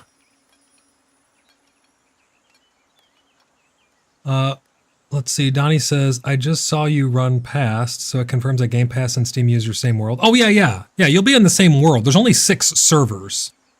So if you're in the same world as us, if you pick the same servers as us, doesn't matter what platform you're on, the servers are the servers. I misunderstood your question from before. Yes, you will absolutely be in the same world as us. Yeah, there's only 6 worlds, which I say only, but that's kind of a lot for the expected player count. That's kind of a lot of servers. Hopefully it doesn't spread out the player population too much. In fact, let me go check how many players are actually in PAX Day right now. Let's go see. 4,392, so it's down from its 24-hour peak of 4,841. I'm going to be monitoring that because I'm really, really curious what that number is going to look like in a little bit. Lucas says, I would like to understand the game progression system. This might be something I can learn on YouTube. Yeah, I can show you for sure. Absolutely. And we are on YouTube. That's what this is all about, right? Let me go grab some stuff and I'll show you a little bit. In what profession? What profession would you like to see how the progression works? It's kind of the same across the board. You'll acquire lower end materials. You start off with sticks and stones, right? So you grab, let's see if I can find some. This is what it's going to be like. You're going to be naked. You're going to be running around. You're going to go, man, I need to make something. So you're going to go, okay, look, here's some sticks. You're going to grab these sticks. You're going to go, okay, now I got some sticks. What else do I need? We go in here to our journal. You can see these different ingredients. You can see all the different stuff that they're used in. So we can type in like, what is it, stick? No, I think it's called sapwood, right? Yeah, sapwood. So if we come into our journal and we search for sapwood, you can see all the different things that it's used in. Now there's going to be a litany of things that it's used in because it's used in a lot of stuff, like a ton of stuff. Right here's your construction hammer. Your pointy stick is going to be one of the first things you're going to make. Crude skinning knife. Your basic Nice stone axe. So you're going to want to make some very basic tools in the very beginning. So you got your stick, now you got to find your stone. So we're looking around. You can't chop down any of these trees yet because you don't have an axe. And keep in mind that this spawn area, very saturated, so it's going to be harder to find the materials here than it would be anywhere else, but normally finding a stick and stone is not too difficult.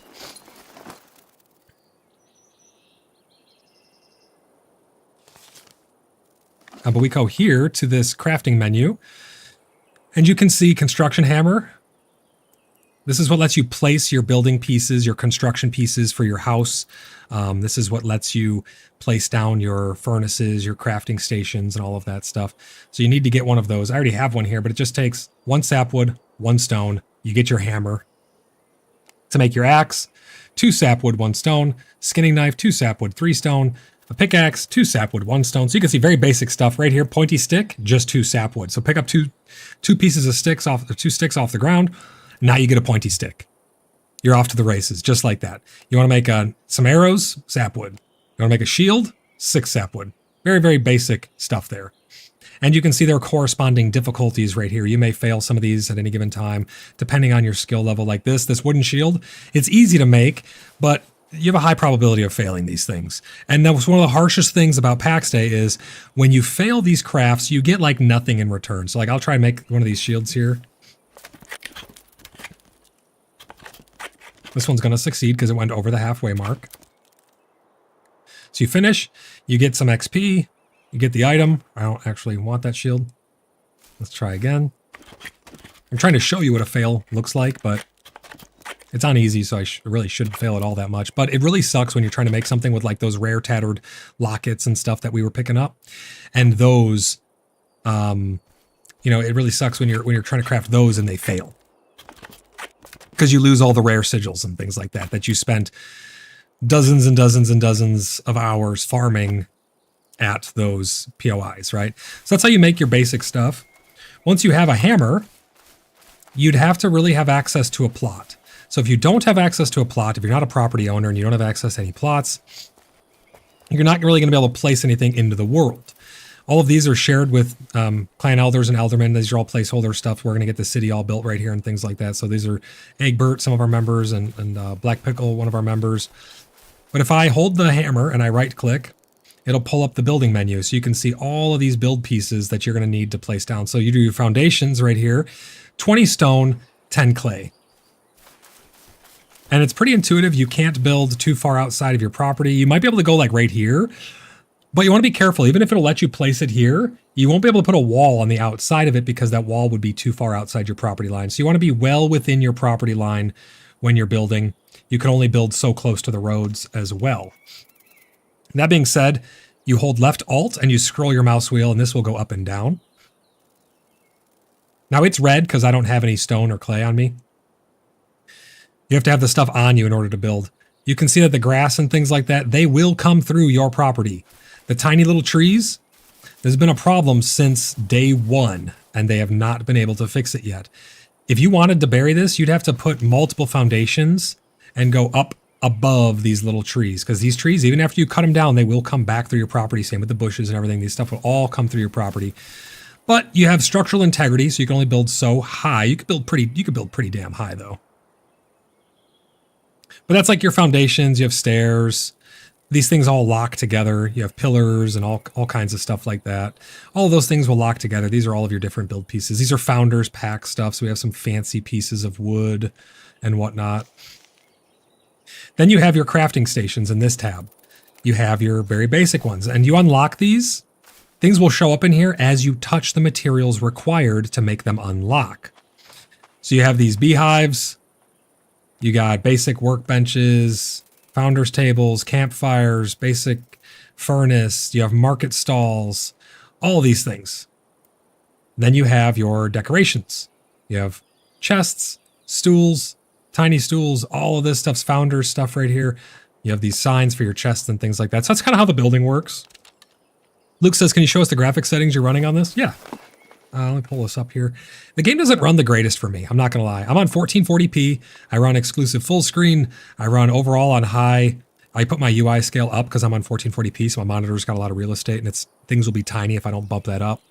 I wish I could set this to 144 because that's the refresh rate of my monitor, but I very rarely get that. It's very strange. Sometimes the performance of the game is really great, and I'll have a solid 144 FPS.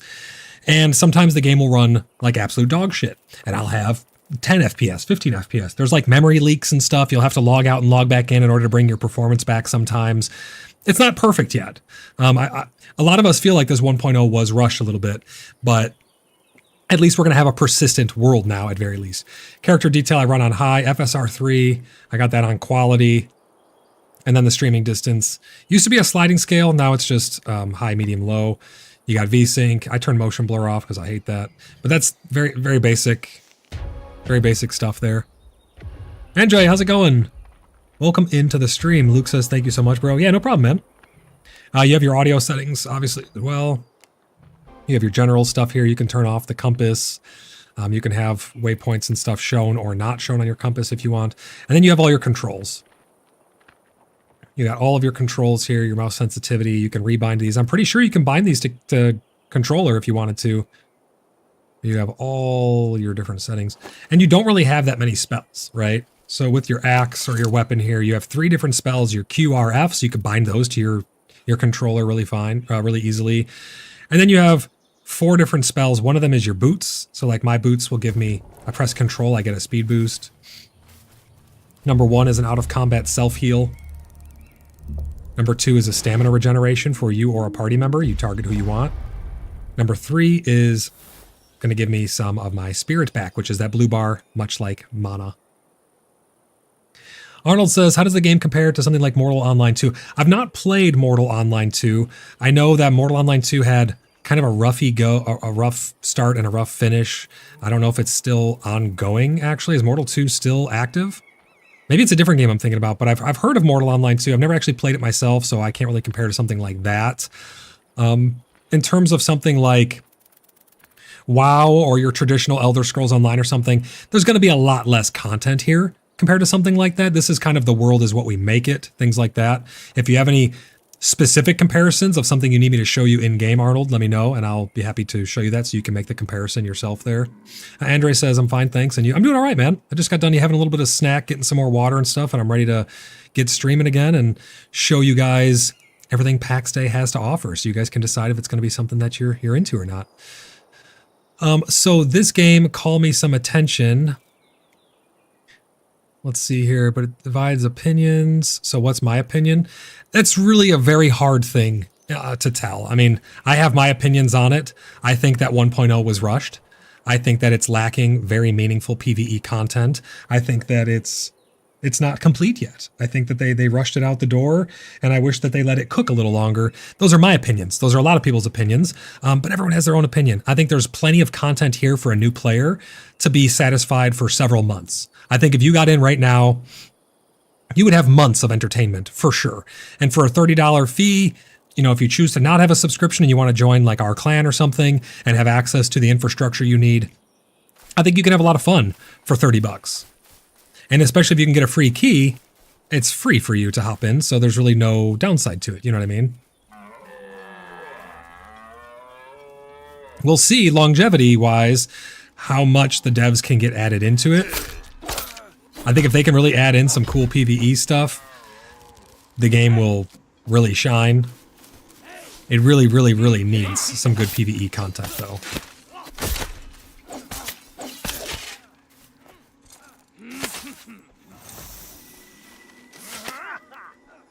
Try and lure these guys down here.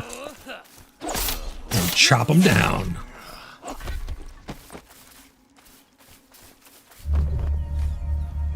The combat has gotten a lot better, though. It's actually pretty decently fun. It's not as in-depth as something like WoW or ESO or, you know, some other games that have more in-depth mechanics and stuff like that.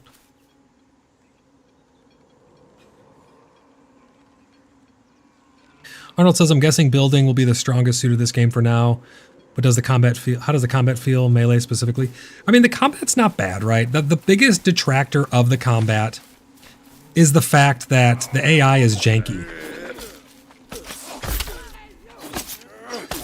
The AI is really, really janky to the point where it can kind of hinder your experience a little bit. It's not all that bad, though. I mean, I'm thinking with the new death mechanics, it's going to be a bit harder. Because now it's super harsh. If you die, you lose 20% of your stuff, your gear. Depending on where you die, if you die in PvP, your gear has a chance to just be deleted. Your gear takes 10% durability damage when you die. It's very, very harsh death penalty right now. And I think that that is going to be one of the biggest detractors of the combat is if you die, and you'll die to bugs, the mobs are very buggy and janky. They'll be in a dungeon and they'll like teleport, reset their health, and all kinds of stuff. And that is all life or death for smaller groups in this game. And if you die, now it's such a harsh penalty, and the stuff is so hard to make in the first place. It's going to be a very, very, very difficult time for smaller groups to get started, I think. But that being said, I think if you guys have the will to push through those things, you could have a good experience for sure. I really like the game. I have very high hopes for the game, almost too high of hopes. My expectations for it, I think, are almost too high, to the point where they'll never reach my expectations of the game. But that's a me problem, right? That's not a you problem. That's a me problem. But it is a very enjoyable game. I'm hoping that they lean away from the PvP stuff and go more towards PvE, give us a reason to have, big groups and things like that to fight dragons and wyverns. And I don't know what they have intended right now. They have told us that for the foreseeable future, they're not really working on PvE. So no PvE content for the foreseeable future. We're not getting mounts. There's a lot of things that some people were disappointed about, but I'm hoping, fingers crossed, that we will get some really good content added into PAX Day. Jason says, I like to only solo play. Should I pass on this? If you like to only... So let me ask you a question then. Let me ask you a follow-up question. Are you okay with interacting with people or teaming up with randoms in any capacity? Because if you want this to be a solo, purely solo, you don't want to see another soul, I'm sure you could still find some enjoyment in it, in the progression and building of your house and stuff, but it really shines in a social game.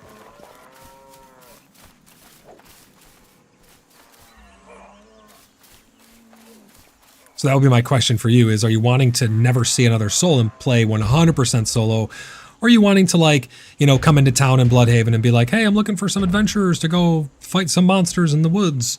And then you just team up that way. That would be my question for you. Plastic says it is lacking all the mechanical tools for making the world in our own image as players, which was a goal of the game concept. Yes, I agree. I agree 100%. The combat, Arnold, it's not bad. I mean, you can see it's pretty fluid. You have, depending on what weapon you use, like if I switch over to my sword and shield, I can now block. I now have different abilities. I have a mace attack, which is a stun. I have a ground slam, which is an AoE ground slam. I have a Q, which is a taunt type of attack. With my big axe, I have a whirlwind, as you've seen, and some other stuff. As you change your gear, you can wear heavy, medium, or light armor, and each of those will have their own stats and spreads and spells and stuff like that on them. So there is a pretty decent amount of variety to it. The game doesn't have support for controller, you're asking? I'm pretty sure it does. I mean, because all you have to do is go into the settings. I don't know if it has like full native controller support, but all you gotta do is go in here and just bind these to your controller, I assume. I've never done it. I don't use a controller, so I really don't have any idea on that. Maybe someone else in the chat might have a better idea. Andre says, the reviews were given before 1.0 update, so this may change the current ratings, which is currently 5.6 out of 10. I mean, so here's the problem with that. It's basically the same game. If you look at the patch notes, really the only things that got updated were the death mechanics. We really did not get any meaningful actual gameplay content for 1.0. But that being said, if you're getting into it for the first time, the content that was there, that still remains, there's a lot of it. There's a lot of the content in the game. I have like thousands and thousands of hours in the game, so we have done most things, but it wiped, so we have to start over. So now we have more stuff to grind back through. It's all the same stuff we did before, but we're hoping that by the time we get to the end of that grind again, we'll have more things to keep our progression going. That's our hope. Blimpy says, a white raven's chopping my trees. Thou shall not suffer a white raven to live, Blimpy. Loop says, yes, it is. It's so beautiful, everyone. Yeah, I mean, it's definitely a beautiful world. And Luke, thank you for the subscription. I really appreciate that. Anyone else who's not subscribed, please consider clicking that subscribe button down below. Greg, how's it going? Definitely using a controller for this. You're using a controller right now, so it is controller compatible, you're saying? Or you're saying that you definitely want to use a controller? Andre says the update didn't add anything. Not really. I mean, you can look at the patch notes, and there's a lot of words in there, but it's like a lot of tiny fixes and things and tweaks and balances. And in terms of like actual content, we haven't really gotten, there's no actual new content. The level cap's the same, the gear progression's the same, the gear's the same, all that stuff's the same. Everything that we had before, we still have now, it's the same. The death penalty was the biggest thing in that. It was a big shock for everybody that now we have this really, really harsh death penalty. And I'm not like just harping on the game, you know, trust me, I'm just telling you guys the truth. I'm just telling you how it is. I love PAX Day. I have a blast in PAX Day. While there's stuff to do in PAX Day, and roleplay is a big proponent in that as well, but while there is something to do in PAX Day, it's some of the greatest times I've ever had spending with my friends. But I mean, that's really the main thing here is I love spending that time with my friends, with all of our clan members and stuff, you know?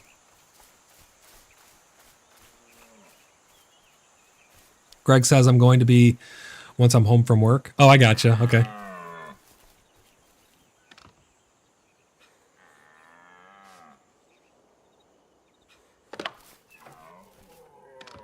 Let's see, what do I got here? Let's dump some of this stuff off. There's one of these chests is for food. Here we go. Oh, I need that. This and this. And, oh, the fats can go in there too. There we go.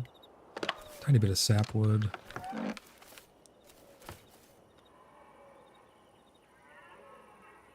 These are all just clan chests and stuff.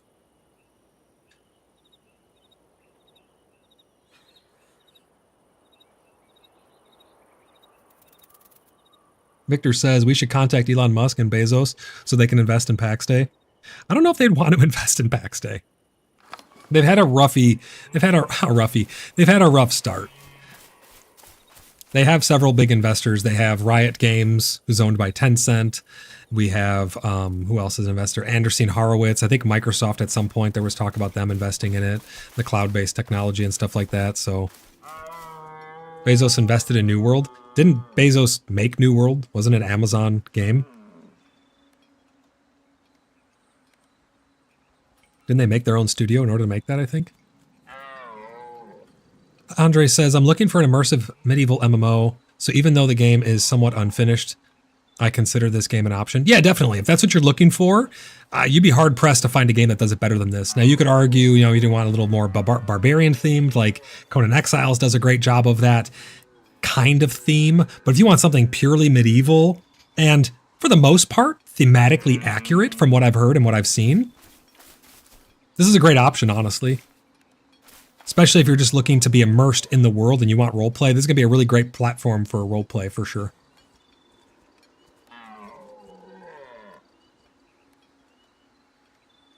Arnold says, I'll be honest, the combat doesn't look very satisfying, kind of floaty when it comes to animations and impact. Otherwise, the settings and theme is very much my jam. Yeah, and the combat has gone through a lot of iterations. A lot of iterations. Like, they have worked on it a lot. It's definitely not perfect. I mean, it doesn't feel too bad. You can hold down left click to do this right here. You swing on cooldown, does X amount of damage or whatever. Then you have Spirit, which is down at the bottom of my screen, that blue, and you have 3 different abilities here. So if we pull up this and we hover over these, the Radiant Cleave is a vicious, twirling, forward moving attack, sending the axe's blade razor cutting through anything within reach, dealing 277 damage on both swings. So that's a lot of damage right there. And then you have Vicious Sweep. This one will... or wait, you want to do this? So we start off with armor shred, right? So this one does a bit of damage and shreds their armor, which gives them minus 20 defense for 10 seconds, stacking up to 3 times. So you stack that up, then you hit them with R, which will shred everyone else nearby and spread that. Then you normally hit them with the Radiant Cleave. But these guys are so weak here that by the time I use this and this, they're dead. So you do have some abilities there. And then eventually you'll have other abilities that you can get here. You can get like Mesmerize and Pacify, which allows you to crowd control and stuff. So it does have more depth than what you're seeing right now, for sure. Lord Spirit, how's it going? Welcome into the stream. I'm going to test. I'm critic. No orc. Critical hit. Smooth. Wow. Great, man. Exactly. Precisely. So here, like, watch this. I'll spin around, get this guy twice, hit him with that, hit him with an overhead, and then it's just a couple hits before he's dead. So that's all. You can see I only got 1 stack of Sunder armor on him there, but they die so quick, and then out of combat I can press 1 to regen some health with Breath of Life, press number 3 to regen some spirit, control to sprint up behind this guy, chop him down real quick.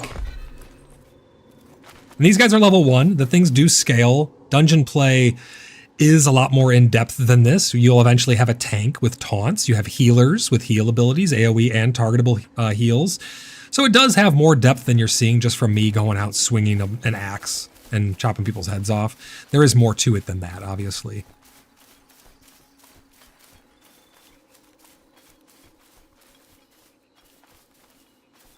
Lucas says, do we need to do anything to become a specific profession, or is it just going through the skill tree of that profession?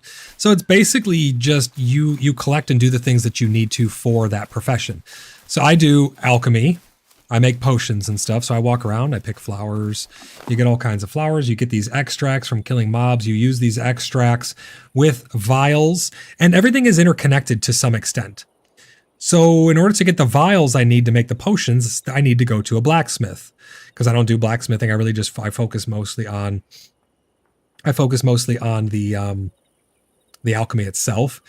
But in order to make the glass, you need to get sapwood, turn it into charcoal, and then you take the charcoal and the glass and you turn that, you put that over, or sand, and you take that to the smelter. You turn that, you wait an amount of time to make the vials. You get the vials, you take the vials, water, and soapwort, or any of these other extracts over to the alchemy station, and then you craft your potions, and you have a chance to fail all of them depending on your skill level. So it's basically just collecting things that you need for your profession. If you want to do blacksmithing, you're going to be going out with a pickaxe, and you're going to be finding nodes. Like right up there, I think those might be mineable nodes. Let's see. You're going to be finding mineable nodes, and you'll just bust them up and get the materials. You bring them back, you smelt them with unfathomable amounts of charcoal. Yeah, these are not harvestable. Or like right here, for instance. If we hold down E, we'll start chopping this tree down. You level up your wood cutting, so it's very RuneScape-esque with the level up system there. 2 Week Spirit, thank you for the subscription. Really appreciate you. Thank you so much for that. So you can see I'm leveling up my wood chopping by doing that. And you'll need to chop a lot of wood. Oh, my axe isn't good enough to get those ones just yet. There's different tiers to all of the things as well, so you get a nice progression feel. Doesn't have a server in Latin America. It has a European server, but you can really play on any of them. Like if you wanted to come play with us, you're able to do so. Your ping will not be that bad. We have people from all around the world who are able to come and play with us on our North America server, so I wouldn't worry too much about that. Arnold says, shouldn't be too hard to improve, I think. My guess is they started with a tab targeting system. I actually would have preferred a tab targeting system because the way the targeting works right now is awful. It's awful. It works. Don't get me wrong. It works. But here, I'll show you an example of it. Let me come down here and I'll find somebody and I'll show you what I'm talking about. In big groups of people, it's terrible in dungeons. I mean, you really have to have your keys bound properly. You can't just have someone targeted and then direct heal them like you can a tank in a World of Warcraft dungeon or something like that. My number 2 spell will target someone around me with Breath of Balance, which gives them stamina. If I want to target myself, I need to press F1. Thank you, Maven, for the Tangia dungeon. Right here, you can see how I can target someone else with this. There's Waylo, one of our brothers. I can't target anyone else behind him unless I, like, ease over to the side. It's kind of a goofy little targeting. You see the popping between them right now. Who am I targeting? It's really hard to tell. They tried to put a diamond there to make it easier. I'd much rather be able to tab target, if I'm being honest. But anyways, you can cast it, and that looks like it went on to the other person right there, so they got the little stamina bonus or whatever. But it's not the greatest targeting system. It really isn't. And you got to remember, this game's been in development for years now. It's been in early access for over a year, and they have not done a whole lot with that. Now, I'm not trying to be a downer. I'm not trying to rain on anyone's parade. Just trying to keep you all informed that it has not gotten as much love as everyone would like to see. I'm in agreement with you, though, that it should not take that much to get it to an amazing state. Whether they're going to do that or not, I have no idea. I only know based on what the roadmap shows. The roadmap just shows pure PvP stuff. And I only know based on what the developers say. So that's all I can go based off of, based on the facts. Ironically, the animation looks good as long as you can move forward and have no target. But as soon as you reach the target, you can see your character will still wanting to move forward animation-wise. Yeah, every time you swing, your character tries to take a step forward. So you can see like he's step here. It's kind of goofy. They should have like some type of collision or something like that whenever you're in something's face. It stops you from trying to walk forward. They did it for PvP because people in PvP, they just run away. So in PvP, if someone gets hit, they get slowed down, which is, it is what it is. They get slowed down if you hit them. And you kind of take steps forward so that way you can keep hitting them as they're trying to run away. I think that was their intent with that. Let's catch up on some more chat here. Are there any crafter-oriented chartered free cities in the Fellowship? The Bloodhaven community sounds like what the game was designed for. I don't know if there's necessarily any chartered free cities that are dedicated to crafting. I'd have to check with them and see. You can see their posts over on our Discord. If you type !Discord in chat now, you'll get a link over to the CBU. That's the Cheeky Buggers United Community Discord server. And in there, you will see all the different posts under FOTFC, where you can see all the allied clans of ours. They are not directly associated with us in terms that they're not the Order of the Blood Brothers. They are their own independent clans and groups, but we do promote them because they're a part of the Fellowship of the Free Cities. And they're all great communities. But I don't know if there's any that are dedicated to crafting. We have crafter guilds and stuff within the Order of the Blood Brothers, like enclaves and things like that. And everybody really does their crafts here. So you can join any guild and everyone's going to need to be crafting things. There's not like a clan that's not going to be crafting stuff, I would imagine. Let's see here. Lucas says, I joined the right server, city and all, but I don't see you. All buildings are there. Is there any reason for it? You're on Sif RP, you're on Carries, and you're on Dolavan. I'm right here where you spawn in. You don't see me standing here? One thing to keep in mind is the game only supports like 80 people on screen at a time. So even though this is an MMO, only 80 people can actually be in the same area at the same time. So if more than 80 people are in here, you go into another layer. And I don't know how big the layers are. I don't know if it's like this island is its own layer and over here is its own layer. It's probably like regional. There's probably like chunks around these spawn stones that are their own servers. So people will phase out. That is another big drawback of PAX Day is you can't actually see everybody around you. And that sucks for when we try to do big events like the Festival of Realms. Because whenever we do the Festival of Realms, there's over like 100 people who come to that, and they get sharded out. They will be in their own shard, their own layer of the world, and you actually won't see the people around you.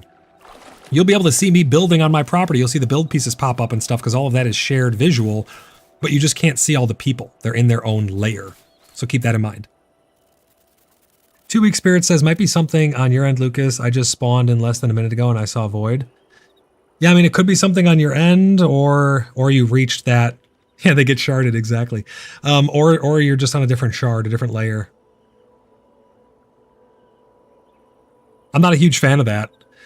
To me, an MMO is you have unfathomable amounts of people potentially on screen at any given time.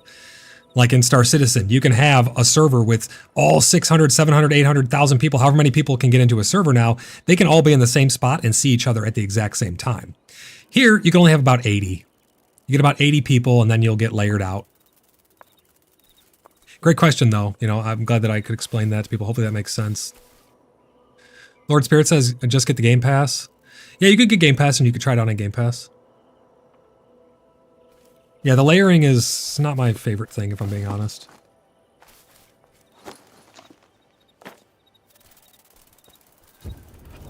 Because again, it comes down to dividing the community. A game like this is supposed to be a social game. And if people come to big events and stuff, they don't want to not be able to see the people who are hosting it. You know, like I'll give speeches sometimes and stuff.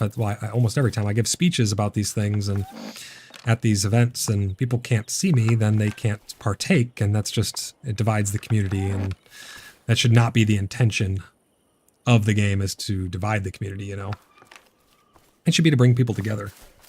So having only 80 people on screen can be a big downside to it. Not gonna lie.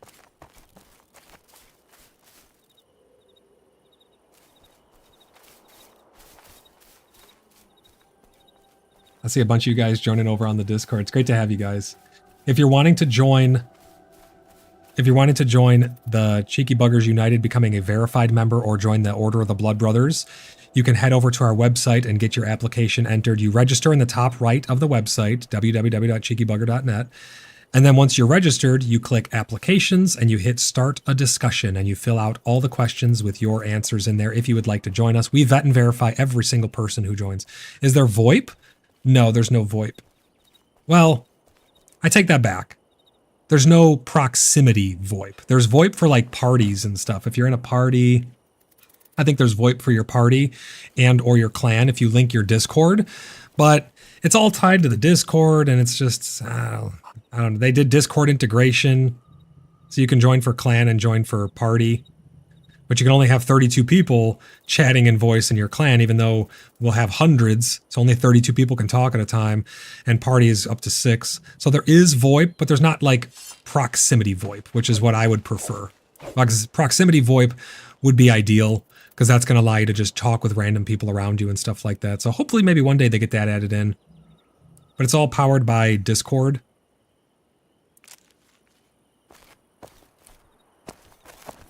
I'm not a big fan of the Discord integration. I think that games should have their own systems and stuff. It's kind of cool to be like, oh, look, my friend's online and I can see him in game. It's all fine and dandy, but a little gimmicky for me. Havoc, how's it going, man? He says, look out, Havoc is back. Great to have you back, buddy. I just took a little bit of a break, too. I went and got some snacks, got some water. Got to stay hydrated during these long streams. That visual bug out in the distance with that big orb, that's been going on for a while now, too. That's why a lot of people feel like the 1.0 release was kind of rushed.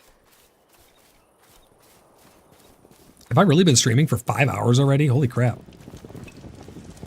That's crazy. Time flies when you're having fun. I love answering your guys' questions, though. It's always a good time. Here's Brother Pickle. He's been a crafting madman. But welcome in new people. There's a bunch of new people joining the stream. We're pushing past 60 people, live concurrent viewers. Great to have you guys here. If you have any questions, if any new people are joining, you guys have any questions, please don't hesitate to ask. You're going to hear me say that a lot because I want people to know that I am here to interact with you guys and have open, honest discussions about the game.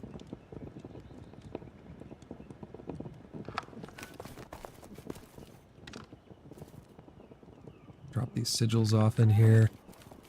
Jarrett, how's it going?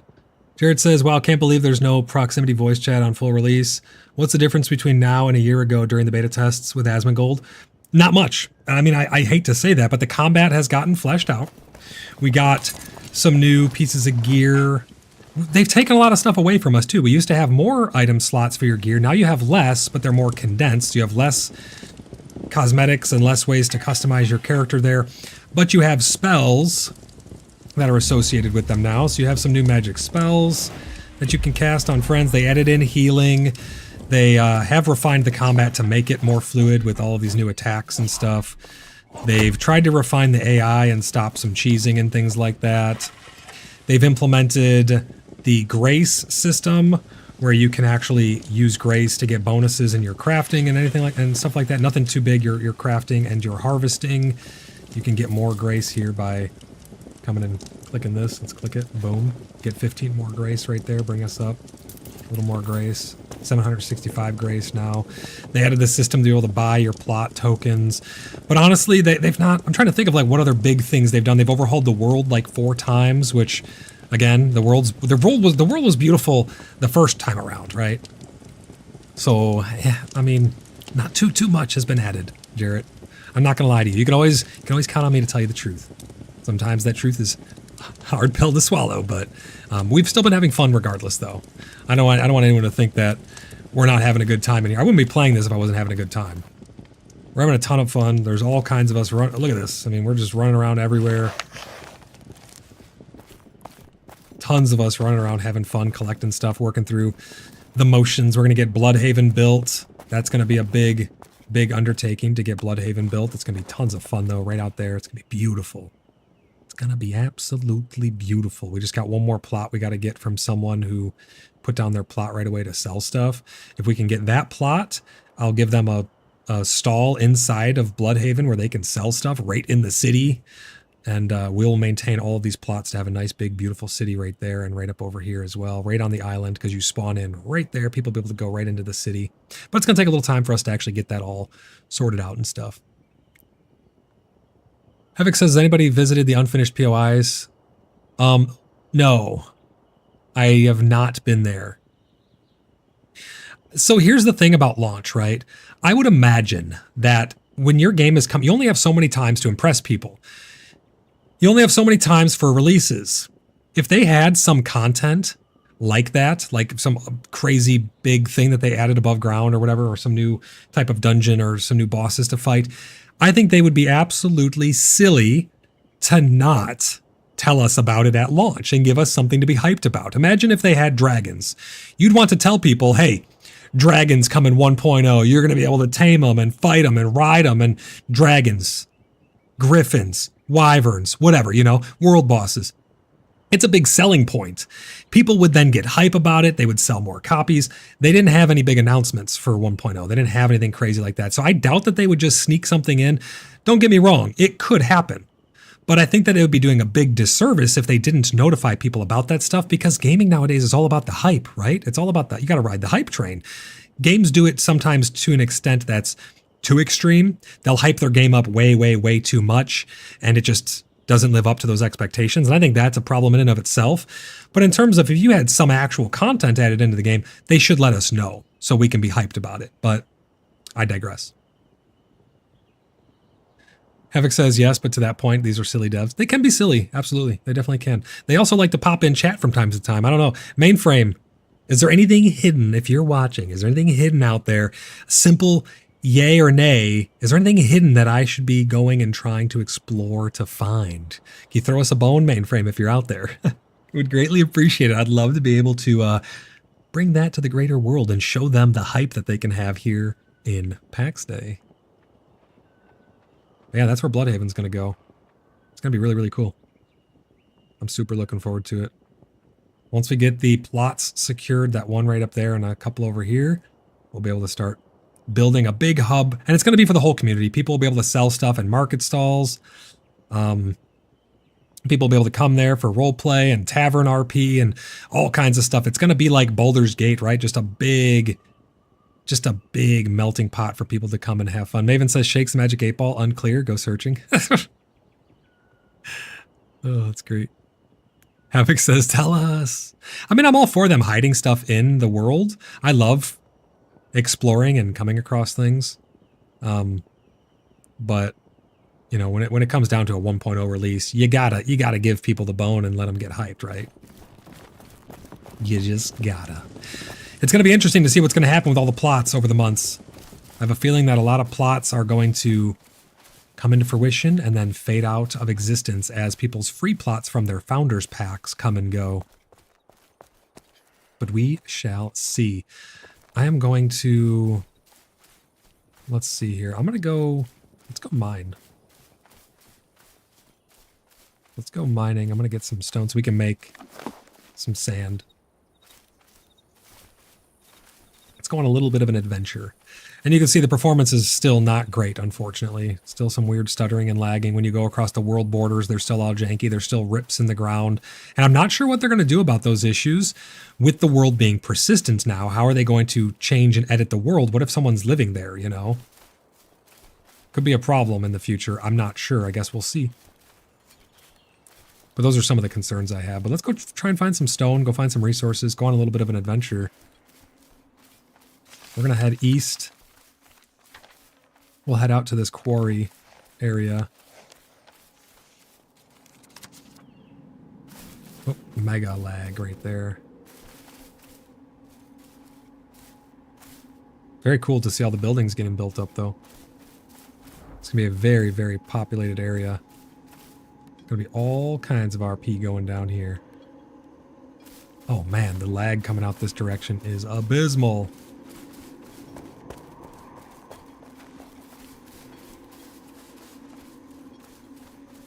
I'm going to go see if I can find some stone. Go mining a little bit. Head out towards that quarry.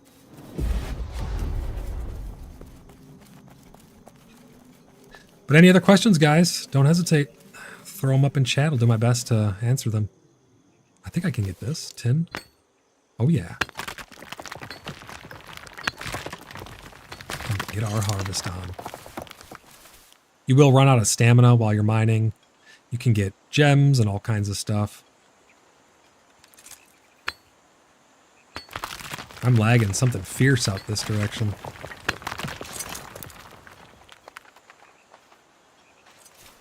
There's a white raven. Those guys are absolute slugs. If you ever see Order de los Cervos Blancos, those guys are slugs. Metagaming, cheating, exploiting, making fake Discord accounts, slugs. They will impersonate people. Anything they can do, they will. Be wary of those guys. If they see them, and if you see them in PvP or any of their members chatting to you, they will lure you out to your death. You have been warned. Watch out for them. It translates to the Order of the White Ravens. Those guys will absolutely ruin your experience if given the opportunity to. So be wary.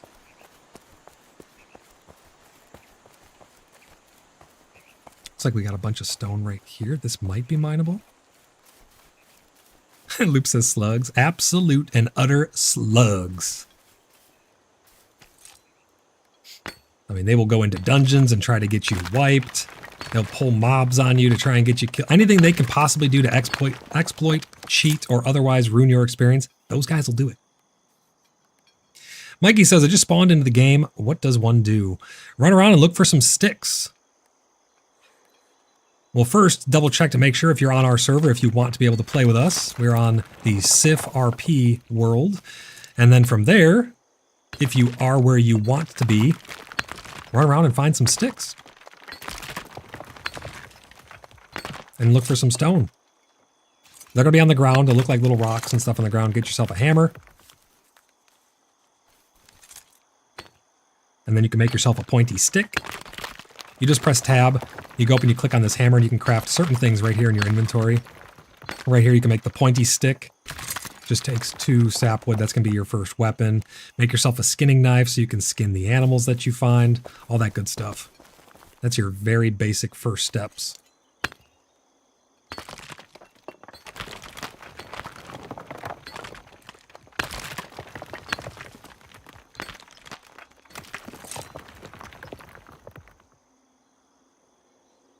My lag has gotten a little bit better out this direction. Mikey says, oh, thank you. Yeah, absolutely, man. And if you're on our server, if you need any help with anything, come on over and say hi.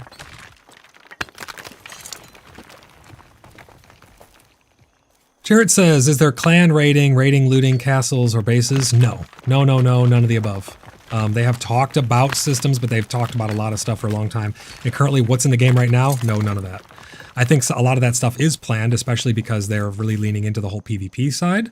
So there's going to be castle sieges and stuff eventually, if I had to, put money on it. But it's a matter of when. But right now, there's no clan raiding, there's no castle raiding or anything like that.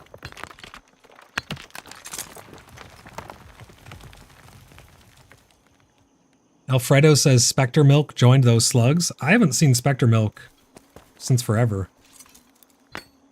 That guy's a slug too. That guy tore down one of our buildings. That dude's blacklisted. He is absolutely blacklisted for super toxic behavior. I don't know why people can't just get along and be nice, Treat people with respect. You can have in-character conflict, but when you start taking stuff out of character and out of game and building drama there, that's when it becomes a problem, right? We haven't seen Spectre since like the first couple of weeks or months or whatever. He's just been gone.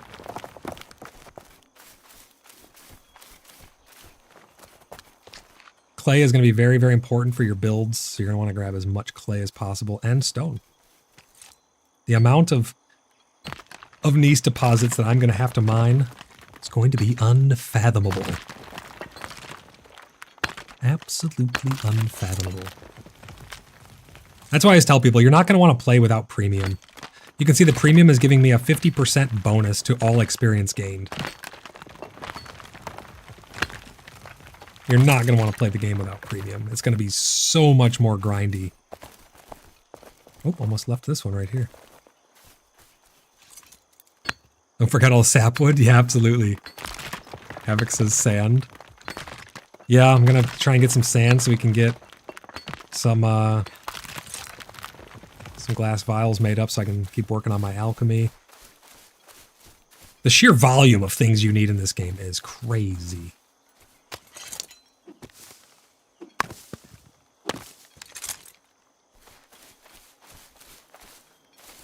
That's why I think the death penalty that you have right now, the penalty for dying, is just way too harsh. Way, way, way, way, way too harsh. You can kind of sneak up on these guys.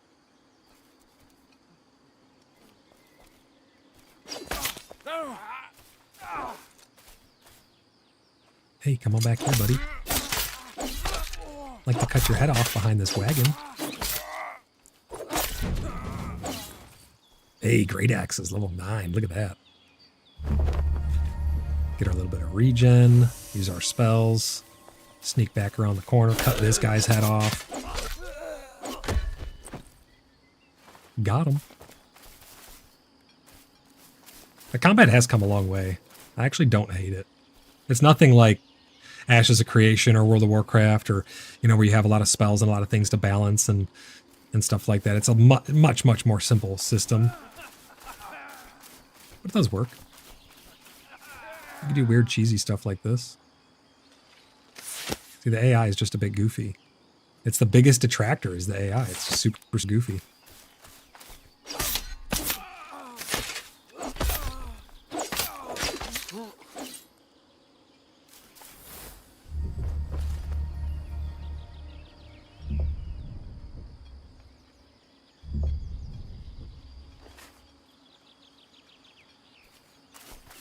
See if we can sneak up behind this guy. The chat bug, still a thing. Chat still gets bugged all the time. A lot of the long-lasting bugs, long-standing bugs are just still there, unfortunately.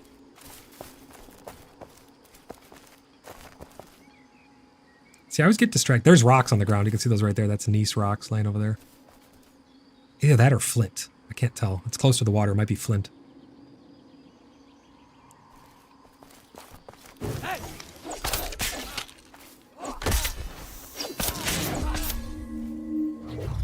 What the heck? Did you see that? It like bugged out and my weapon wasn't even in my hand for a second. That was strange.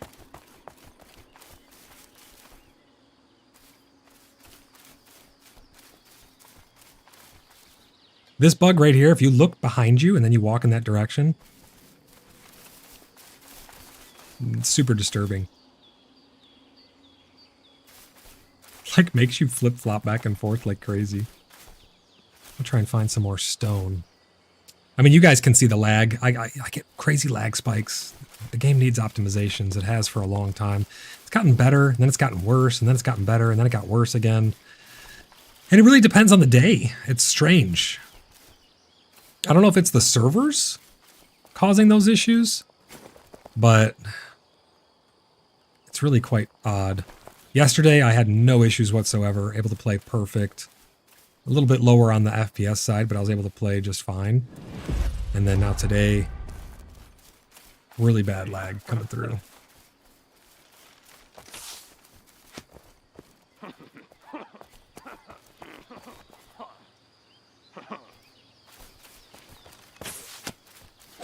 You can kind of dodge those arrows too.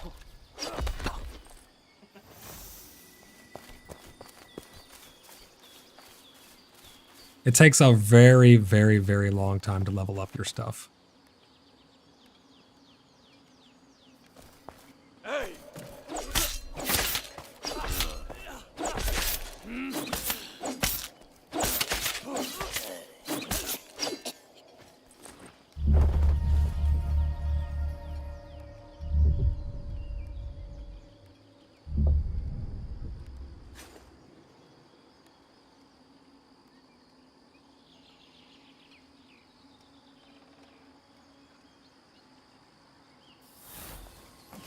Those little spells they give you, though, they're super helpful. They let you just enjoy more of the combat rather than needing to worry about the upkeep or downtime of your stats and stuff, like your spirit and your health and whatnot.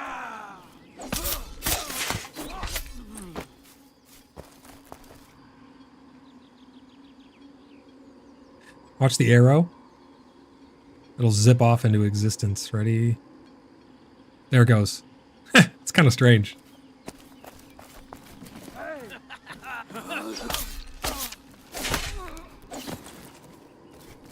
Give me all your gold.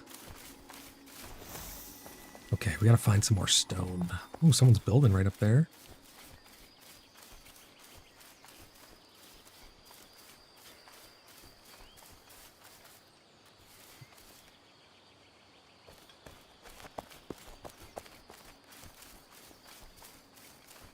Let's see, what do we got here? My inventory's pretty packed. Got a bit of sand. Got some stone. I'm gonna run this stuff back.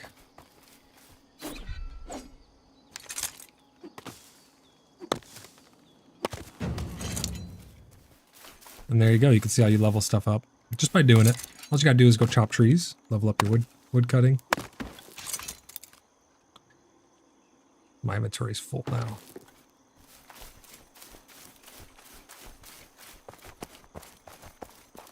Alfredo says, now you have money in the game, you can buy stuff, I suppose, can't you? It's all player driven. There's no like shops or anything that the devs do. There's no NPCs, there's no NPC built cities other than the monsters and the enemies that you fight. Everything is player driven. So yeah, people can make stalls, market stalls, and they can put stuff up for sale on their own plots. Even see, the part that I don't like though, and I've talked about this a lot before, even if it's your own plot, I get it, it's a gold sink. But even if you're on your own plot, you've made the stall yourself, you've made the items yourself, you've ground all the materials yourself, you still have to pay a tax. There's like some ethereal tax that goes to some king of some unknown land or something. I'm not a big fan of that. I think that's a bit cheesy, but I get it. You need gold sinks in a game. Thematically, it doesn't really make sense. But yeah, you can get money. The money's also used to buy grace. So if I go into my menu here, you can see get more grace. You can spend X amount to get more grace. Like I can spend another 50 coin. I'll get another 15 grace. And this will reset daily. So you can purchase this same amount for this same amount daily. The more you purchase, the more expensive the next purchase becomes. And it's exponential. And they did just recently increase how much it costs to get the grace as well. So bear all of that in mind. But I'm going to run and drop this stuff off over here.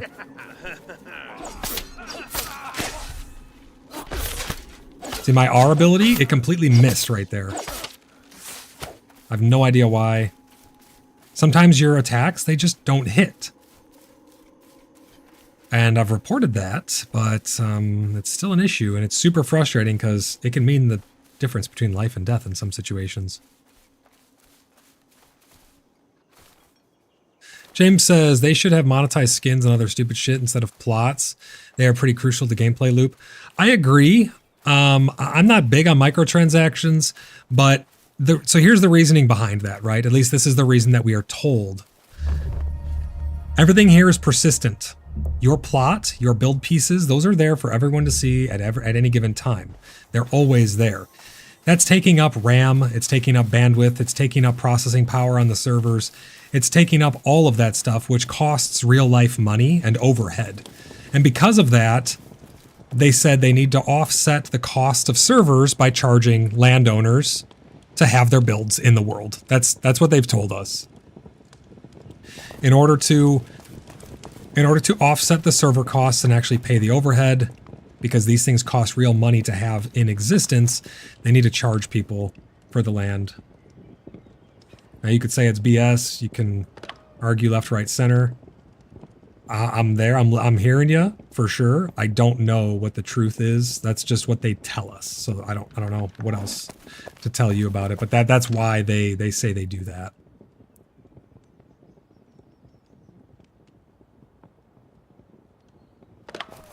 the rest of this stuff over on the island.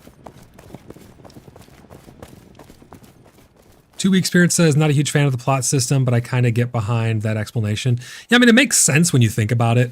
You know, if something's costing you real overhead in real life, then you're going to have to offset those costs in order to, listen, they got to make money, right? Like, I understand that. I'm not opposed to them making money and, you know, finding their way in the world so that they can be profitable. Like, it needs to be profitable for the game to continue and all that stuff. But that being said, it can be a big detractor for a lot of people, especially, you know, you're not going to be a landowner. You're going to have to rely on other people for that stuff. So it can be difficult. The Order of the Blood Brothers paying taxes for some random king. I can't imagine that. You are so powerful in numbers and able to overthrow him. I mean, that's our lore, right? That's what makes sense to us. But again, the game is just charging us that. It's not an actual player. It's just some ethereal tax that gets paid. And I understand you need to have gold sinks and item sinks and things like that in the game. Otherwise, you just have super mega ultra inflation.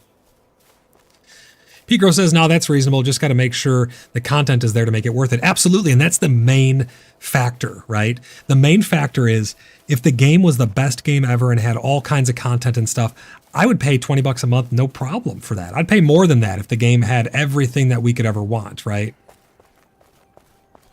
But the fact is, it's missing so many things that's what makes it a hard decision for some people. But I agree 100% Pigro. Havoc says, for what it's worth, they did put a good deal of effort into making it so you can still play the game without owning a plot. That's for sure, but you can't even repair your gear because the spawn area things, those only have the basic crafters. Even like the ones out in PvP, those only have basic crafters. I'm not really sure what you're supposed to do with that. You only can get to a certain point, and then you got to rely on people around you. So if you're solo and you don't have a plot, you're not progressing, you're not repairing your stuff, you're stuck at a certain caliber. And then they portray it as you can play the entire base game. It's kind of disingenuous in my opinion. James says, yeah, I mean, it's a good explanation, but it might cost them the number of players in the end. That's true, absolutely. And that's perfectly okay. You know, not every game's going to be for every person. I'm pretty sure they could have came up with more way to get money and much bigger player base. Potentially, but I mean, I'm not a developer. I'm not one of their developers. I'm not deciding what they're doing with their game, obviously. And they're free to do whatever they want with it. And you're free to either play it or not play it at the end of the day. You know, we vote with our money. So if you think that it's not a good system and you don't like that, I'm not here to sell you on the game. I don't care if you play it or not. I like meeting new friends and having new people around, but I definitely don't want someone to get into a game that they're not going to enjoy. I'm not here to just try and sell it to you. You know what I mean? How much is the plot anyway? I'll show you here. I pulled this up a bunch on stream, but I'll show you again right now. For premium, which gets you 50% more experience pretty much from all things, is $4 a month. A premium plus 1 plot, $6.99. Premium plus 2 plots, $10.99. Premium plus 4 plots, $18.99 a month. There's your different subscriptions. And these are tokens. These give you tokens that you can apply to one or more plots. Comes down to how you want to do it. Maven says, and each person has to make the determination on what is worth it to them or not. Will be interesting to watch future development for sure. Yeah, I mean, absolutely. And that's what I'm all about here. I don't want anyone to think that I'm ever pushing them into buying it or not buying it. I want people to get into it if they think they're going to enjoy it. And that's one of the main reasons why I love giving away copies of the game, because then people can try it for free and it's of no, you know, there's no real hurdle there then. They can just hop in whenever. James says, sure, I'm just venting on one thing because I love the idea behind the game overall. Absolutely. And that's where a lot of frustration does stem from in the community, because a lot of people do love the mentality behind it. There's just certain things about it that, you know, really detracts from it for them in particular.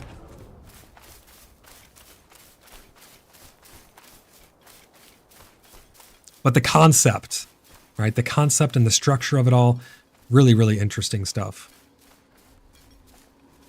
It's going to be interesting to see how it cooks over the months and years and however long this journey lasts.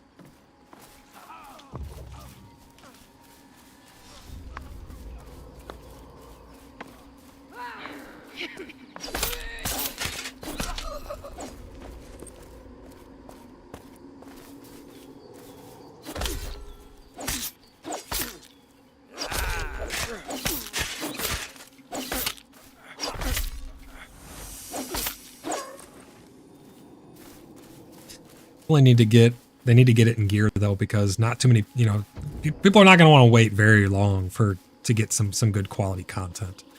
So they definitely, if there was one bit of advice, I'd be like, let's get those fires stoked. Let's get these wheels turning. Let's get some content pumped out so people can truly enjoy the world that they're living in.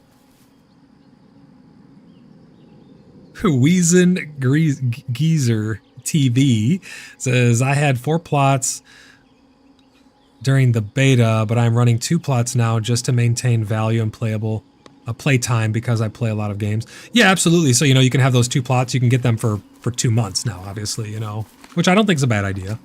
At first, I was going to have 1 plot for 4 months and just, rely on, because we have a big clan, so rely on everyone else to come together to build our city and stuff. But I'm going to maintain 4 plots, and a lot of the officers and stuff are going to maintain 4 plots. So that way we can have the city secure and get it ready to go sooner rather than later. So you really do kind of need to have a lot of plots in order to have, a big city. Like Bloodhaven's going to be the RP hub of the entire server, so we're going to need a lot of plots in order to get that going. It's not nearly going to be as big as it used to be. It used to be over 100 plots last verse during early access. It's not going to be anything like that anymore, though. I think those builds are a thing of the past, unfortunately. Pigro says, I have to say the UI and the fidelity is so good that after playing Ashes of Creation, I have to give it to Mainframe for accomplishing this in such little time because Intrepid is making aUEC for... And I think it cut off the rest of your sentence there. No, the game is definitely beautiful. And I think that has a lot to do with it being Unreal Engine 5 point whatever. Like, they're on cutting edge of the graphics engine that they're using. I think that has a lot to do with it. A lot of that stuff is baked in with the fidelity and things like that. Not to detract from their work on the visuals. I mean, the visuals are beautiful. The game, it's one of the most beautiful games I've ever played, right? But I think a lot of that has to do with the engine. 9 years and looking at much that has done. Oh, for aUEC for 9 years. Yeah, I mean, but you got to keep in mind that Mainframe has been working on PAX Day for like 6+ years, as far as we know. They've been working on this for a long time as well. This isn't just, hey, this has been out for a year or two. Like, they've been working on this well before it was announced to us. Raven says, so which means if don't buy the subscription, you can't build a base. Yes, absolutely. That's exactly what that means, Raven. If you do not have a plot, if you do not pay a subscription and get a plot, you will not have access to be able to build a base unless somebody gives you access to their plot. That's the only way. And the permission systems are very, very, very lackluster. I was hoping that they'd get fleshed out with 1.0, but they're very lackluster to the point where it makes it hard to share something.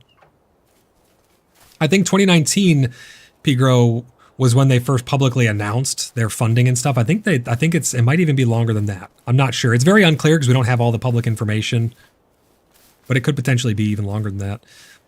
Weezen says, correct. If you don't have a plot, you can't build, but you can play and use a friend's plot if they team with you. Exactly, yeah. And that's why we plan on building the city so that people can have a home and place to store stuff and a guild bank and whatnot, infrastructure for everybody.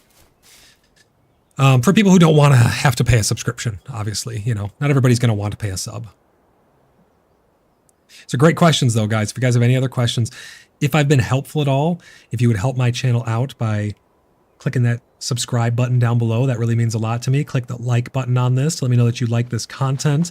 If you'd like to support my work, you could become a channel member by clicking the join button down below. We have gifted memberships and super chats, and all that stuff really helps out. This is my full-time job here. I run the community for the Order of the Blood Brothers, Cheeky Buggers United, maintain our website, our Discord, run my YouTube channel and all that stuff. Make sure that all of our private servers for all the games that we support are running well.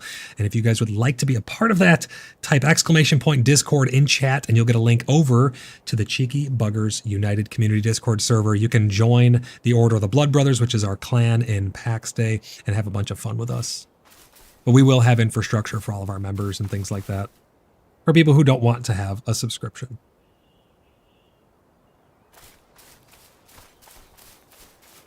Right here is where the city's going to go. It's going to be a big undertaking. It's going to take a lot of stone for sure. I'm going to go this way and see what the stone looks like out this direction. Bloodhaven is going to be a massive undertaking. It's going to be a lot of fun, though. Weezen says, the thing is, one plot costs you $6.99, two plots cost you $10.99. You need a lot of room anyway, so two plots has value. It definitely does, and I can see people going with the higher plot count in order to have better value for a single plot also. Because if you buy these plots, you're getting 4 plot tokens for $18.99, where it's costing you 7 for 1. So you get more value that way too. I was thinking maybe people would get like the 4 plots with premium for a month, and then for 3 months they would just pay $4 to supplement and have premium for the full time that they would have 1 plot for 4 months. That could be a little bit of a cheaper way to go about it. Because if you buy those 4 plots, you only get 1 month of premium, which is kind of a downer. It'd be nice if you got an equal number of each.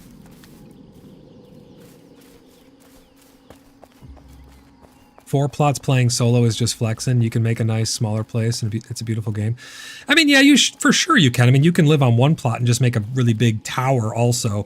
But I mean, some people, they play the game simply to build things. I know several people, they just love to build beautiful castles and things like that. Like, that is the gameplay for them. They love the setting of it being medieval, and they just want to build beautiful things.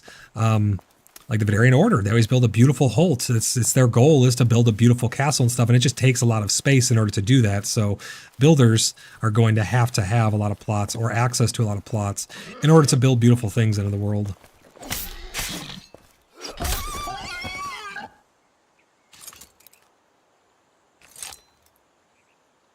Oh, it's too hard to skin because it's an old boar. Right here on the outskirts of town, you just get serious lag. Look at that. And we don't know what's going to happen, Weezen, once we get farming brought online. Are you going to need a farming plot outside of your house or something? So there's definitely going to be incentives to have more property for sure. Maven says there are many reasons to have more than 4 plots. Absolutely, yeah. That's why I think it's a bit restrictive, but it's also a double-edged sword, right? The more plots there are in the world, the more griefing you can do with plots. If they're too cheap, people will use them just to troll other people. I mean, I don't know if you've seen Swole Benji's stuff. He was going around being a jerk to everybody, and he was placing plots onto their stuff, place another plot there, lift this plot up, and now it changes the shape of this person's plot and exposes a part of their house if you build too close to the edge. So if the plots are too cheap, people will abuse that system, and they'll take advantage of those cheap plots in order to just troll people. The more they cost, the less of that you're going to have. So there's something to be said about that. You know, it's a double-edged sword when it comes to those things. Allowing people to have more plot freedom allows for more creative expression, but also can potentially cause more trolling in the game. So it's definitely a fine line.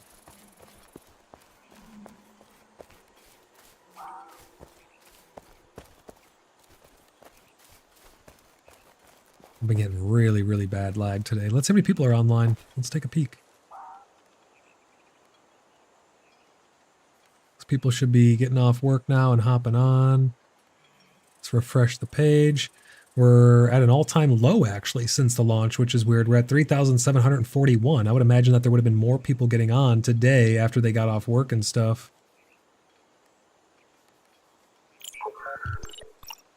Very, very interesting to see. I'll be monitoring that stuff very closely.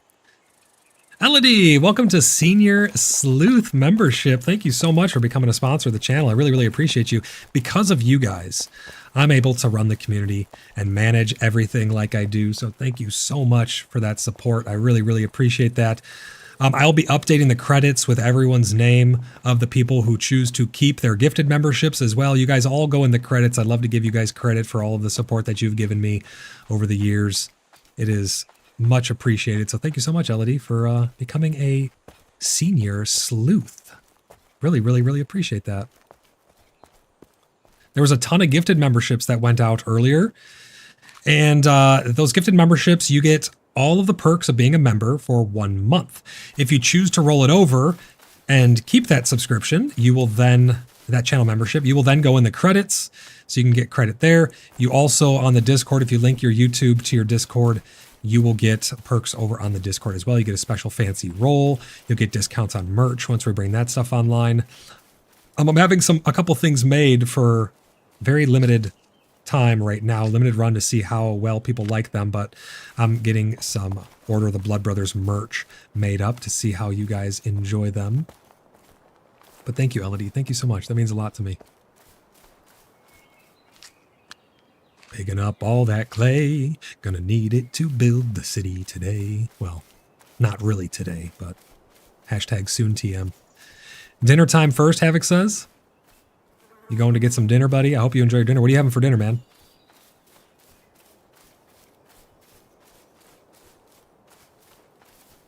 Two-week sprint says, if you place a plot and then pick it up and move it someplace else, does that mean 1 month timer on that token? Yes, the 1 month time. No, it doesn't really mess it up. It's just, it's still ticking. So like here, I'll show you. Hold on. If I go into my, oh, you need to have a hammer. Hold on. Let me go here. Right click to go into this menu. I go to plots. You can hit get more tokens. You need to have a plot in order to place the token, or you need to have a plot token in order to place the plots. You can see these plots I have here, and it shows you like where they are on the map and stuff. If you click it, you can turn off auto renew. You can release the plot. You can change its permissions. You could set a waypoint, or you can edit the name of it. If you choose to release the plot time keeps ticking, and you can just replace it somewhere else. If I had more tokens, you could apply more tokens to these plots. You can only put a certain number of them, but you could add more tokens to these. So that way the timer will go up from 28 days to something more than 28 days. But I have auto renew. So once I get a package, I'm not subscribed currently because I don't have to be for 28 days or 29 days rather. But I can click get more tokens. It'll take you over here. You can click on this and you can hit subscribe, and that will start your subscription for you. I think that these subscriptions go over Steam. You're having cold leftovers. Tomorrow you can start a brisket though. Nice, dude. That'll be amazing. How are the knives coming? What knives, Plastic? Darth, how's it going, man? Welcome into the stream, buddy. Great to see you. It says, finally getting back on for a couple hours. Barely been on after release. Swelling got worse from the time I spent in my chair that day. Oh, man, I'm sorry to hear that, buddy. You always got to take care of yourself first and foremost, man. Take care of your health. Get your health straightened out, man, and don't hurt yourself. Don't push it. The game will still be here. Will still be here. You don't need to worry about all that. Let's refresh our sub goal and see what we're up to here. We are at 1390, guys. If you are not yet subscribed, please consider clicking that subscribe button. I know I say it a lot, but we have a massive fluctuation of people joining into the stream and leaving the stream and coming back to the stream. So I want to make sure that everybody knows all of the things. I'll be repeating myself a crap ton today, but that's okay. Got to make sure you guys get all the information you need. Weezen says, yep, I kept picking one up and moving it until it was in line with the building piece because it was only so much control over angle. So I straightened mine to a perfect line. Yeah, absolutely. Exactly. Maven says, I was looking at creating some customized daggers, but unfortunately my blacksmithing shop I was going to work with had some changes will not be available. Damn. You know what would be cool though, Maven? I'm still trying to find a way to design a feminine ring and a masculine ring, because I know you make jewelry, and I think it'd be really, really cool if you are up for it to get a prototype made of a nice big masculine ring that has like a indentation so it can be used for a wax seal with the Order of the Blood Brothers sigil on it, like some nice actual silver or gold inlay and stuff. Like, I'm talking nice quality, not going to be cheap rings. I think that'd be really cool with the Order of the Blood Brothers sigils on them, the signet. Yeah, I think that'd be awesome. I've just been so busy. I'm trying to get some designs put together for so many different things.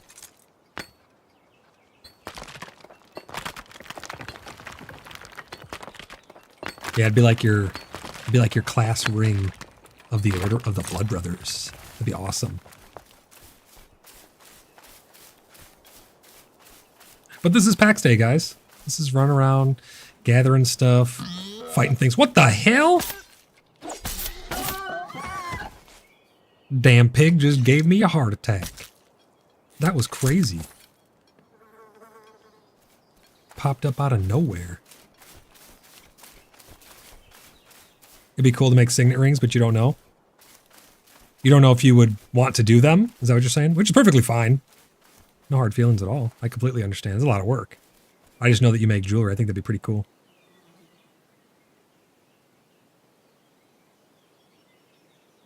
I'm waiting for my stamina so I can mine up some more of this here rock.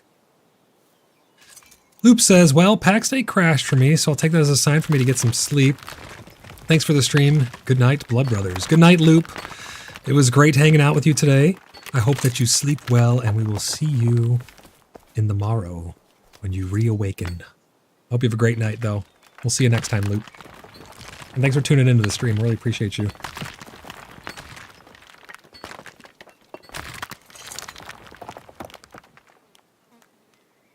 Darth says, yeah, it's nice having so many back. We're getting lonely before finishing my build with no one online. Yeah, there's been some serious fluctuations, man, in people's level of activity in the early access. And then as soon as they announced the release, I mean, everyone pretty much stopped playing because we knew when the wipe was coming and we'd have to start all over again, so...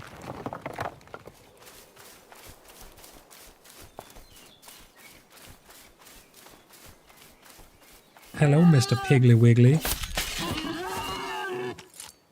Let me have your skin, please. It is required for the Order of the Blood Brothers. Yours as well. Wait, did it give me the experience for skinning even before I finished the skinning? I gotta test this, hold on. So if I do skinning and then I cancel it, can you do that over and over again to exploit experience for skinning? I hope not. That would be a big loophole.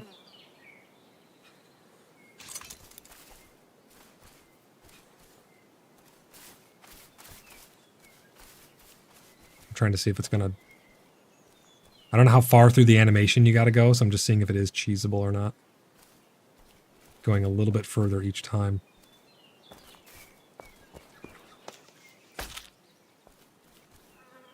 Yeah, look at that. It gave me experience. Oh, okay. It gets 2 ticks of skinning, so you get 2 ticks of experience. So it doesn't actually let you exploit. I just wanted to make sure, because I saw the experience pop up before the thing was even gone. Maven says it'd be totally cool to make them. I may not be the person to do it since I may not have enough skill. Well, you never know unless you try. I've seen some of your stuff. It looks awesome. I've seen some so beautiful that they are enough to make me cry. I'm nowhere near that talented. I don't think you give yourself enough credit.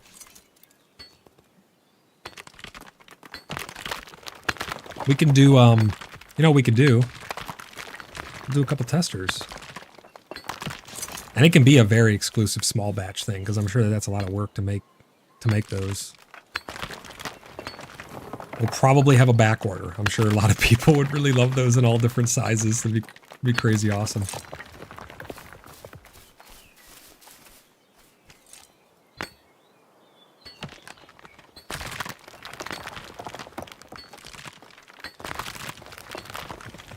I've been working on the railroad all the ding-dong day. What's my pick at? The pick's still pretty good. Oh, it's using my bronze pick, not the iron pick even. Interesting. I can't use it because I can't use the iron one because I don't have mining at 10. I gotta get my mining up. Get all that stamina back. It's been a great stream so far, though. You guys have had some really, really great questions. I hope that I have been helpful to everybody. And many more PAX Day streams to come. I'm not stopping just yet, though. I got a little while longer today.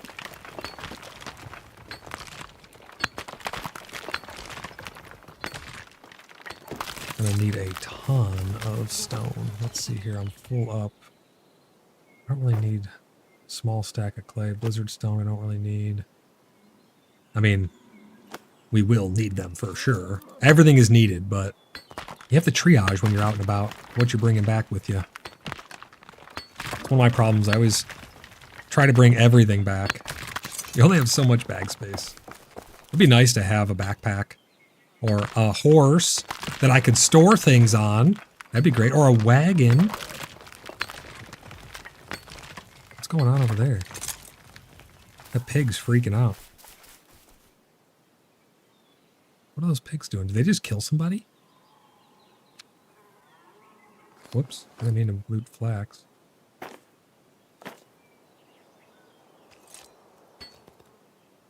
Plastic says, or a horse-drawn wagon. Exactly. Exactly. That'd be freaking awesome.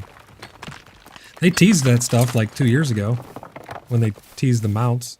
You still hear a horse galloping when you start up the game. But we're not getting horse, so I don't know.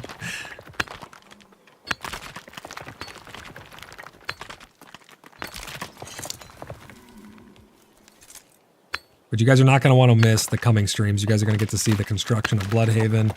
You guys are going to get to see the progression of us in the world. You guys are going to get to see some awesome, amazing, beautiful, wonderful role play, some dark RP, everything in between. We're going to have so much content for you guys. You're not going to want to miss it. You guys are going to want to subscribe to the channel so you can keep up with all of the role play adventures that we're going to go on. There's going to be PvP. There's going to be PvE. There's going to be heartbreak. There's going to be everything in between in this next episode of Intersleuths. We're gonna do all kinds of RP. I'm really looking forward to it. Reason says, I didn't like that they launched before fleshing out things that didn't work, and the horse that they talked about. Yeah, absolutely. I mean, that's, again, we're all in the same boat on that, I think. I think even the most diehard of people were like, wait, you're releasing the game now? You're pushing 1.0 release right now? Really? But nevertheless, here we are. So we're gonna take advantage of it. We're gonna have as much fun as we possibly can. But that's why I always tell people, we're a community first and foremost. We play a lot of Star Citizen. We play a lot of Ashes of Creation. We play a lot of Minecraft and other games and stuff like that together too. It's a great place to come and hang out with people. And everybody is welcome. Jessica says they should make stamina drain on the roads. Drain less on the roads so you can sprint farther. Yeah, or increase the speed on the roads. Ashes of Creation does that. I think it's a really great mechanic, to be honest. I love that. Yeah, then they can make roads functional. Absolutely. Weezen says I'm on the RP server too. Hell yeah, man. Once we get Bloodhaven and stuff built, or before, and come on out and visit us and everything, we're gonna have a bunch of fun festivals and events that we're gonna be putting on. We're gonna be going out and doing a lot of stuff with the Veil. I'm gonna put together the rest of the story for the 7 stone feathers of the apocalypse that we never got to see the end of because the world got obliterated before we were able to. All kinds of fun stories. We have a very rich and very in-depth lore in RP for the Order of the Blood Brothers. You can find all of that stuff over on our wiki. That's wiki.cheekybugger.net. Even if I don't RP, it's atmosphere. Absolutely, yeah. As long as people respect RP, I think that's all that role players really ask for at the end of the day. They just want to be respected and not have people, you know, make fun of them or tease them or anything like that. What do we got here? We got sand. Sand. Thank you. Take all the sand. Kuma says, thanks for the stream. Off to work here, but this has made Friday more bearable. You're welcome, man. Thanks for tuning in. Really appreciate you. On your way out, if you haven't clicked subscribe yet, please consider clicking that. Click that like button. It really helps out. And if you want to, come and join our Discord and you can hang out with us. This boar wants to hang out with us. See? This boar right here. He really wants you to come and hang out on the Discord with us. See, look at him. He says, come and join CBU or I will gore you in the butt. And now he's gonna get skinned. At least he's not getting skinned alive. Let's see, any more stone up here? There's a lot of stone scattered out in here. There's some copper down there. Some copper up there.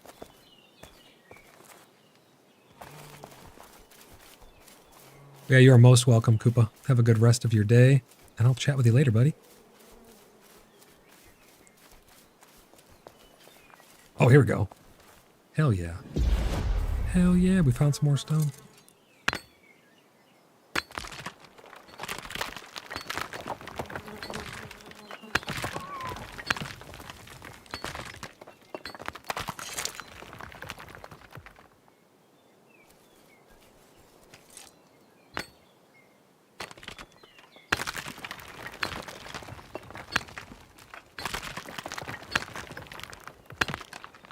carving all the stone.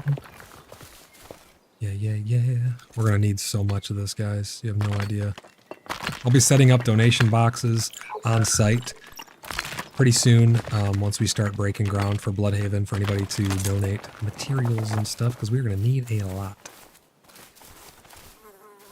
Ginger Gonna Snap. You know what? I actually just watched Ginger. What was the name of that movie? That werewolf one. Ginger Snaps? I watched Ginger Snaps, the first one, for the first time ever. Really great movie. That's what your name actually reminded me of. Ginger's Gonna Snap. Thank you for the subscription. I really appreciate you. Sometimes my bot doesn't actually keep up with all the notifications and stuff. I think we're actually higher than 1390. Let me see. Let me I can refresh it manually, but 1391. We're up to 1,391 subscribers. Absolutely amazing, guys. Thank you so much.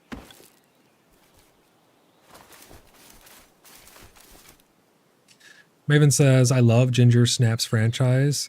My most favorite one is Ginger Snaps The Beginning. Aren't there three? There's three of them, right? Or are there more than three? I don't know. I just recently, I just watched the first one. I think I have three of them. There might be more. Oh, there are. Okay. So is one of them like a prequel or something? Or is the actual movie called Ginger Snaps The Beginning and then it's the prequel? Maybe I watched them out of order. I don't know. Goodbye, Mr. Piggly Wiggly. Let me get your skin. Thank you. I'm full up on clay.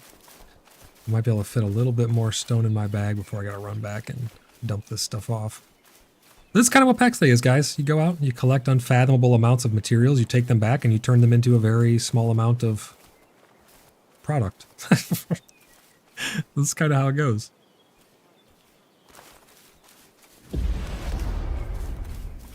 We enjoy it, though. We have a good time. Because we get to do it together. There's going to be a lot of applications coming in. So you guys just got to bear with me. I know I've said that several times throughout the stream, but if you guys are wanting to join the Order of the Blood Brothers, you can go to our Discord, ! Discord, and chat now, and then go over to our website, ! Website, or go to www.cheekybugger.net and fill out your application. Get it in as soon as possible. If you're wanting to join, make sure you get your applications in as fast as you can, because we do them in the order we receive them. We'll reach out to do the interviews on Discord. It does take a little bit of time, though, so you just gotta bear with us a little bit.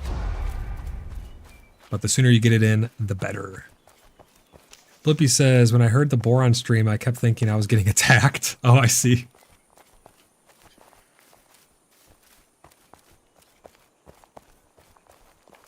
Let's go head back to town and drop off all these materials. Got quite a bit of stuff. Quite a lot of stone. We got some silver. We got some gold. Some sand, some carcasses for our cooks and stuff. Rough animal hide for leather workers. Some stuff for food. Some sinew for bows. Other various things. I'm going to put my character on auto walk and grab a quick drink because we need to stay hydrated.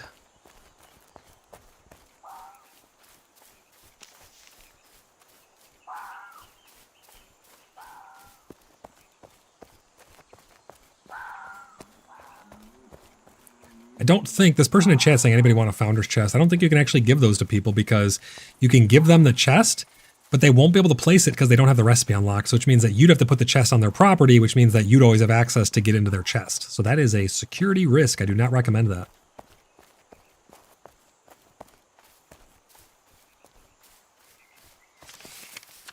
Whoever places the chest down can always have access to the contents of the chest as well as the property owner. So if that person puts a chest on your plot, they're always going to be able to get into the contents. So be very, very weary of people. These are the big, nice new Griffin chests or whatever they're called. Oh, wow, that's public. What? Victor? Oh, he's giving away knives. Look at him. How nice. You know what? That's bronze. Polished bronze. You know what? I'm going to upgrade that. Thank you very much, buddy. I put my old one in there. Victor, thanks, man. Appreciate that. Just got an upgraded knife. Some people will do that. They'll put public chests and they'll just give some stuff away to people around them. Some things just aren't worth trying to sell to people. The markets and the economy in this game are very lackluster, in my opinion. They do work. They're not the most fleshed out things, though. There's those orbs, those bugged orbs still. These things are so weird, man.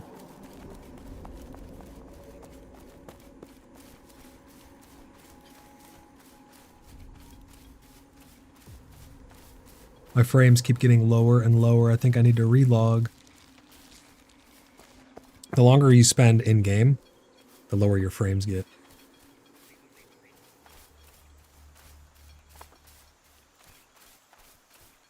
Oh, I see the chests. The chests are in sight. It's possible to move the parcel to a different place. What does it mean, parcel?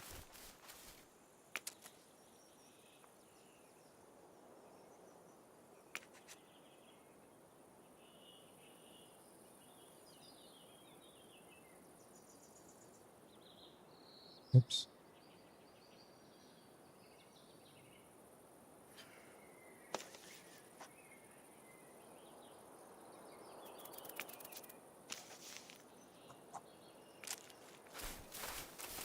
All right, let's get some of this stuff put away here.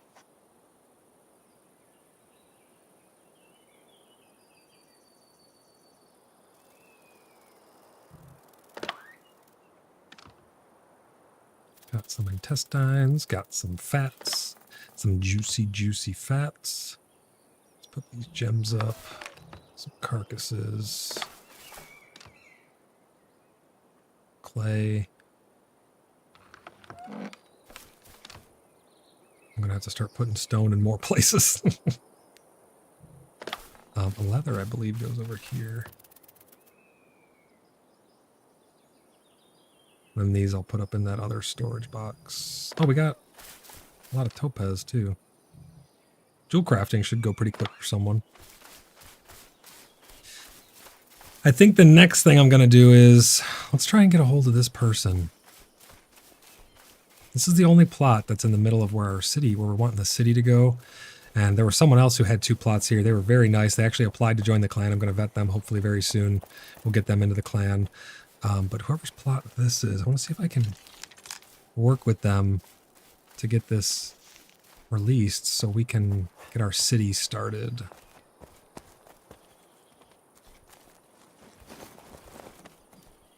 So this person's name is Shopkeeper. Let's try and direct message them. Shopkeeper.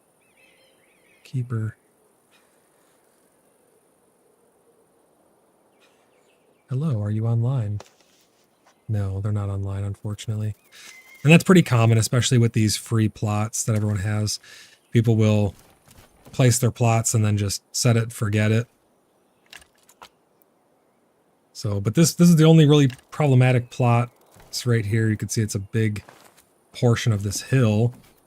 We own all these other plots around here, so we can get this one from them. We can allow them to put a market stall inside of the city in the Moonlit Market, and then they can sell their goods there in the city. It'd be good for them and good for us, because then we could actually build this. We can get the city all built right here, which is perfect because we're right next to the spawn.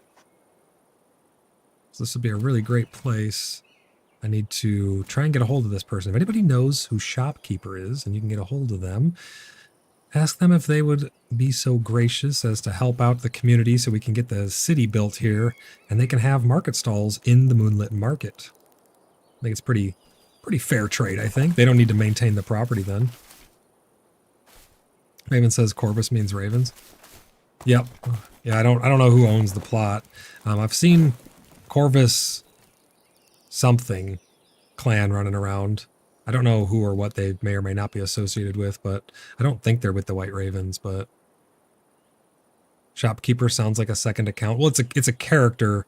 The character's name is Shopkeeper. And yes, it does obviously seem like it's just their character. But see, you could place the plots from any character. You don't need a character specifically called Shopkeeper. It would just say Voidlock's Shop then or something like that. So that's their actual character name, but it's probably just a placeholder, yeah, but I do need to try and get a hold of them though, because this is going to be what's going to hold up the build. We need to see those plots right there. We have a big hole in the middle. We need to move these all forward as close to the road as possible. All of these need to be shifted, this one included. So those right there, we'll have to angle more towards the road as close as we can get to spawn. I'm hoping we can get a little closer up to road here. If not, that's fine. But we need to get all of these as close as possible. Those two are as close as they can be. All of these we'll have to bring up and touch the back side of this, but we can't get too close to that over there. So it's going to be kind of a fine dance here of where we can actually put these. It may be better to start in this corner by the bridge and wrap our way around that way. I'm not too sure, but these ones are already so perfectly placed that if we could just get all these smushed up behind it. These ones going into the woods will be great because we'll do a little fairy forest back there. But the heart of the city is going to come right here along this tree line, down to the water, out over the water as far as we can for a nice boardwalk wrapping around to the bridge there. Jessica says, yeah, but they named their character that and placed the accounts, then their main account too has. Yeah, so it's probably, eventually it'll expire, and I think that's one of the issues, right? They're not going to maintain these plots, so eventually it'll just expire, right? They're not going to keep paying for all of these multiple accounts and stuff, which is why the world is going to be Swiss cheesed a couple times, I think, until people really settle into who's going to be the landowners and stuff like that.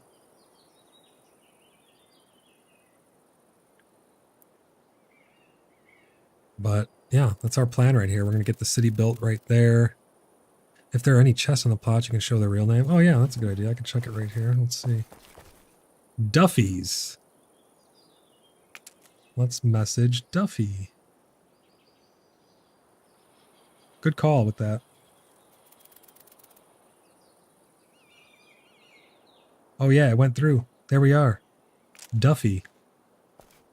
Duffy is online. Very good call, Jessica.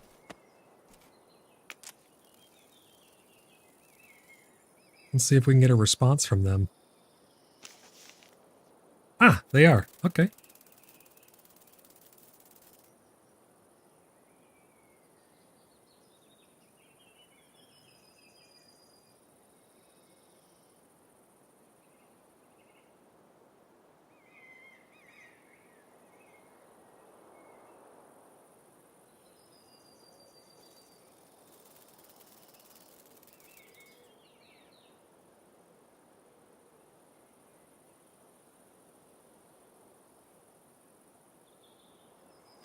Let's see if they can be reasonable. Let's see if they might. And like, I get it. It's all's fair, right? They placed their plot there. It would just help out the community a lot for us to get this city built so people can have an RP hub to hang out in and things like that.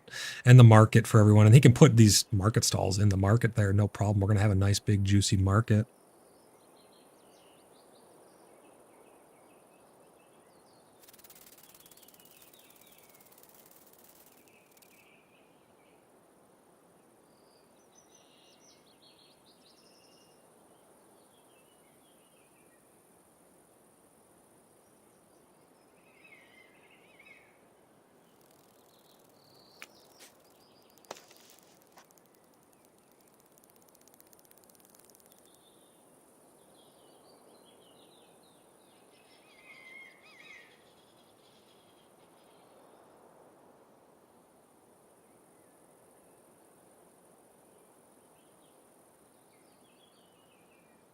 If anyone has a plot who's in the clan who can come and claim this if they are willing to, I don't know if they will. They may tell me to pound sand, and that's perfectly fine. We can wait them out or, try and trade them or something. But I think it's a pretty good deal, right? You get the big city built here. It's going to have a lot of traffic. The people are going to see your stuff a lot more once the city's built, and then you have market stalls in there. Seems pretty fair. And then they don't have to pay to maintain the plot, and they still get their market stalls. It's kind of a win-win-win for them, really. But I don't know if they'll be agreeable to it or not. But if they are, if someone has a plot who's in the clan who can come just to secure it, that'd be really, really helpful. And then we can start to get the city built. We'll get the plots switched over to all the correct people who are going to hold the plots for the city and maintain those. And then we'll be able to build our nice big RP hub for everyone on the server.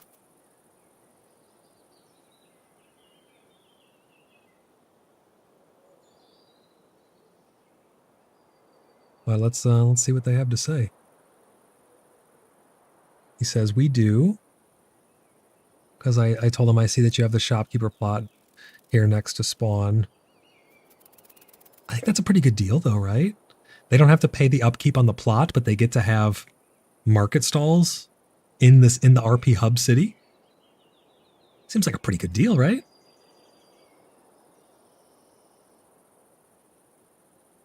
Let's see what they have to say.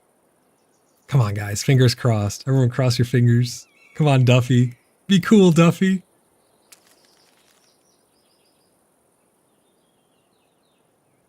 Please, Duffy. I'm hoping. Fingers crossed. I told them we will have a market in the city, and you are more than welcome to have market stalls in the city to sell things if that would be agreeable. That's a pretty good deal, right? Jessica says the clan I was in at the release last summer, lots of people had 2 accounts for 8 plots. We have some people who have like 50 plots. They've just purchased so many different accounts to have tons and tons of land. But they're not going to be maintaining all of those is the thing, you know what I mean? So they have all these tokens that eventually are going to expire. After 12 months, those plots are gone. They deletes the tokens from your accounts, which I think is that's kind of shitty in my opinion, but come on, Duffy.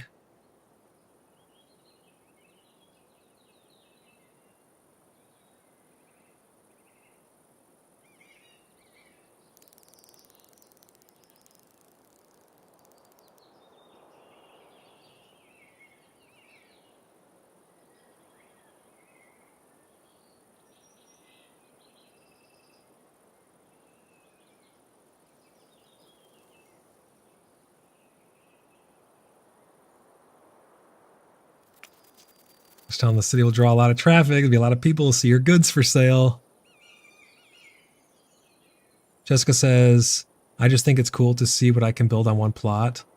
Never done that before. Oh, absolutely, yeah. I think it's pretty cool to see what you could really pack in there. And you could build pretty high, right? So you can go up really high. You could fit a lot of stuff on a single plot.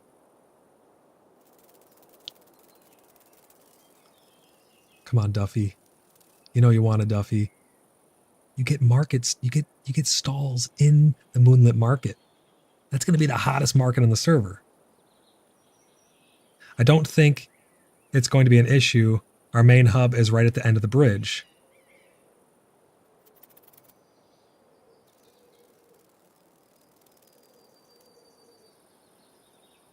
Does someone have a plot, please? Anyone in the clan who has a plot in case they do lift it, that you can come over here and secure this? Anybody in the clan? Spread the word on Discord and Oathsworn so we can get someone here with a plot just to hold this, and then we will get them reorganized later tonight.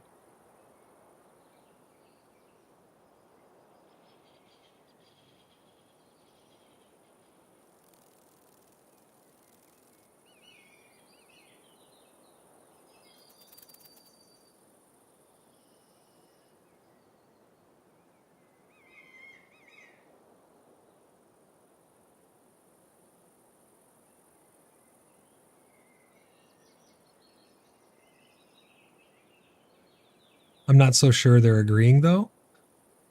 Well, they said, I don't think it's going to be an issue. Our main hub is right at the end of the bridge. So I think they're saying that their main hub is at the end of the bridge so that it wouldn't be an issue to give us this. I don't know.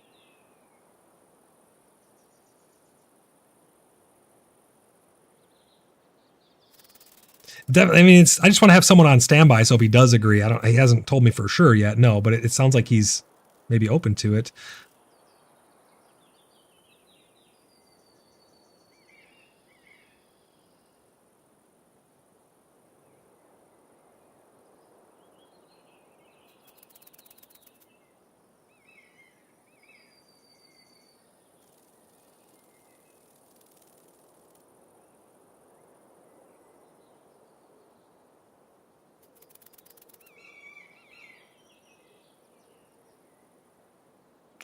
Let's see. I said, oh, perfect. So you think we could get this, we could have this plot then. We will get someone with a plot so we can trade it off.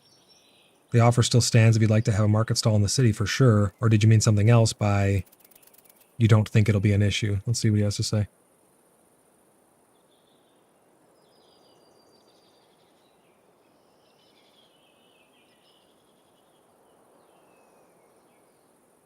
Probably getting hung up on the background check for misunderstanding that happened back in New Jersey in the early 90s. No, we just have to we vet and verify everyone who joins. Blimpy says, or that having access to the market wouldn't be an issue for them. Yeah, I don't know what he means. I mean, maybe he could be telling me to pound sand. I kind of read that as, I don't think it'll be an issue, because I said, we'll have a market with the city and more than welcome to have a market stall in it. I was basically asking him like if he would be willing to release it. Essentially, I'm hoping that we can come to some agreement so that we can claim it for the Blood Brothers. It is right where we want to build a Blood Haven for the RP hub city. And he said, I don't think that's going to be an issue. So it sounds like he doesn't think it'll be an issue to trade it over to us, is what it sounds like. I don't know. That's just, maybe I'm being too hopeful or wishful about it, but we'll see. But I'd like to have someone on standby who has a plot, so that way we can secure it, even if it's an alt account who has just extra plots or something, because we're going to have enough plots to secure this. It's just getting it secured right away, because I don't want him to lift it and then someone else to place something down, you know, in its place.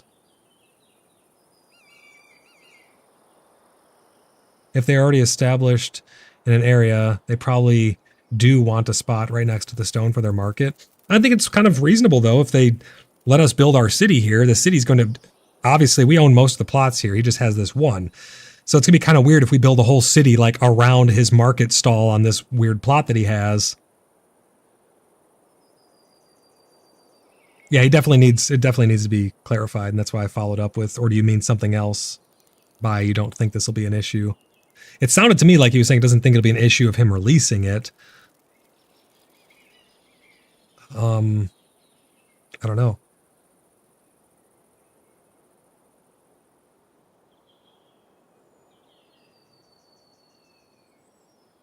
Well, the problem is there's a lot of space around this, right?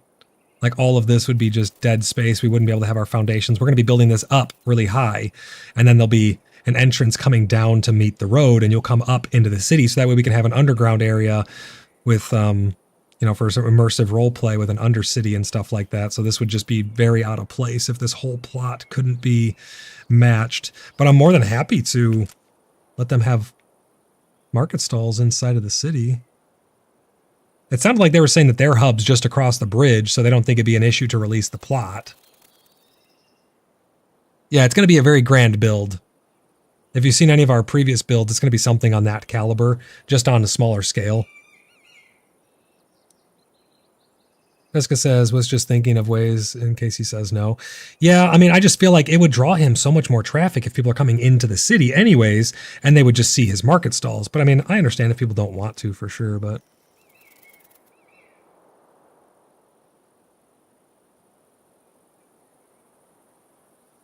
especially if their hub is across the way, are they really going to want to pay $7 a month to maintain this plot here with having like a partially constructed city around it? I'm not sure. I don't know. I guess we'll see. He's probably talking to his clan members right now, thinking of ways they can extort us. I don't know. We'll see. I think that's pretty reasonable, though. You get a market in our stall, or it's a stall in our market, in the Moonlit Market. It's going to be one of the most popular markets in the game, too. Come on, Duffy. You know you wanna. You know you wanna, Duffy.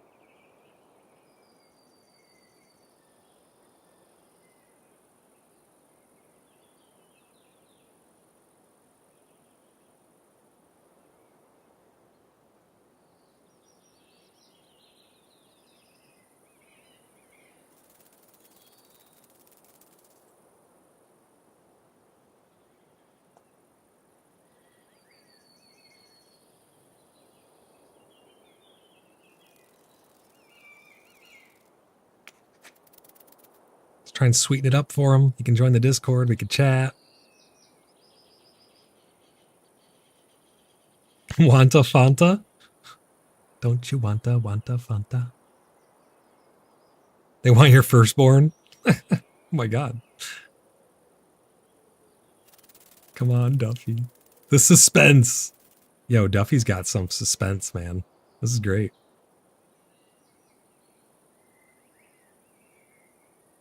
I'm worried that we're just going to see the plot get released. And he's like, yeah, sure, there you go. And then someone else is going to come and slap one down and I'm going to be in the same situation. I need somebody with a plot to come over here. I have another account I can come and hold this on, but I'd have to log out, log in on a different character. So if anybody in Blood Brothers is on right now who has a plot.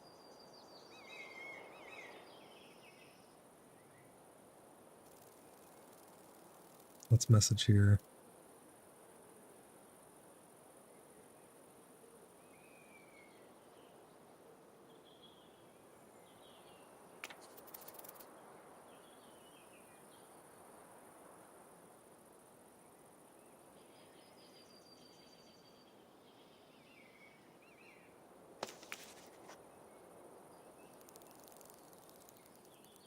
Come on, Duffy. Is he leaving me hanging because he's like, no, I was saying no, dude, you can pound sand. The suspense. That was a while ago he sent that message. It was 10 minutes ago. I've been sitting here for 10 minutes waiting for a reply? That's crazy. Oh, there he is. There he is right there. He's coming over.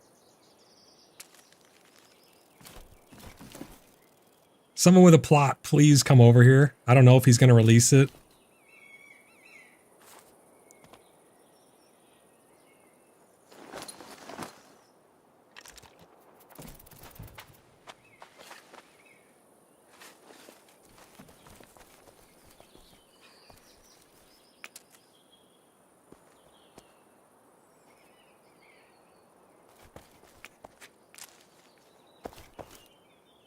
Uh-oh. Tasia is trying to slam a plot down right here. Does he have stuff for sale in here? No items. Got a couple things for sale. See, the thing is, too, all this stuff he put up for sale. All these things he put up for sale, he already paid the deposit on. I'd be willing to give him gold. So he's not taking a loss, though, you know? I wouldn't want anyone to lose any money.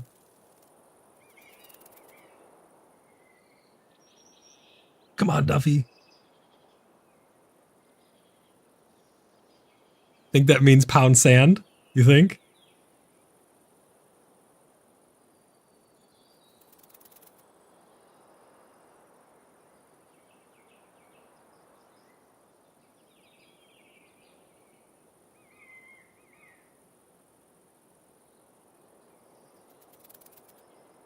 Is that a no? Just want to know, thanks.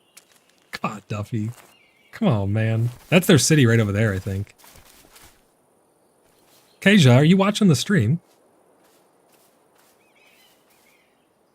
Is Kasia in stream? Is someone in stream, Kasia? I think that's their city right there. They have their market stalls. Oh, you are? Who are you on stream, Kasia? What's your name on stream? Thanks for watching. Pigro says, yeah. You guys think that they told me to pound sand? Is that what their lack of answer is, that pound sand?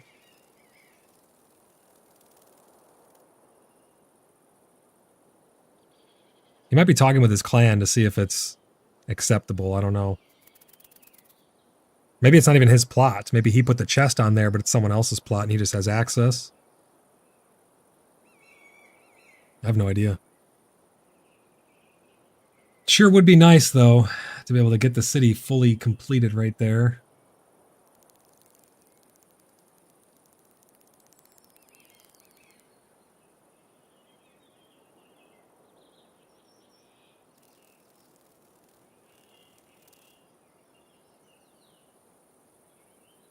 I think this means pound sand, huh? That's unfortunate. Because, this could be a beautiful spot right here for a city. But instead we're going to have, like, weird Swiss cheese, Mod Podge, thrown together stuff. Potentially. I'm hoping he changes his mind. Or maybe he hasn't made his mind up yet, I don't know. For now, it's a no. I'm not making any adjustments on day 3. Once things stabilize, I'm a bit more open to reconsider it.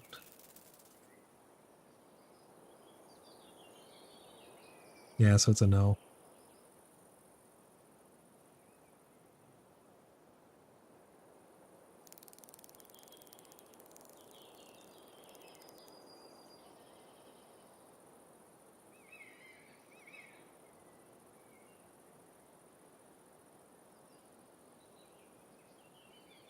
Damn, that sucks. So they have their whole city right over there, but they want to keep this one plot here. That sucks, man. That would have been really helpful. We could have started actually building. I can't really build until we get all the plots moved, so we're just going to have to keep pushing the city back until we can secure the proper plottage to be able to build, you know. Reason says it wasn't even high grade sand. Arnold says, how does the subscription work? Is it a must? It's not really a must, but for me, it's a must. The bare minimum is like $4 a month to have premium, which gives you 50% bonus towards everything, all your XP, your grace, and all that stuff. So for me, that's the bare minimum.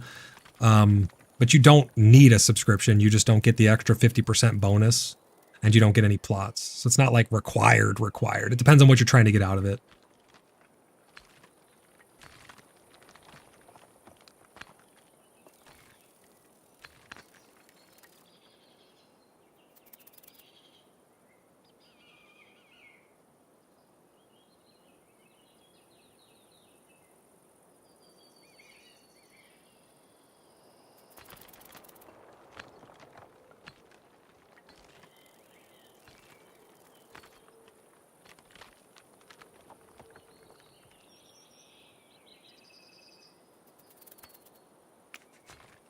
I just told him, all right, if you do change your mind, it would help the community a lot. We're wanting to make the city built for everyone as soon as we can. Blood Brothers is 300 plus members, and the Fellowship of Cities is multiple clans. Looking forward to the city being built. But I understand you got the plot first, so all is well. Blimpy says, off for dinner now. Good night, all. Have a good night, Blimpy. Enjoy your dinner, man. Arnold says, the plot is the allowance to claim land and build on it. Yes. Yeah, without it, you really have limited access to crafters and things like that to be able to progress. So it is going to limit you in some regard if you don't have even a single plot or a friend with a single plot who can give you permissions. But the permissions cannot be given to an individual person. They must be given to clan and stuff, so you have to get into their clan. The permissions need a lot of work, so it is very restrictive right now as it currently is. James says build around him, and his plot will be sort of a slum part of the city. I mean, I just don't want to have to do that, though. I mean, the devs told us week one, they're like, wall people in, but I was trying to be nice about it. I think that that's more than gracious. Like, he has two market stalls. Now, imagine a big, beautiful city here that everyone's going to want to be going in and looking around. We're going to be hosting multiple events all the time where people are going to be coming to the city. They're going to go naturally to the market stalls to see what's for sale, and they're going to want to buy stuff. So, I mean, having his market stalls here, fine and dandy, sure. But, I mean, being able to go into the city and have it this big RP hub where people can then go and buy his stuff also, you'd think that would be, you know, enticing enough, but I guess not. What map are we on? We are in Caries. We're in the province of Caries, and we're in the zone of Dolavan, and we're on the island right here. Bloodhaven Island. Yeah, exactly. People always would check market stalls and stuff. So I mean, it'd be good business for him, I think. Hopping off for now. Catch you all later. See you later, Maven. Have a good rest of your evening. We will catch you in the next one, Maven. Thanks for being here, though. Appreciate you. The problem is, though, that I cannot start building the city until we get all these plots sorted. So I'm just kind of in this in-between area where I really want to get the city built, which is going to involve moving all of these plots forward and restructuring these all to be as close to the road as possible, because all of this is going to be built up quite high. And then right here, we're going to have staircase that comes down to meet the main gate right here by the road. So you basically enter here, you'd go up into the city, it'll be up nice and high with buildings up top and stuff like that, and then you'll go this way and you'll progress into the city, but you'd be up in the air, you know, and then down below where we're standing now, we'll put foundation for like an underground sewer system area down below it and stuff. You started in Caries? Yeah, in my opinion, Caries is one of the most beautiful places in the game, especially with this ultra unique grove that we have down here with some awesome POIs and stuff. Really, really beautiful area right here with the waterways and stuff. It's amazing. But yeah, that's the hope for the city. You know, all of this would be up above, and then down here would be like a sewer area. It then would slope down to a lower city area over here and have a walkway, a nice pier. We like to build our piers. We'd have a nice pier along the water here. It'll wrap around. It'll wrap around over to the bridge. But if we can't get this plot, it's really gonna screw with it all and mess up the whole build for the city. We could build on that side. We have all those plots up to there, I think. But the problem is that's really hilly, and there's a ton of trees up there. It's really not. It's not as ideal. But yeah, I don't know. We'll have to try and see if we can convince him somehow to give us this plot. I mean, they already have market stalls just over there. So it's like, I don't think they realize that it's holding us up as much as it is, really. Because it'd be really nice to have a city right there. Nice, beautiful city. But it is what it is. Nothing I can do about it except, I guess, wait them out and see how long they want to pay a subscription on that and claim it when it pops. I was just hoping that they would be agreeable to that, because I think all of this right over here is theirs. Let's go check out their build. Doesn't look like they're doing a cohesive city build at all.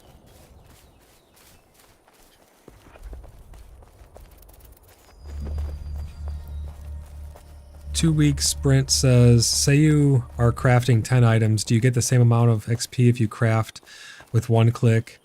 It's random. Every time that one gets crafted, it's random. So it's, yeah, you'll get the same randomness regardless of if you do it one at a time or not. And you have the same fail chance or whatever. Things just have a chance to fail. So this is all theirs right here, I think.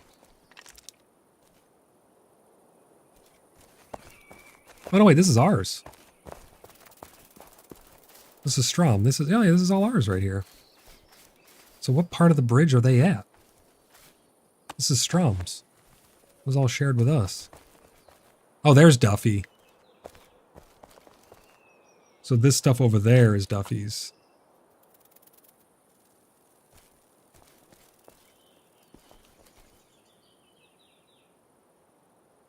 So they're kind of in this valley back here. That's a good spot also for a city.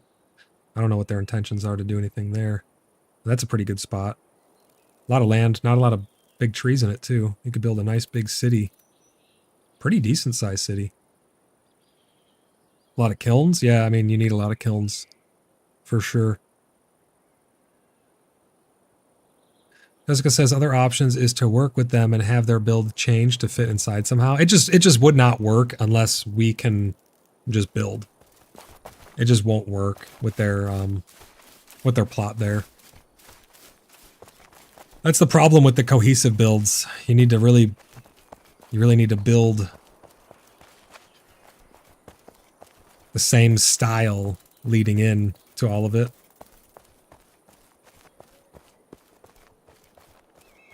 Blimpy, enjoy your dinner, buddy. Damn, I was really hoping I was going to get to start building the city tonight. Maybe next month, maybe when the plot falls off, unless he has it on auto renew. He probably has it on auto renew and it's one plot, so it's going to go for 4 months. So I'm going to have to wait 4 months to build the city or think of something else, but we have 95% of the island with our plots. It's just the key ones that aren't, which sucks. Let's go check over here. Let's go see what we got going on over here. So right here, you can't build in this whole field because you can't get too close to this spawn. But these are all ours. We got these spaced out as placeholders right now.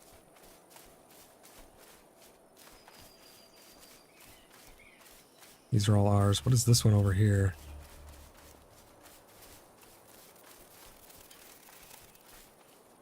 Oh, I think this is Mikon. I think he's applied to join us, so this could potentially be one of ours. Jessica says just build around him. He can be in the sewers, but we can't build over him though, is the thing. So it'll just be a huge hole in the city that just goes down, you know what I mean? It just won't look right. I mean, we have a really nice build style and vision that we do with stuff for RP friendly. We make it look like a cohesive city with city streets and stuff like that. If you've ever seen any of our older builds,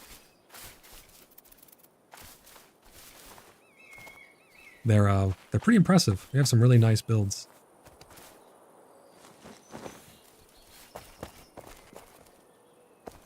And the devs at first told you to build walls around people to wall them in, but now they say that's against the terms of service, so you'll actually get banned. Did Lopez lift it? No, he has got one down there. Lopez has one too. He's from White Ravens. He's definitely going to keep that just to mess with us. But that plot and that plot, those are the two that are... I don't know who this Colin is. They might be part of ours. I'm not sure. But there's only a couple plots that we don't have on the island. These are all private here. Jessica says, had to make a lot of wells at the spots where the 4 plots meet to make a dead zone. You can actually you can avoid those dead zones though.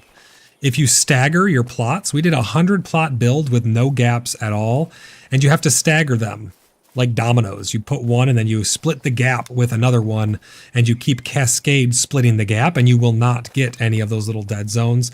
I was hoping they were going to have those dead zones fixed by the time launch came out, but no such luck, unfortunately. Wait, Tor? Like the developer? The owner of the game, Tor? Really? Is that who this is? This is the CEO of Mainframe Tours? Is that whose plot this is? It's not a very good plot. Let's go see what else we got up over here. I just want to start to be able to build the city so I can get the guild bank made for everybody. I mean, because we got a lot of people. There's Eisenborns right here. We got a lot of people waiting for the guild bank to get all set up so we can start the infrastructure for the clan. I mean, there's hundreds of people coming through here, so I really just got to get the city built. I got to start construction on it because it's going to take a long time, at least the foundations. If I can get the foundations started and get the donation chests placed in the main entrance, it'll make all the difference. Yeah, this is just very, very hilly here. I'm hoping I can get that front spot because it'll just be a lot better. Whose is this? Sophia's?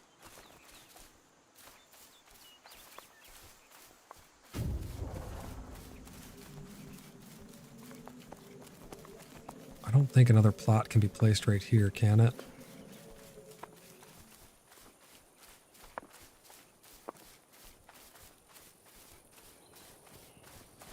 Whose plot is this? This is shared with clan. Is this Powell's?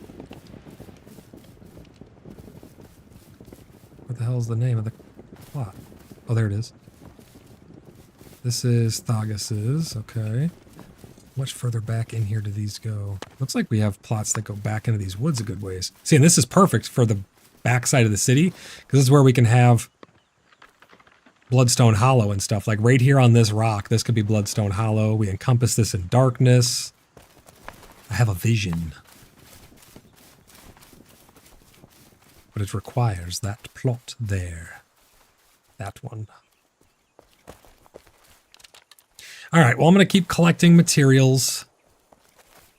So that way, if we can get that plot, we can start our city build.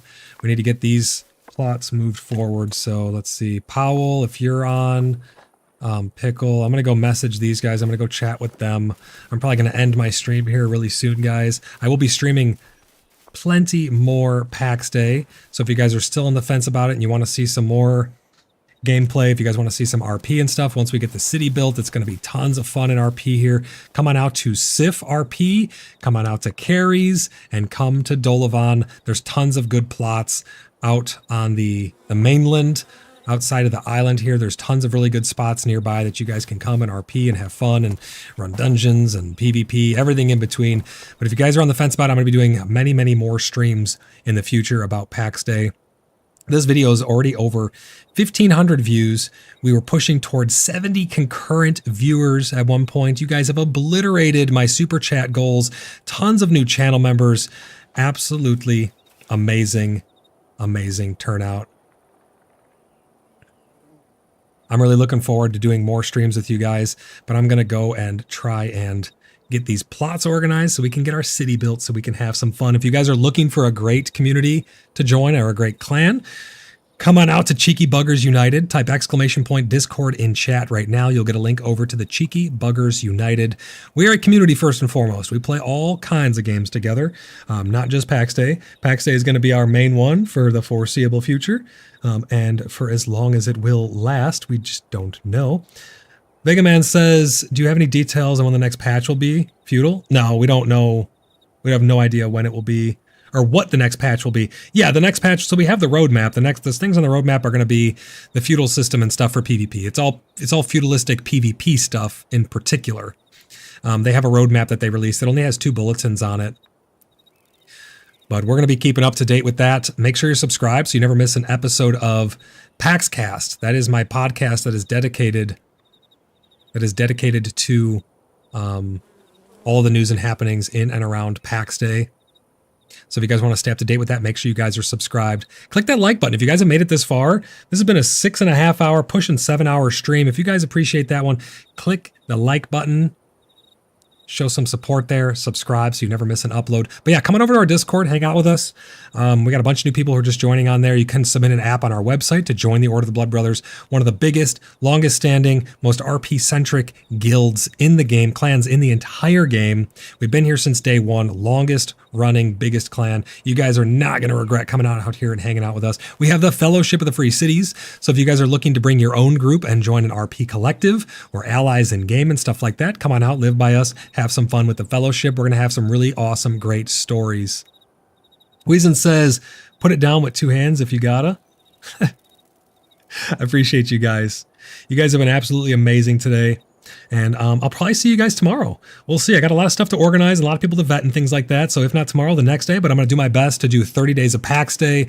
We're going to be absolutely pile driving this content and having a bunch of fun along the way. We got some more keys to give away, so make sure that you're in the live streams. We gave away 2 keys today on live stream. We're going to be giving away founders packages as a giveaway for people who leave comments and are subscribed. At the end of the month, we'll pull a random comment from a random subscriber. So make sure you go back to all my month's content for October, leave comments on all of them so that you can get all those entries. You can get 1 entry per upload. And then at the end of the month, I'll pull the winner for that. It might be right around when I'm moving, so I'm not too sure, but we'll get that organized. We'll get you your winnings for sure.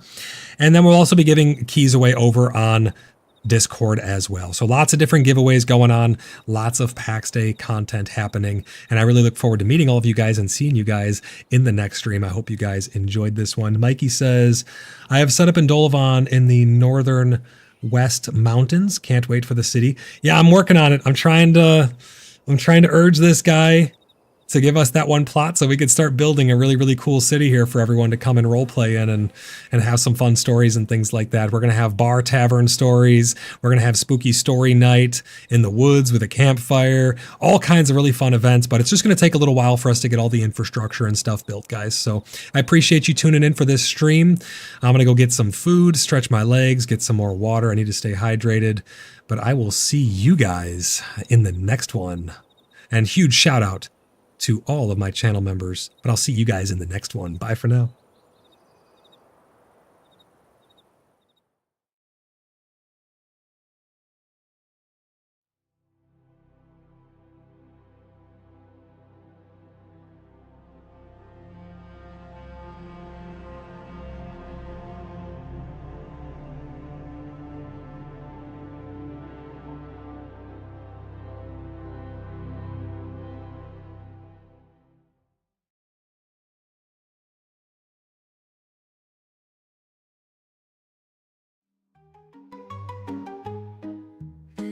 Descends with shadows deep. In blood heaven, no souls asleep. The blood moon rises in crimson light, casting its light upon the night.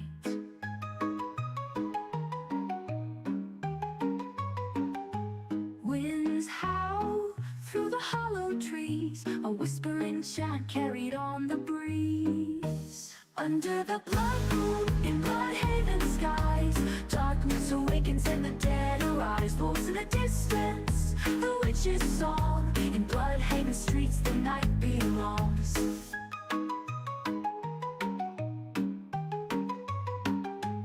Lanterns flicker, casting ghastly forms. bones. In the cemetery something stirs and storms. The graves crack open, their secrets revealed. In Bloodhaven no fate is sealed. A chill creeps in through stone and bone, as spirits of the lost make their presence known. Under the blood moon in Bloodhaven skies, darkness awakens and the dead arise. Wolves in the distance, the witch's song. In Bloodhaven streets the night belongs.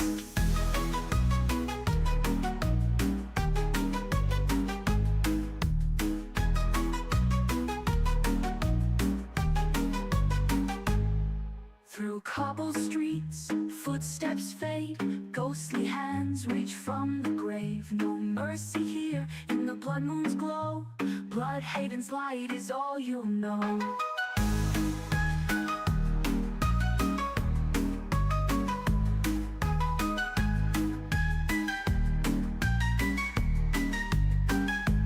Under the blood moon in Bloodhaven skies, darkness awakens and the dead arise. Wolves in the distance, the witch's song. In Bloodhaven streets the night belongs. Beneath the blood moon's gaze the shadows sway. In Bloodhaven's light the night will stay.